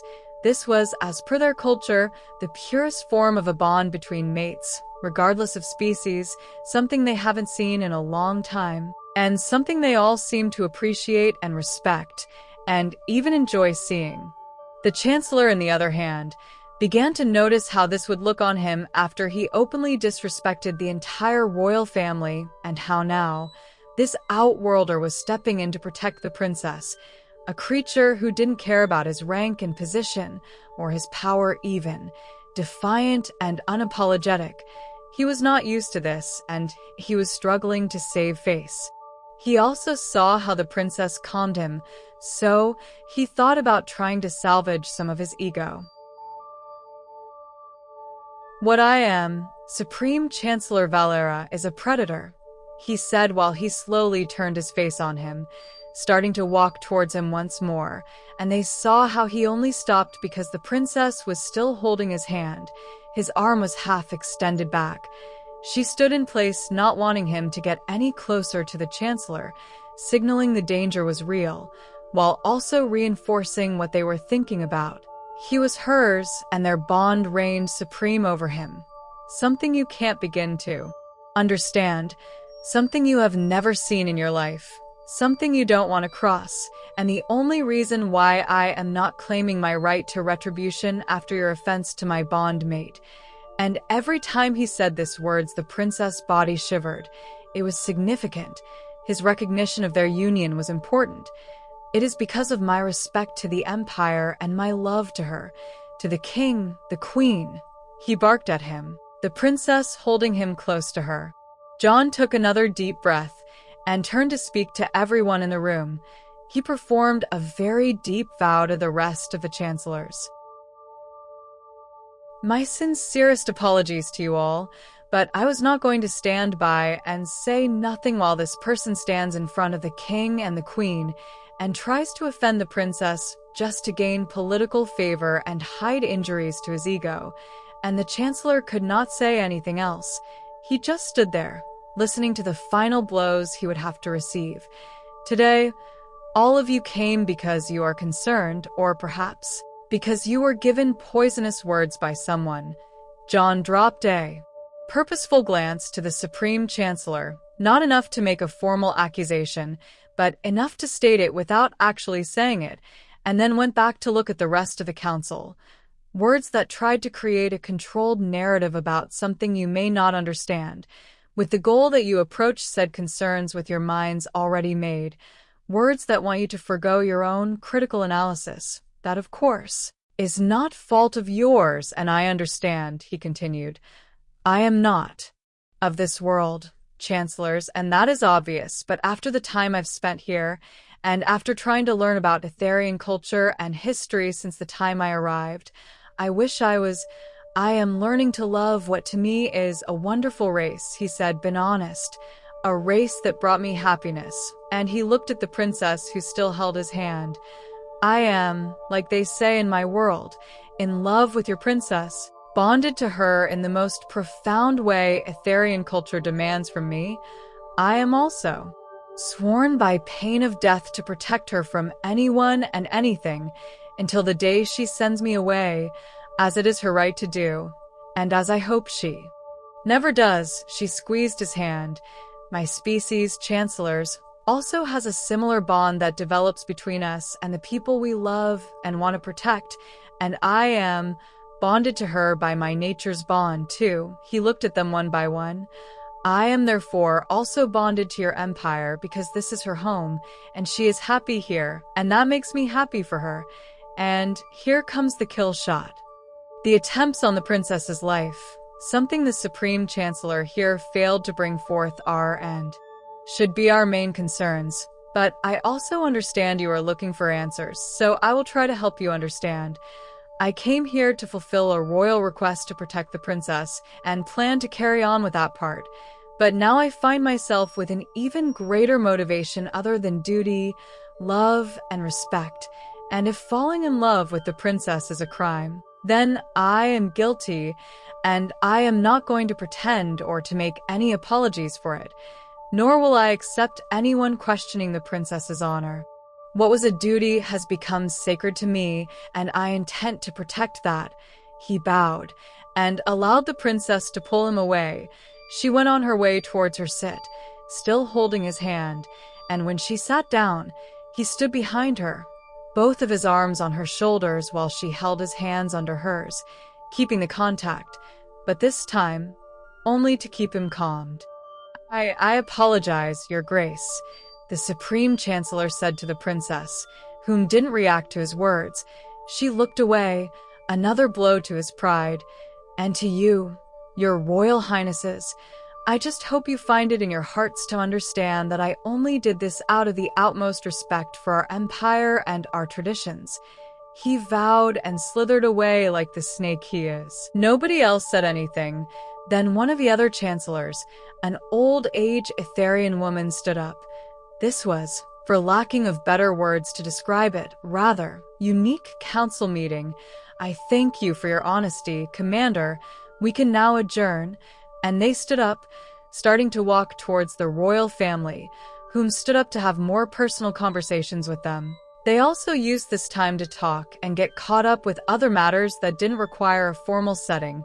Ilaria remained seated, while John didn't stop looking at the Draxian warrior, the only being on this entire planet whom held a very good chance to be a challenge and to even kill him in combat. But amazingly, there was no concern on John's mind. The predator in him was actually looking for a challenge. You dressed up for me, she said. How? What is the word in your world? Cute, she asked him.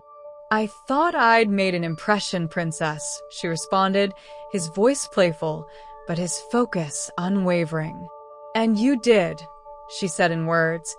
And I thought you were going to harm him, she said inside her mind, knowing he will read it, but the word she should have used was kill him. I was close to it, but you stopped me, he confirmed her assessment of him. You felt different, she said. It was still you, but darker. You met the predator, my princess, and you tamed it too. He confirmed that to her, too. That creature he brought with him, is that the race you talked about last night? She asked. He can hear you, John said, and when she looked at the Draxian, he was looking at her, and to her surprise it vowed. I am sorry, she said to John. Don't be. I am sure he doesn't care, John said, his eyes fixed on the Draxian, who moved towards the Supreme Chancellor.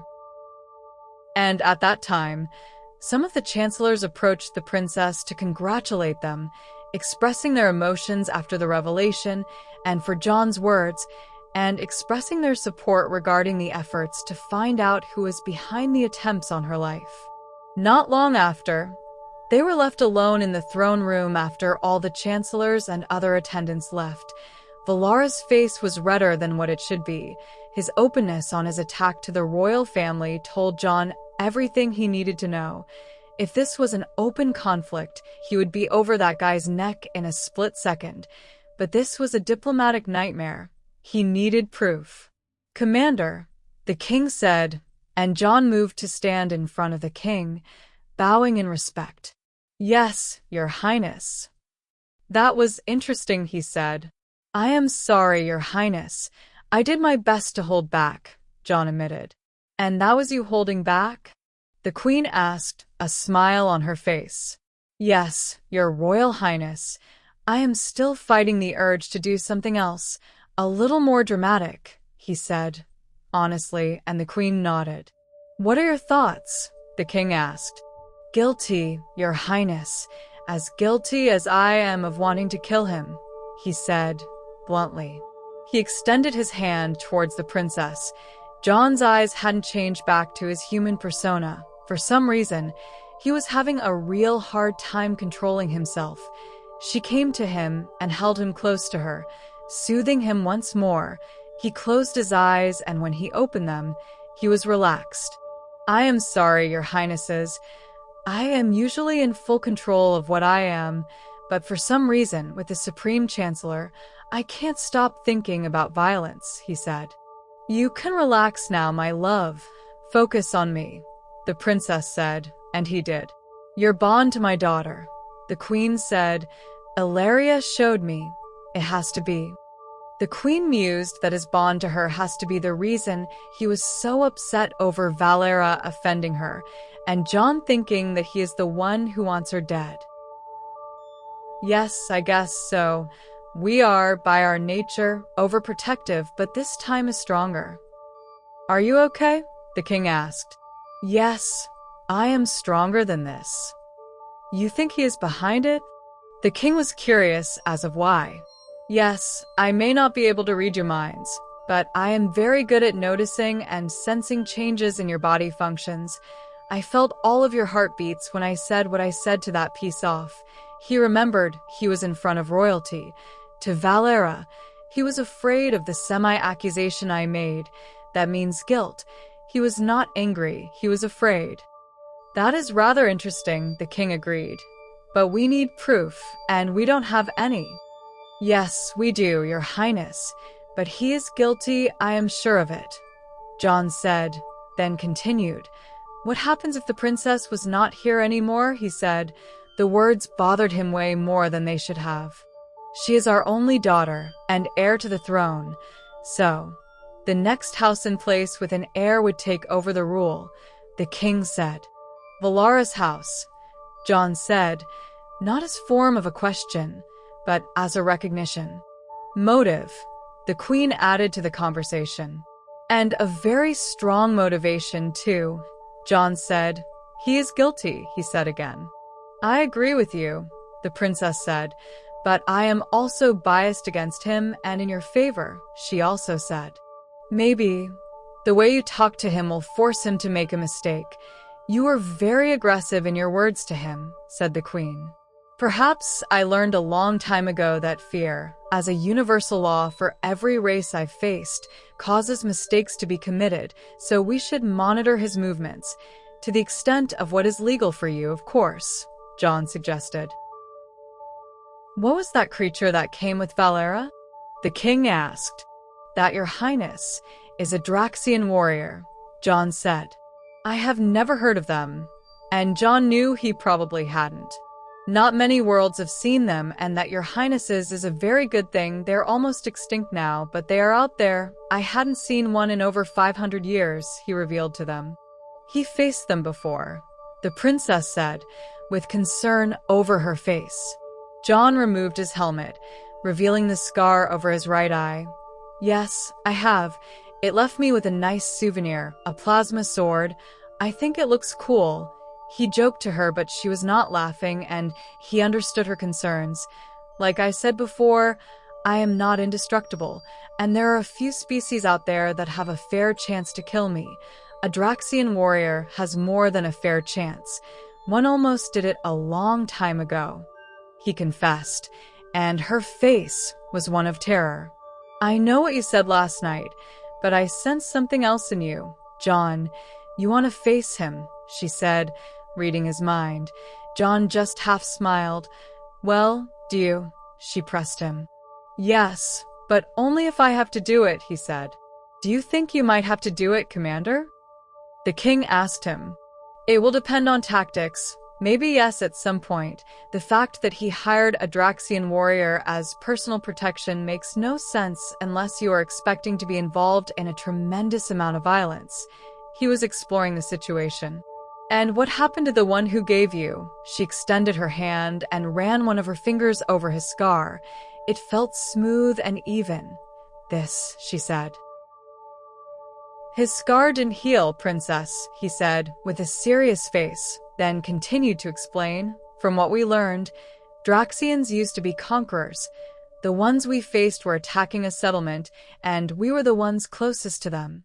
We engaged them trying to protect the settlers, a race with whom we had some contact with and wanted to establish some trade relations with. We held them back until reinforcements from their world arrived, he explained. How many were there? The king asked. John smiled. 4, your highness, and allowed that piece of information to sink in. Nobody knows how many of them are left. Nobody knows where their home world is or was. We do know that their numbers are very low because they attacked something they shouldn't have, and whatever it was they faced almost exterminated them. They're almost as strong, if not stronger than me, just as fast, very tough, and very strong. Plasma-based weapons are useless against their body armor. He stopped, memories coming back. To his head, we landed, and what we found was nothing short of devastation. The outpost was all but destroyed, and survivors were hiding inside one of the main buildings, women, children, and staff. All security guards were dead. They killed my entire squad before I got to them. So I made sure at least one of them would not be returning back home to tell the tale, but he almost added my name to his list. The other one managed to get away, John admitted. Remember when I told you that I had been hit hard before, like what happened here? That was one of the times, and she was lost in her thoughts. This is not a problem we have today, but a possibility we should keep close to us. So just in case, Commander, I am asking you to please be mindful if the time comes.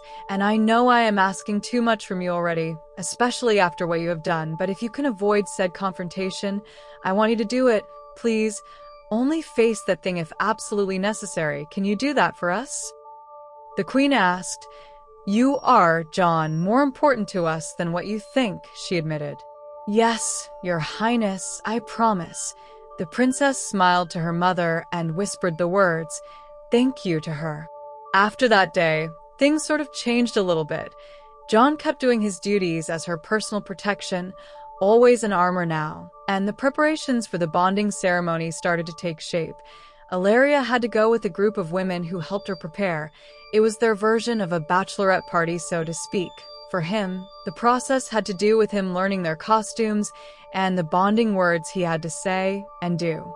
John surprised his guards when he found out he needed to choose a group of personal friends to help him with that. When he asked them, they all were surprised and grateful. It was an honor for them. After the High Council incident, he didn't hear again from the Supreme Chancellor, especially when the entire Athar Prime seemed to be excited about this union, the final blow to Valara's political attack. But it was John's experience that with such a high prize, he was almost certain that this was just the calm before the storm. Ilaria had gone to her daily reunions in preparation for the ceremony. No males allowed. It was mandatory and necessary. John didn't like it, but he had to respect that part. He went to see Bob that day. Apparently, he had something for him. He was particularly bothered because not even her guards were allowed to be around her during the time she spent there. It was an ancient tradition and needed to be respected.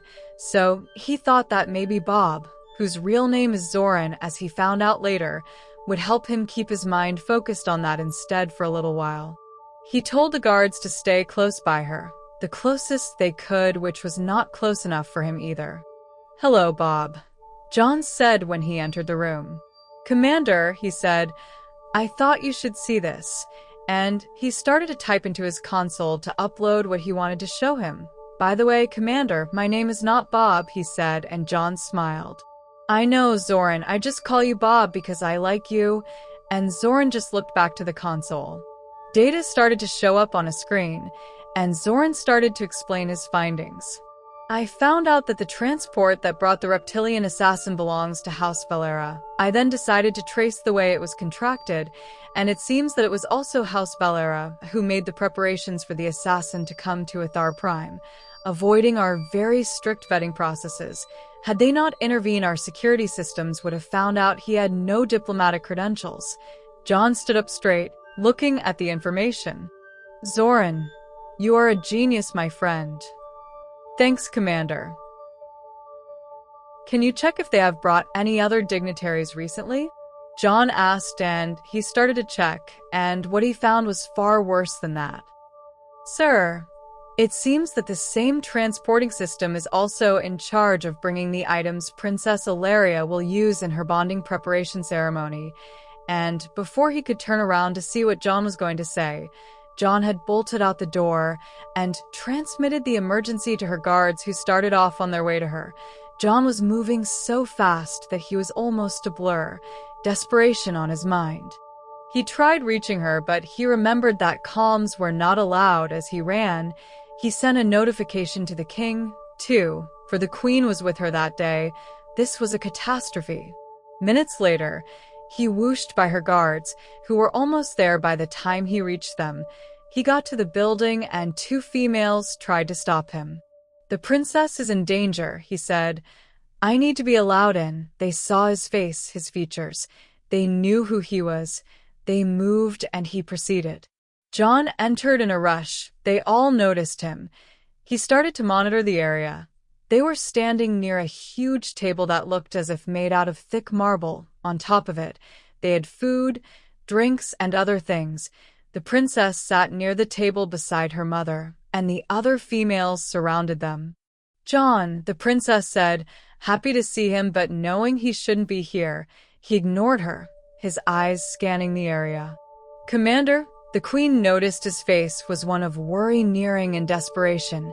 "What is wrong?" she asked, and then he heard it.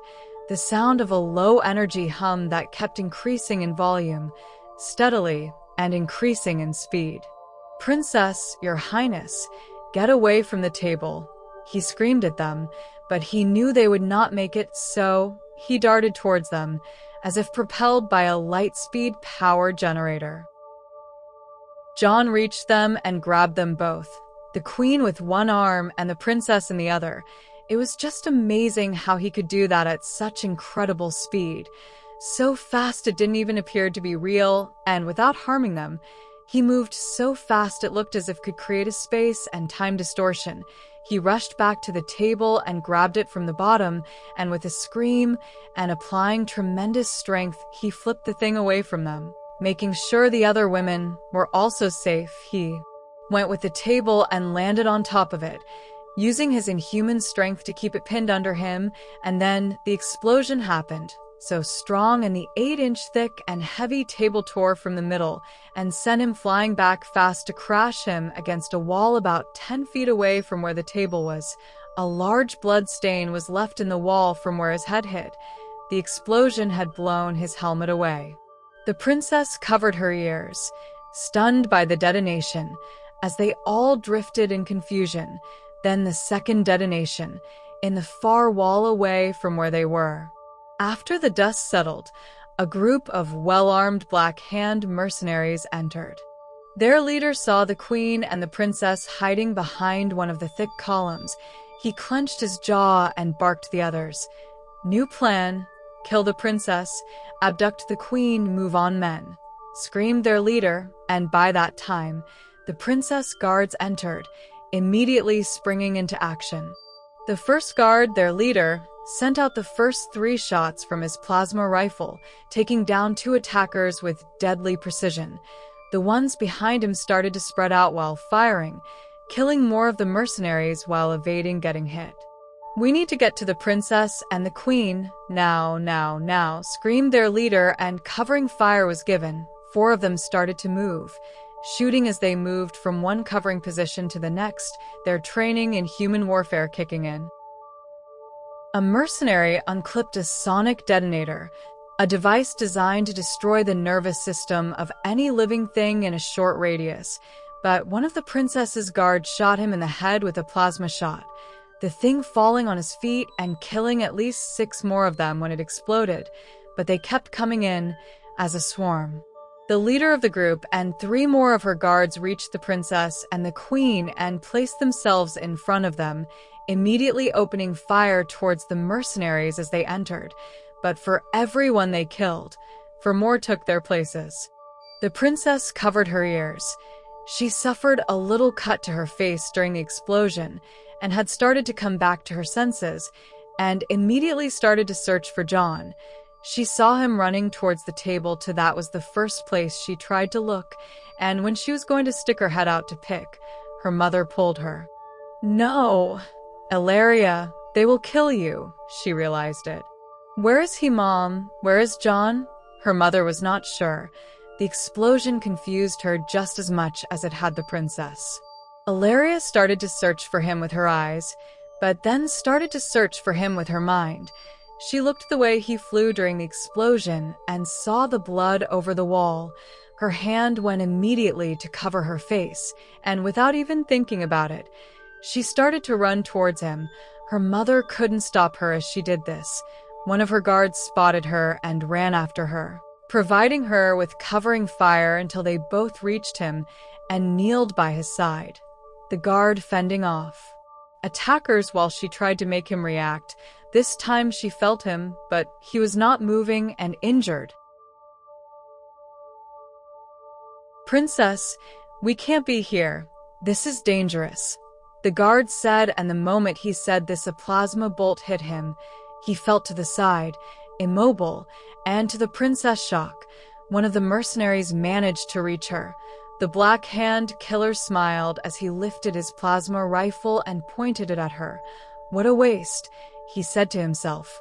Then she saw someone blocking her view of him, then saw the mercenary fall down, with a hole the size of an arm in the middle of this chest. It went through his armor all the way out the back. Then she saw John, standing in front of her with the mercenary's heart on his armored right hand, his yellow eyes looking at the dead mercenary with disdain. 2 plasma shots came his way. He just moved, right, then left, evading them with ease. "Ilaria, my reckless and beautiful princess, you need to go back to cover," he said. His face was one of anger, but not with her. He held her hand. He grabbed her and brought her back to her mother, looked at the fallen guard, then assessed the situation. "Guards, choose your targets. Make your shots count. No survivors, let them have it." He screamed at them and they got ready. And what came next was not a fight. It was not an effort to push back against these mercenaries. It was a death dance. John stood up still behind the column. I move, you move, he ordered the guards and stepped out of cover, drawing his sword. Then it happened. An arm hit the ground, then a head. Two mercenaries chopped in half at the same time.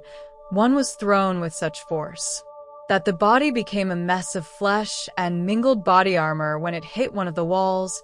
Quick, merciless, and with a deadly efficiency, it was a systematic extermination.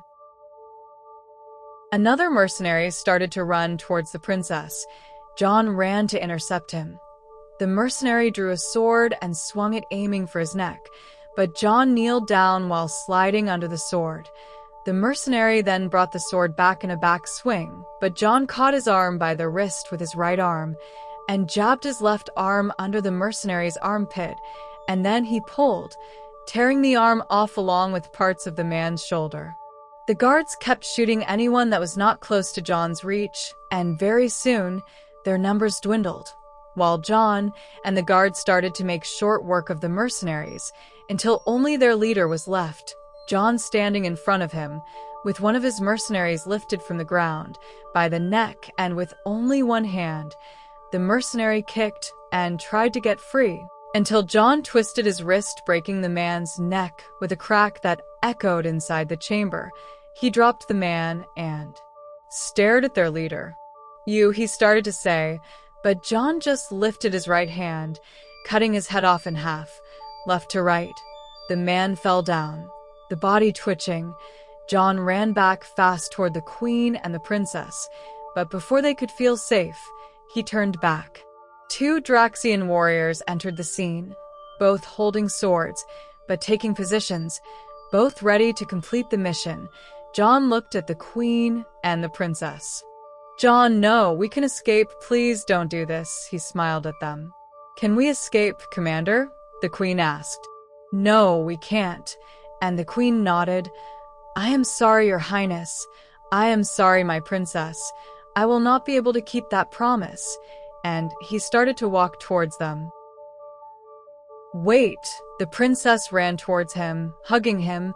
I can't lose you, she said, but he couldn't promise her he would make it back. He didn't know if he would. I love you. And he went to face the Draxians. Guards, protect your marks, he said, and they circled the queen and the princess.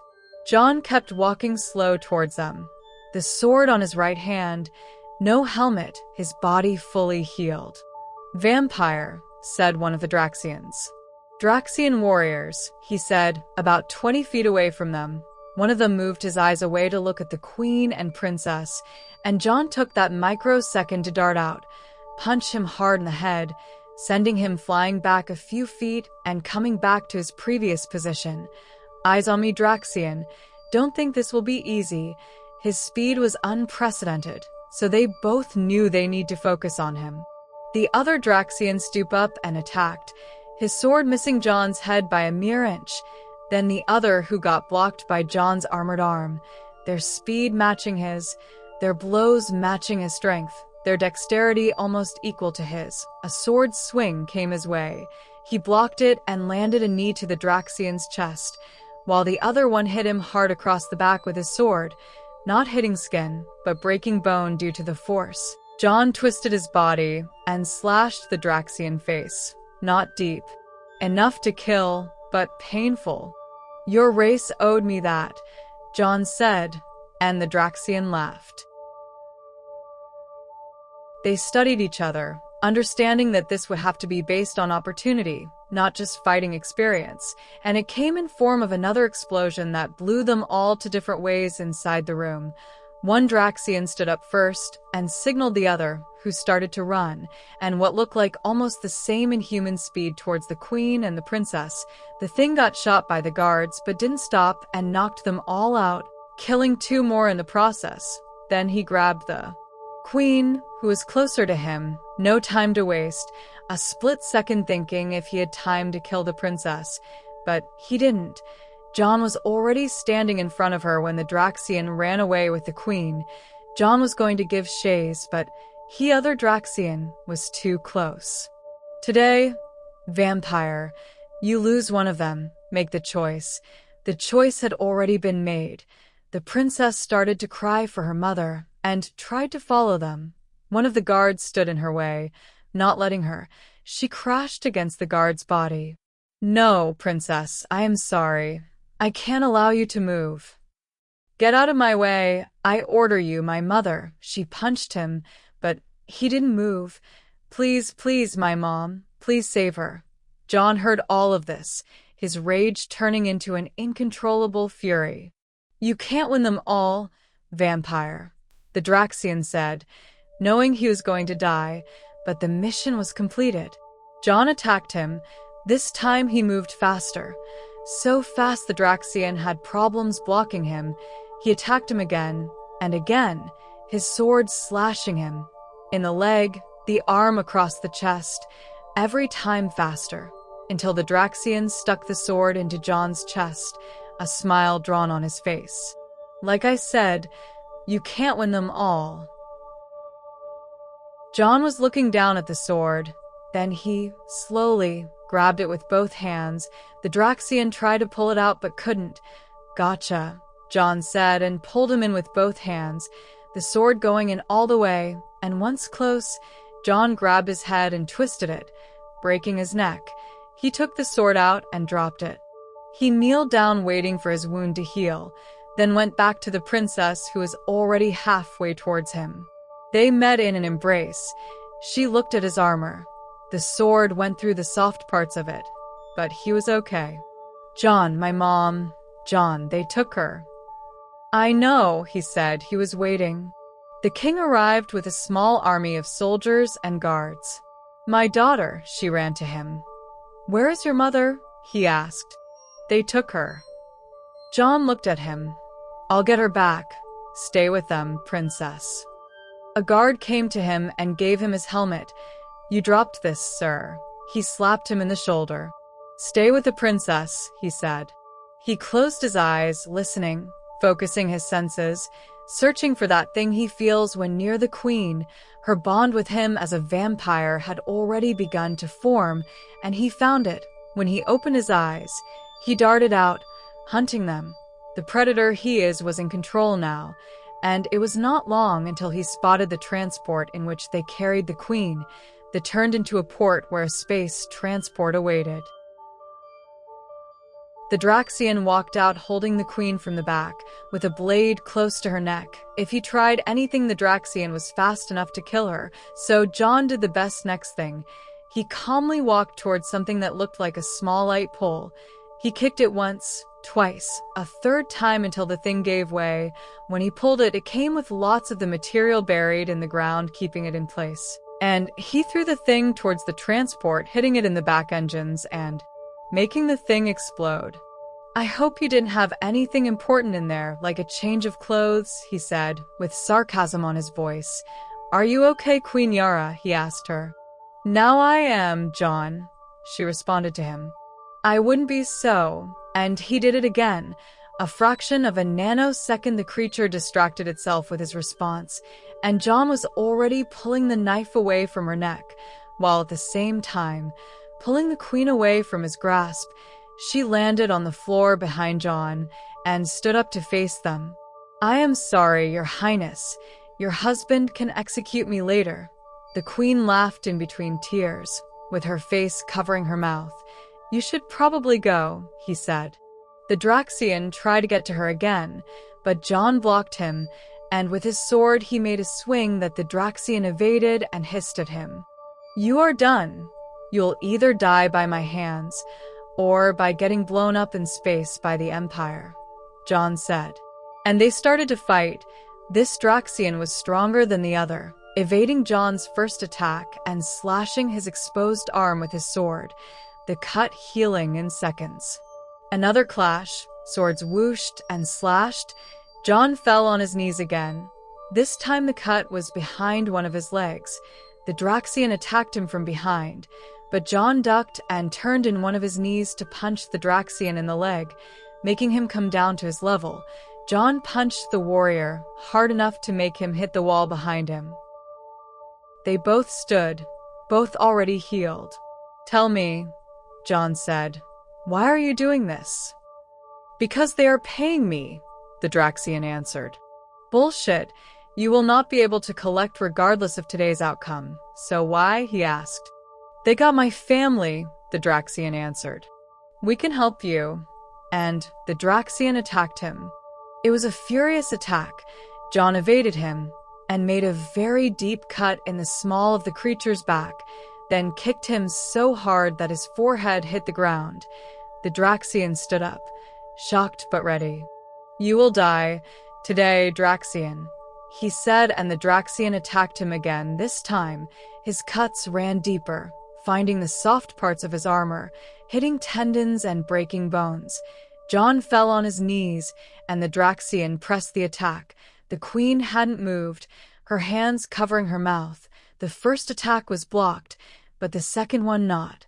The Draxian drove the sword all the way in from John's back, coming out at the front, then kicked him. His sword fell from his hand and made him land on his face and slid on the ground a few feet away.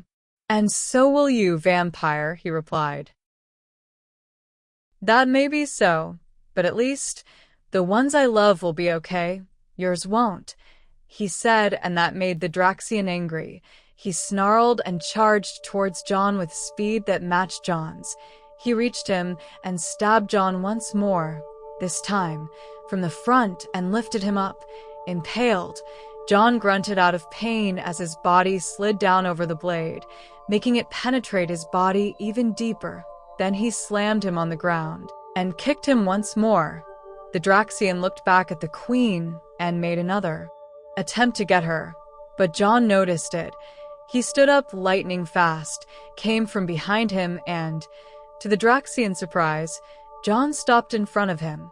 The Draxian swung his sword, aiming for John's head, but John blocked it by grabbing his wrist with his left arm, and with one single motion, fluid, as if choreographed, he pulled in the Draxian with tremendous force and kicked him on the chest, not releasing him from his grip. The kick cracked its armor in some parts, and bent it in others. One of the broken parts pierced its chest. The creature spat dark blood out of its mouth. The power the kick had would have sent him flying back, but instead, and because he was still been held by John's gravitational pull-like grip, the force applied also dislocated his shoulder and his elbow. John kicked him again, with even more strength this time, and the warrior landed flat on his back, spitting more of that very dark-colored blood. John fell down on his knees, due to the effort it took him to do this. He was getting weaker, he was injured, and even though his body was still healing him fast, it was not as fast as it usually does because of the blood loss. Eyes on me, Draxian. You will never put your fucking hands on her again, he said, while a low-volume growl could be heard coming from inside John's chest. It was deep, menacing, predator-like. At that moment, he realized that there was a real possibility he would not win this fight. Even though he knew that the Draxian will have to tear him apart, there was a danger, so he slowly turned to look at the queen. Your Highness, please leave, she said no with her head. John paused, then said, Yara, you need to go. You need to leave me, please. I can no longer guarantee your safety. I can hold him back long enough for you to escape. He called her by her name. The queen looked at him and said no with her head again. No, John. I can't leave you here. You need to stand up. You need to fight. You need to go back to my daughter. She needs... The queen paused. No. She corrected herself. We need you, said the queen, trying to find a way to help him, but there was nothing she could have done. The Draxian came back at him. The sword high up, John evaded 2 swings, but one found its target. The sword landed on his shoulder, finding once more the soft parts of his armor, and it went in deep, almost halfway into his upper body. That blow was devastating, and it only stopped from going all the way down because of the hard parts of John's armor, and because John grabbed the Draxian hand with his right arm and twisted it with such strength that it broke in at least 4 places. Then, kicked him. Again, this time harder. Every blow landed meant broken bones, torn muscles, pure pain for both of them. The Draxian landed against something that looked like a security fence. John, under tremendous pain, had to rip the sword out of his body, his amazing nature already closing the wound around the blade. His scream was a mix of sounds that seemed to be human and animalistic at the same time. He threw the sword to his side and darted towards the Draxian, picking up his own sword. On his way towards him, the Draxian evaded the first swing of his sword, but not the subsequent two that came after. The Draxian landed on his knees, and John kicked him to force him on his back, then landed with one of his knees on the Draxian's chest, breaking several ribs, the sword driven into his body, over his heart, the tip of it inches away from it. "You will die today, Draxian," John repeated to him, spitting blood to his side. "I have several reasons to kill you. Please, give me a reason not to," he said. John was thinking about his family. He was here because of them. "Why do you care?" he asked. "I don't. Don't mistake my intentions, Draxian. I have killed thousands of things in my lifetime, a lifetime you can't even begin to comprehend. But I don't want to play a part on the extinction of one race. I already dealt with your stupid friend, and even if you don't deserve to live, I am guessing your children are not born being total assholes," he said. The Draxian didn't respond. "If I let you go, can you save them?" The Draxian nodded. Then John stood up and moved aside. "Then go. But if I ever find you are even 1 light year away from the royal family, I will kill you and everyone you ever spoke to from this day until that time. That is a promise." The Draxian stood up, limping, with more than one broken bone in his body. He nodded and left. John struggled to stay on his feet, but was standing straight while he waited for the Draxian to be far enough from them to allow himself to relax his stance. He bent over, holding his midsection, his right hand over his right knee.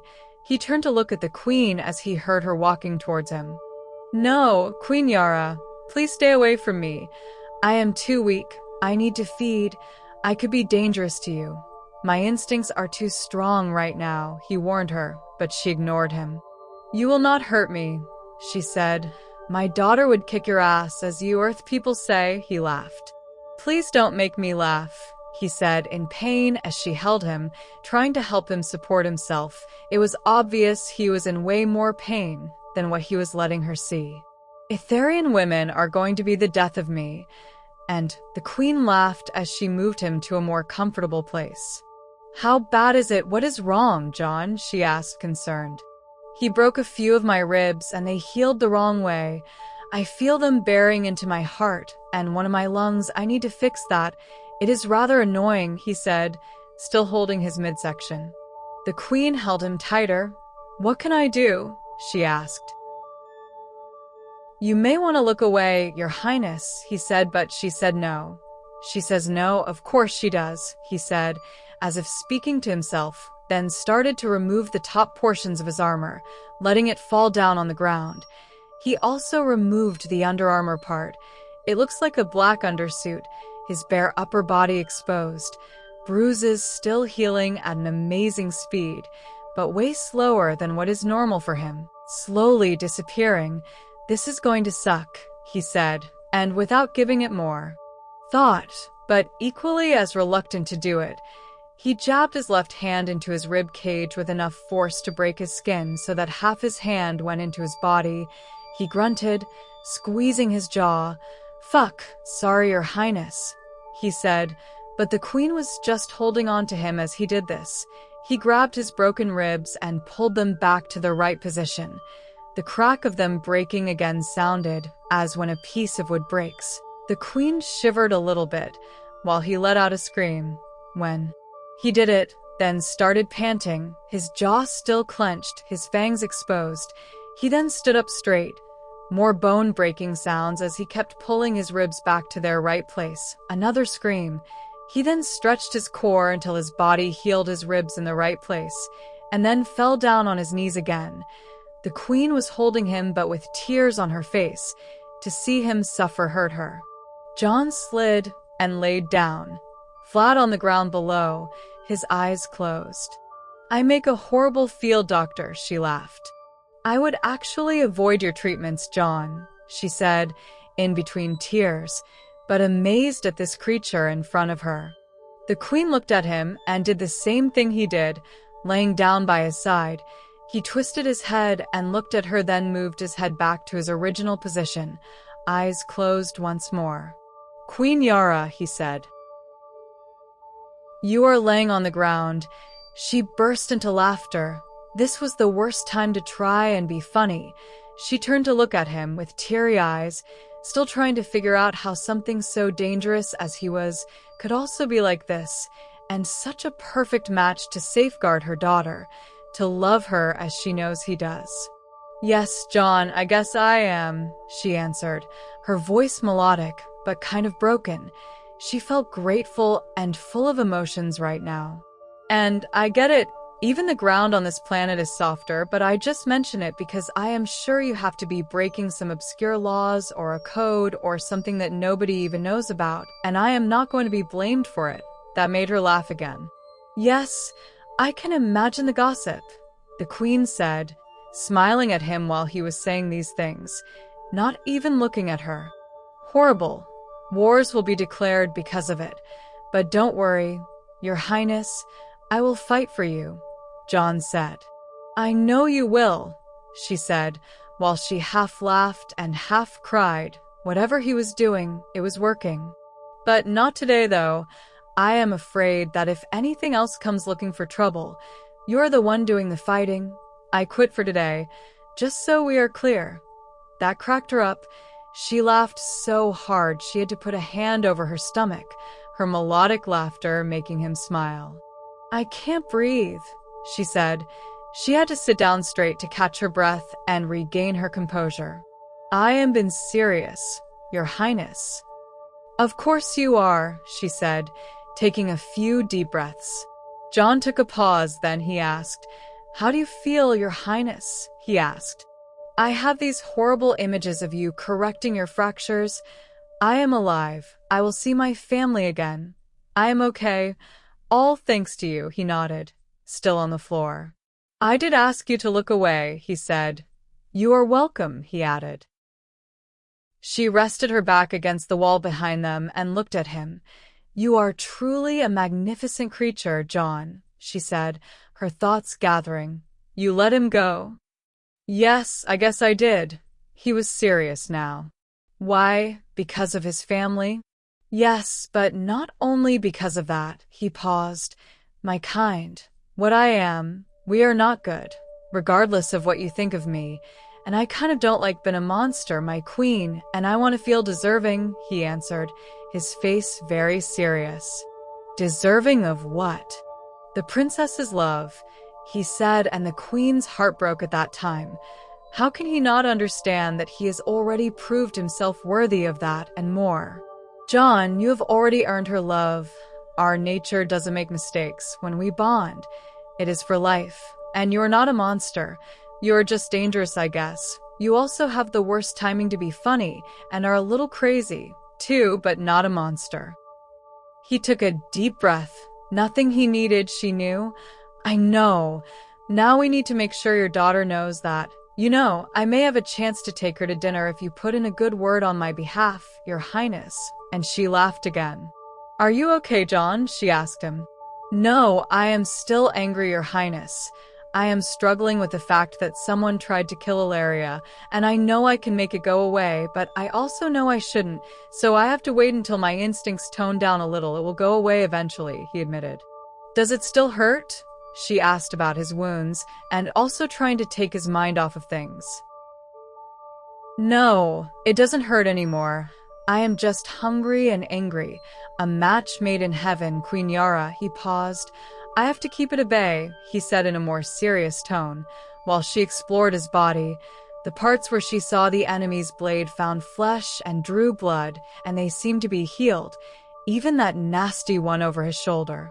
That thing, the Draxian, it almost killed you, right? He opened his eyes, feeling her heartbeat racing again.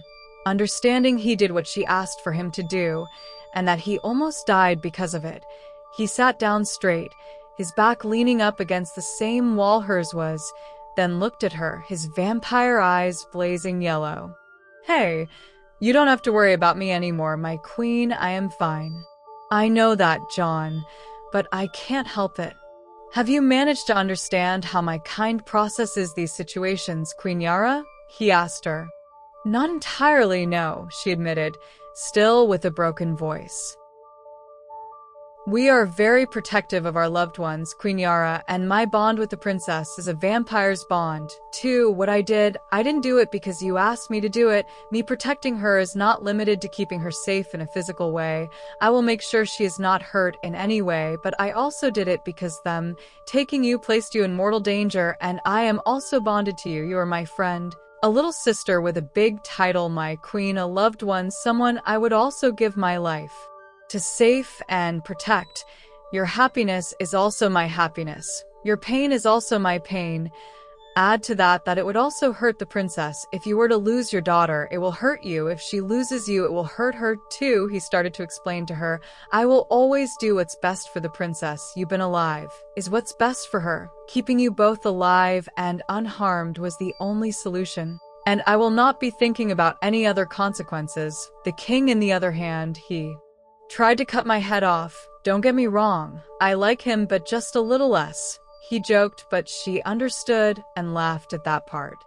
"That didn't answer my question, John," she pressed, and he smiled. "Yes, the Draxian almost killed me, but I had a very good motivation. I was not going to allow him to take you. Besides, it would have been a good death, my queen," he said.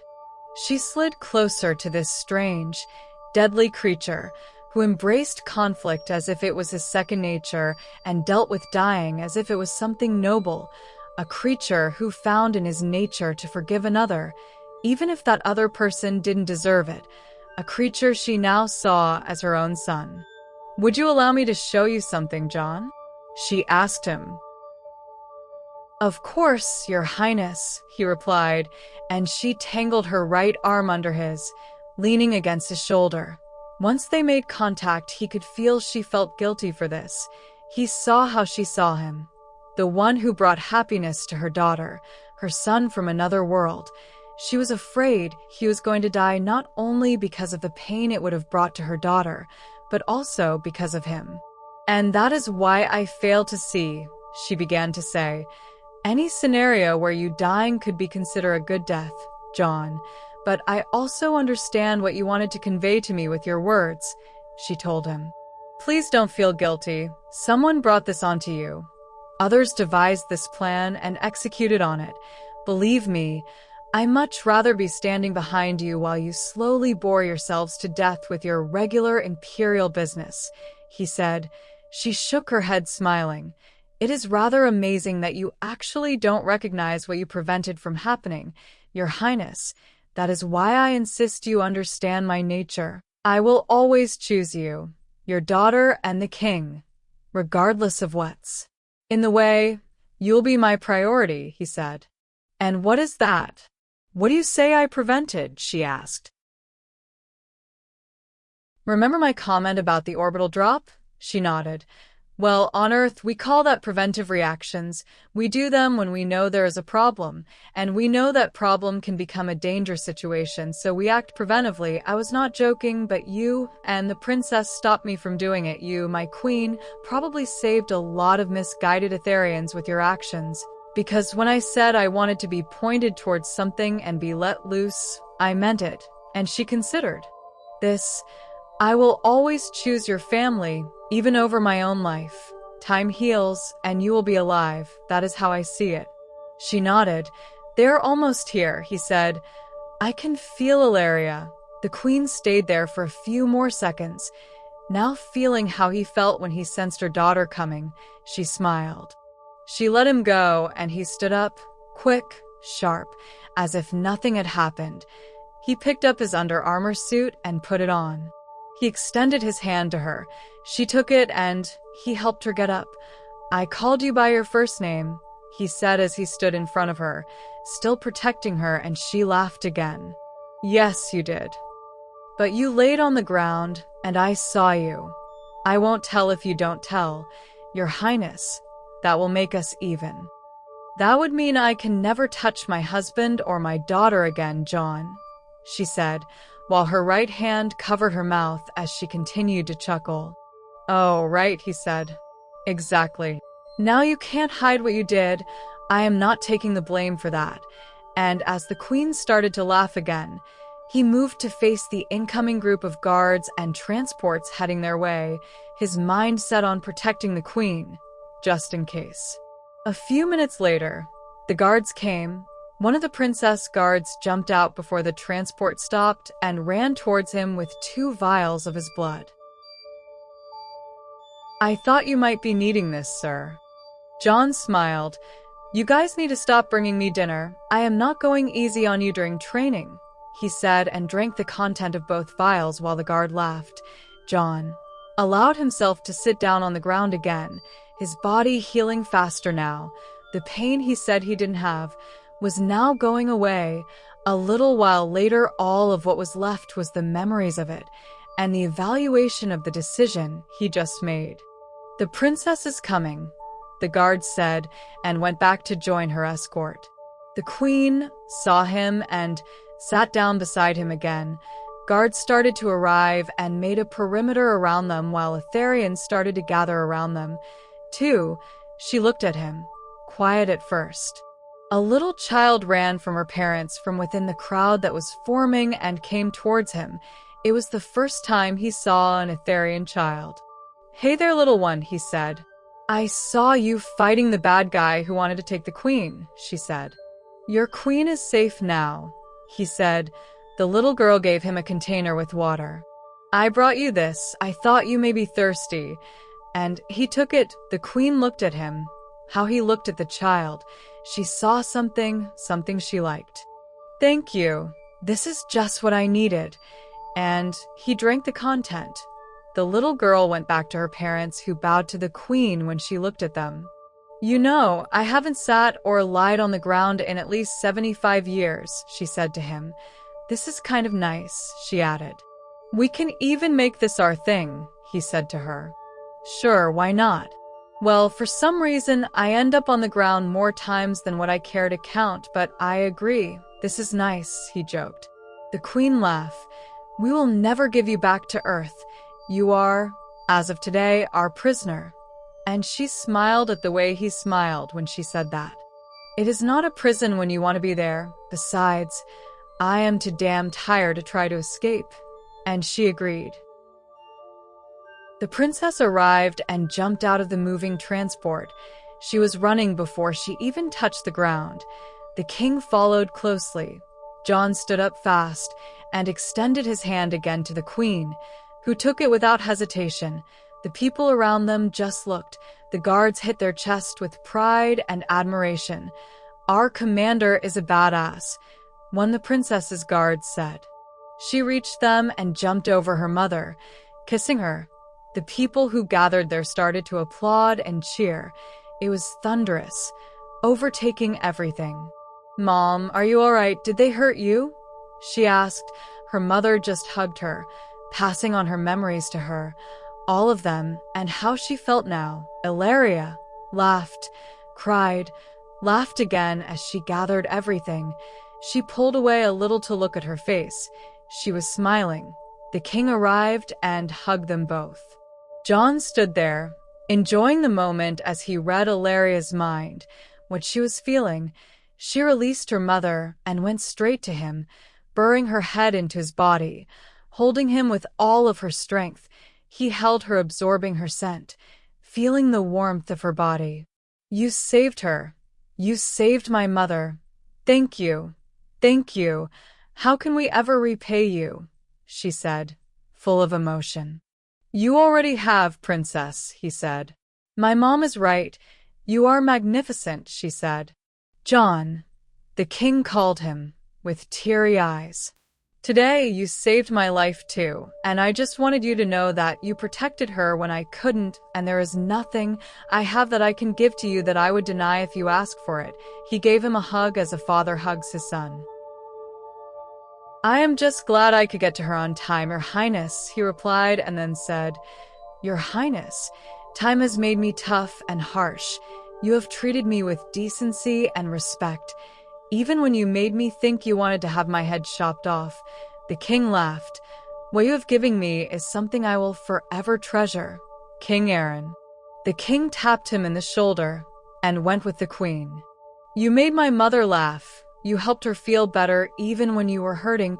Your thought about her and not you," she said. "The queen can't keep secrets," he said to her. Yes, she needed to calm down.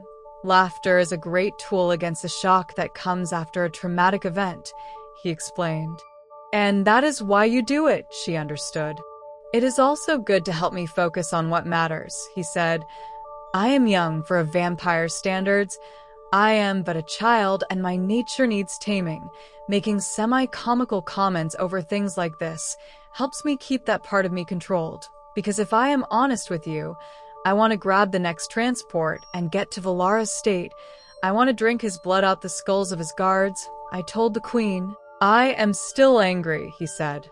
"Does this help?" she asked and gave him a kiss. It was tender and short. "Yes, it does." He felt how her presence started to calm him down, and he allowed her to do it. "You almost died again," Ilaria said. "To save my mother, you almost died," she said. "I wouldn't have liked it, of course, but..." And he looked at the queen while she hugged the king. "I still believe it would have been a good death, a good life to save in exchange for mine," he added. "The queen is a good person. She deserves to be around and to be happy, and you deserve to have your mother with you." And she couldn't say no. "Commander John Forrester, please kneel," the king said. John obeyed without asking. "Lower your head." The people kept gathering, wanting to see. "Princess Ilaria, join your bond partner," he told her, and she was beaming with happiness. The king continued. "First, I want to let you know that thanks to the information you provided to us and under our laws, I have sent a squad to pay a visit to Supreme Chancellor Valera. He will be formally accused of treason to our empire for his involvement.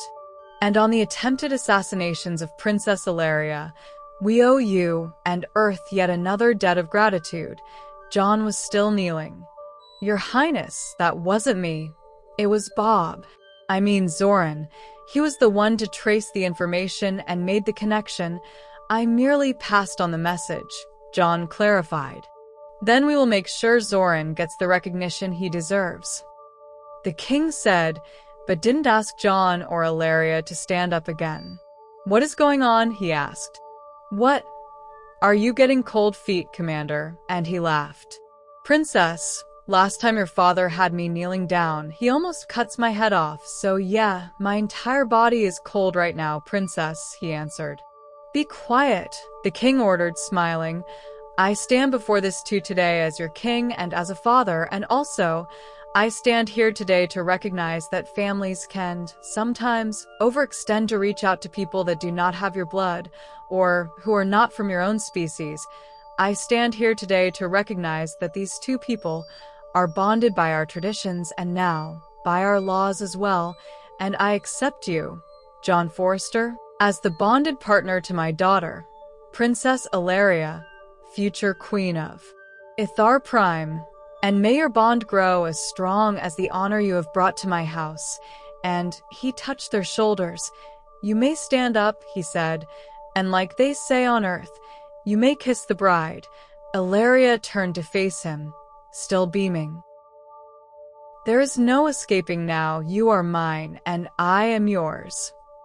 "Thank you for choosing me, Your Grace." She smiled and they kissed, long and tender. "I have your bonding gift," said the queen. "What?" the princess asked. "After our first conversation, the king and I called Earth Command 1 to make sure your transfer was approved because we mean it. We don't want to let you go. They didn't argue too much about that." "I wouldn't have argued with you either, Your Highness," John said. "And second, we asked them to dig up from your past. We sort of told them we knew. Well, parts of it." John buried his face in his hands. "And they sent us a lot of things. But out of all that horror you went through," the queen said. Ilaria held his hand, remembering what he told her about those days. "We also found this, and she handed him a small data pad she had with her. He took it and looked, and a smile drew on his face. "Is this real?" he asked. "Yes, it is." The queen was crying as she leaned against her husband. "Wow," he said, and fell down on his knees. "What is wrong, John?" He passed the data pad to the princess. She read it and covered her mouth with one hand. Her eyes began to water on the spot. It read, "The subject has been submitted to thousands of hours of tests and experiments. Besides all the supernatural abilities we have recorded that he has, the subject's similarities to a human's biology are 100% compatible. If chosen, the subject should even be able to have offspring." The princess made a long pause, her face illuminating with a wide smile as she internalized what that data pad said. "John, we will be able to have children," she said.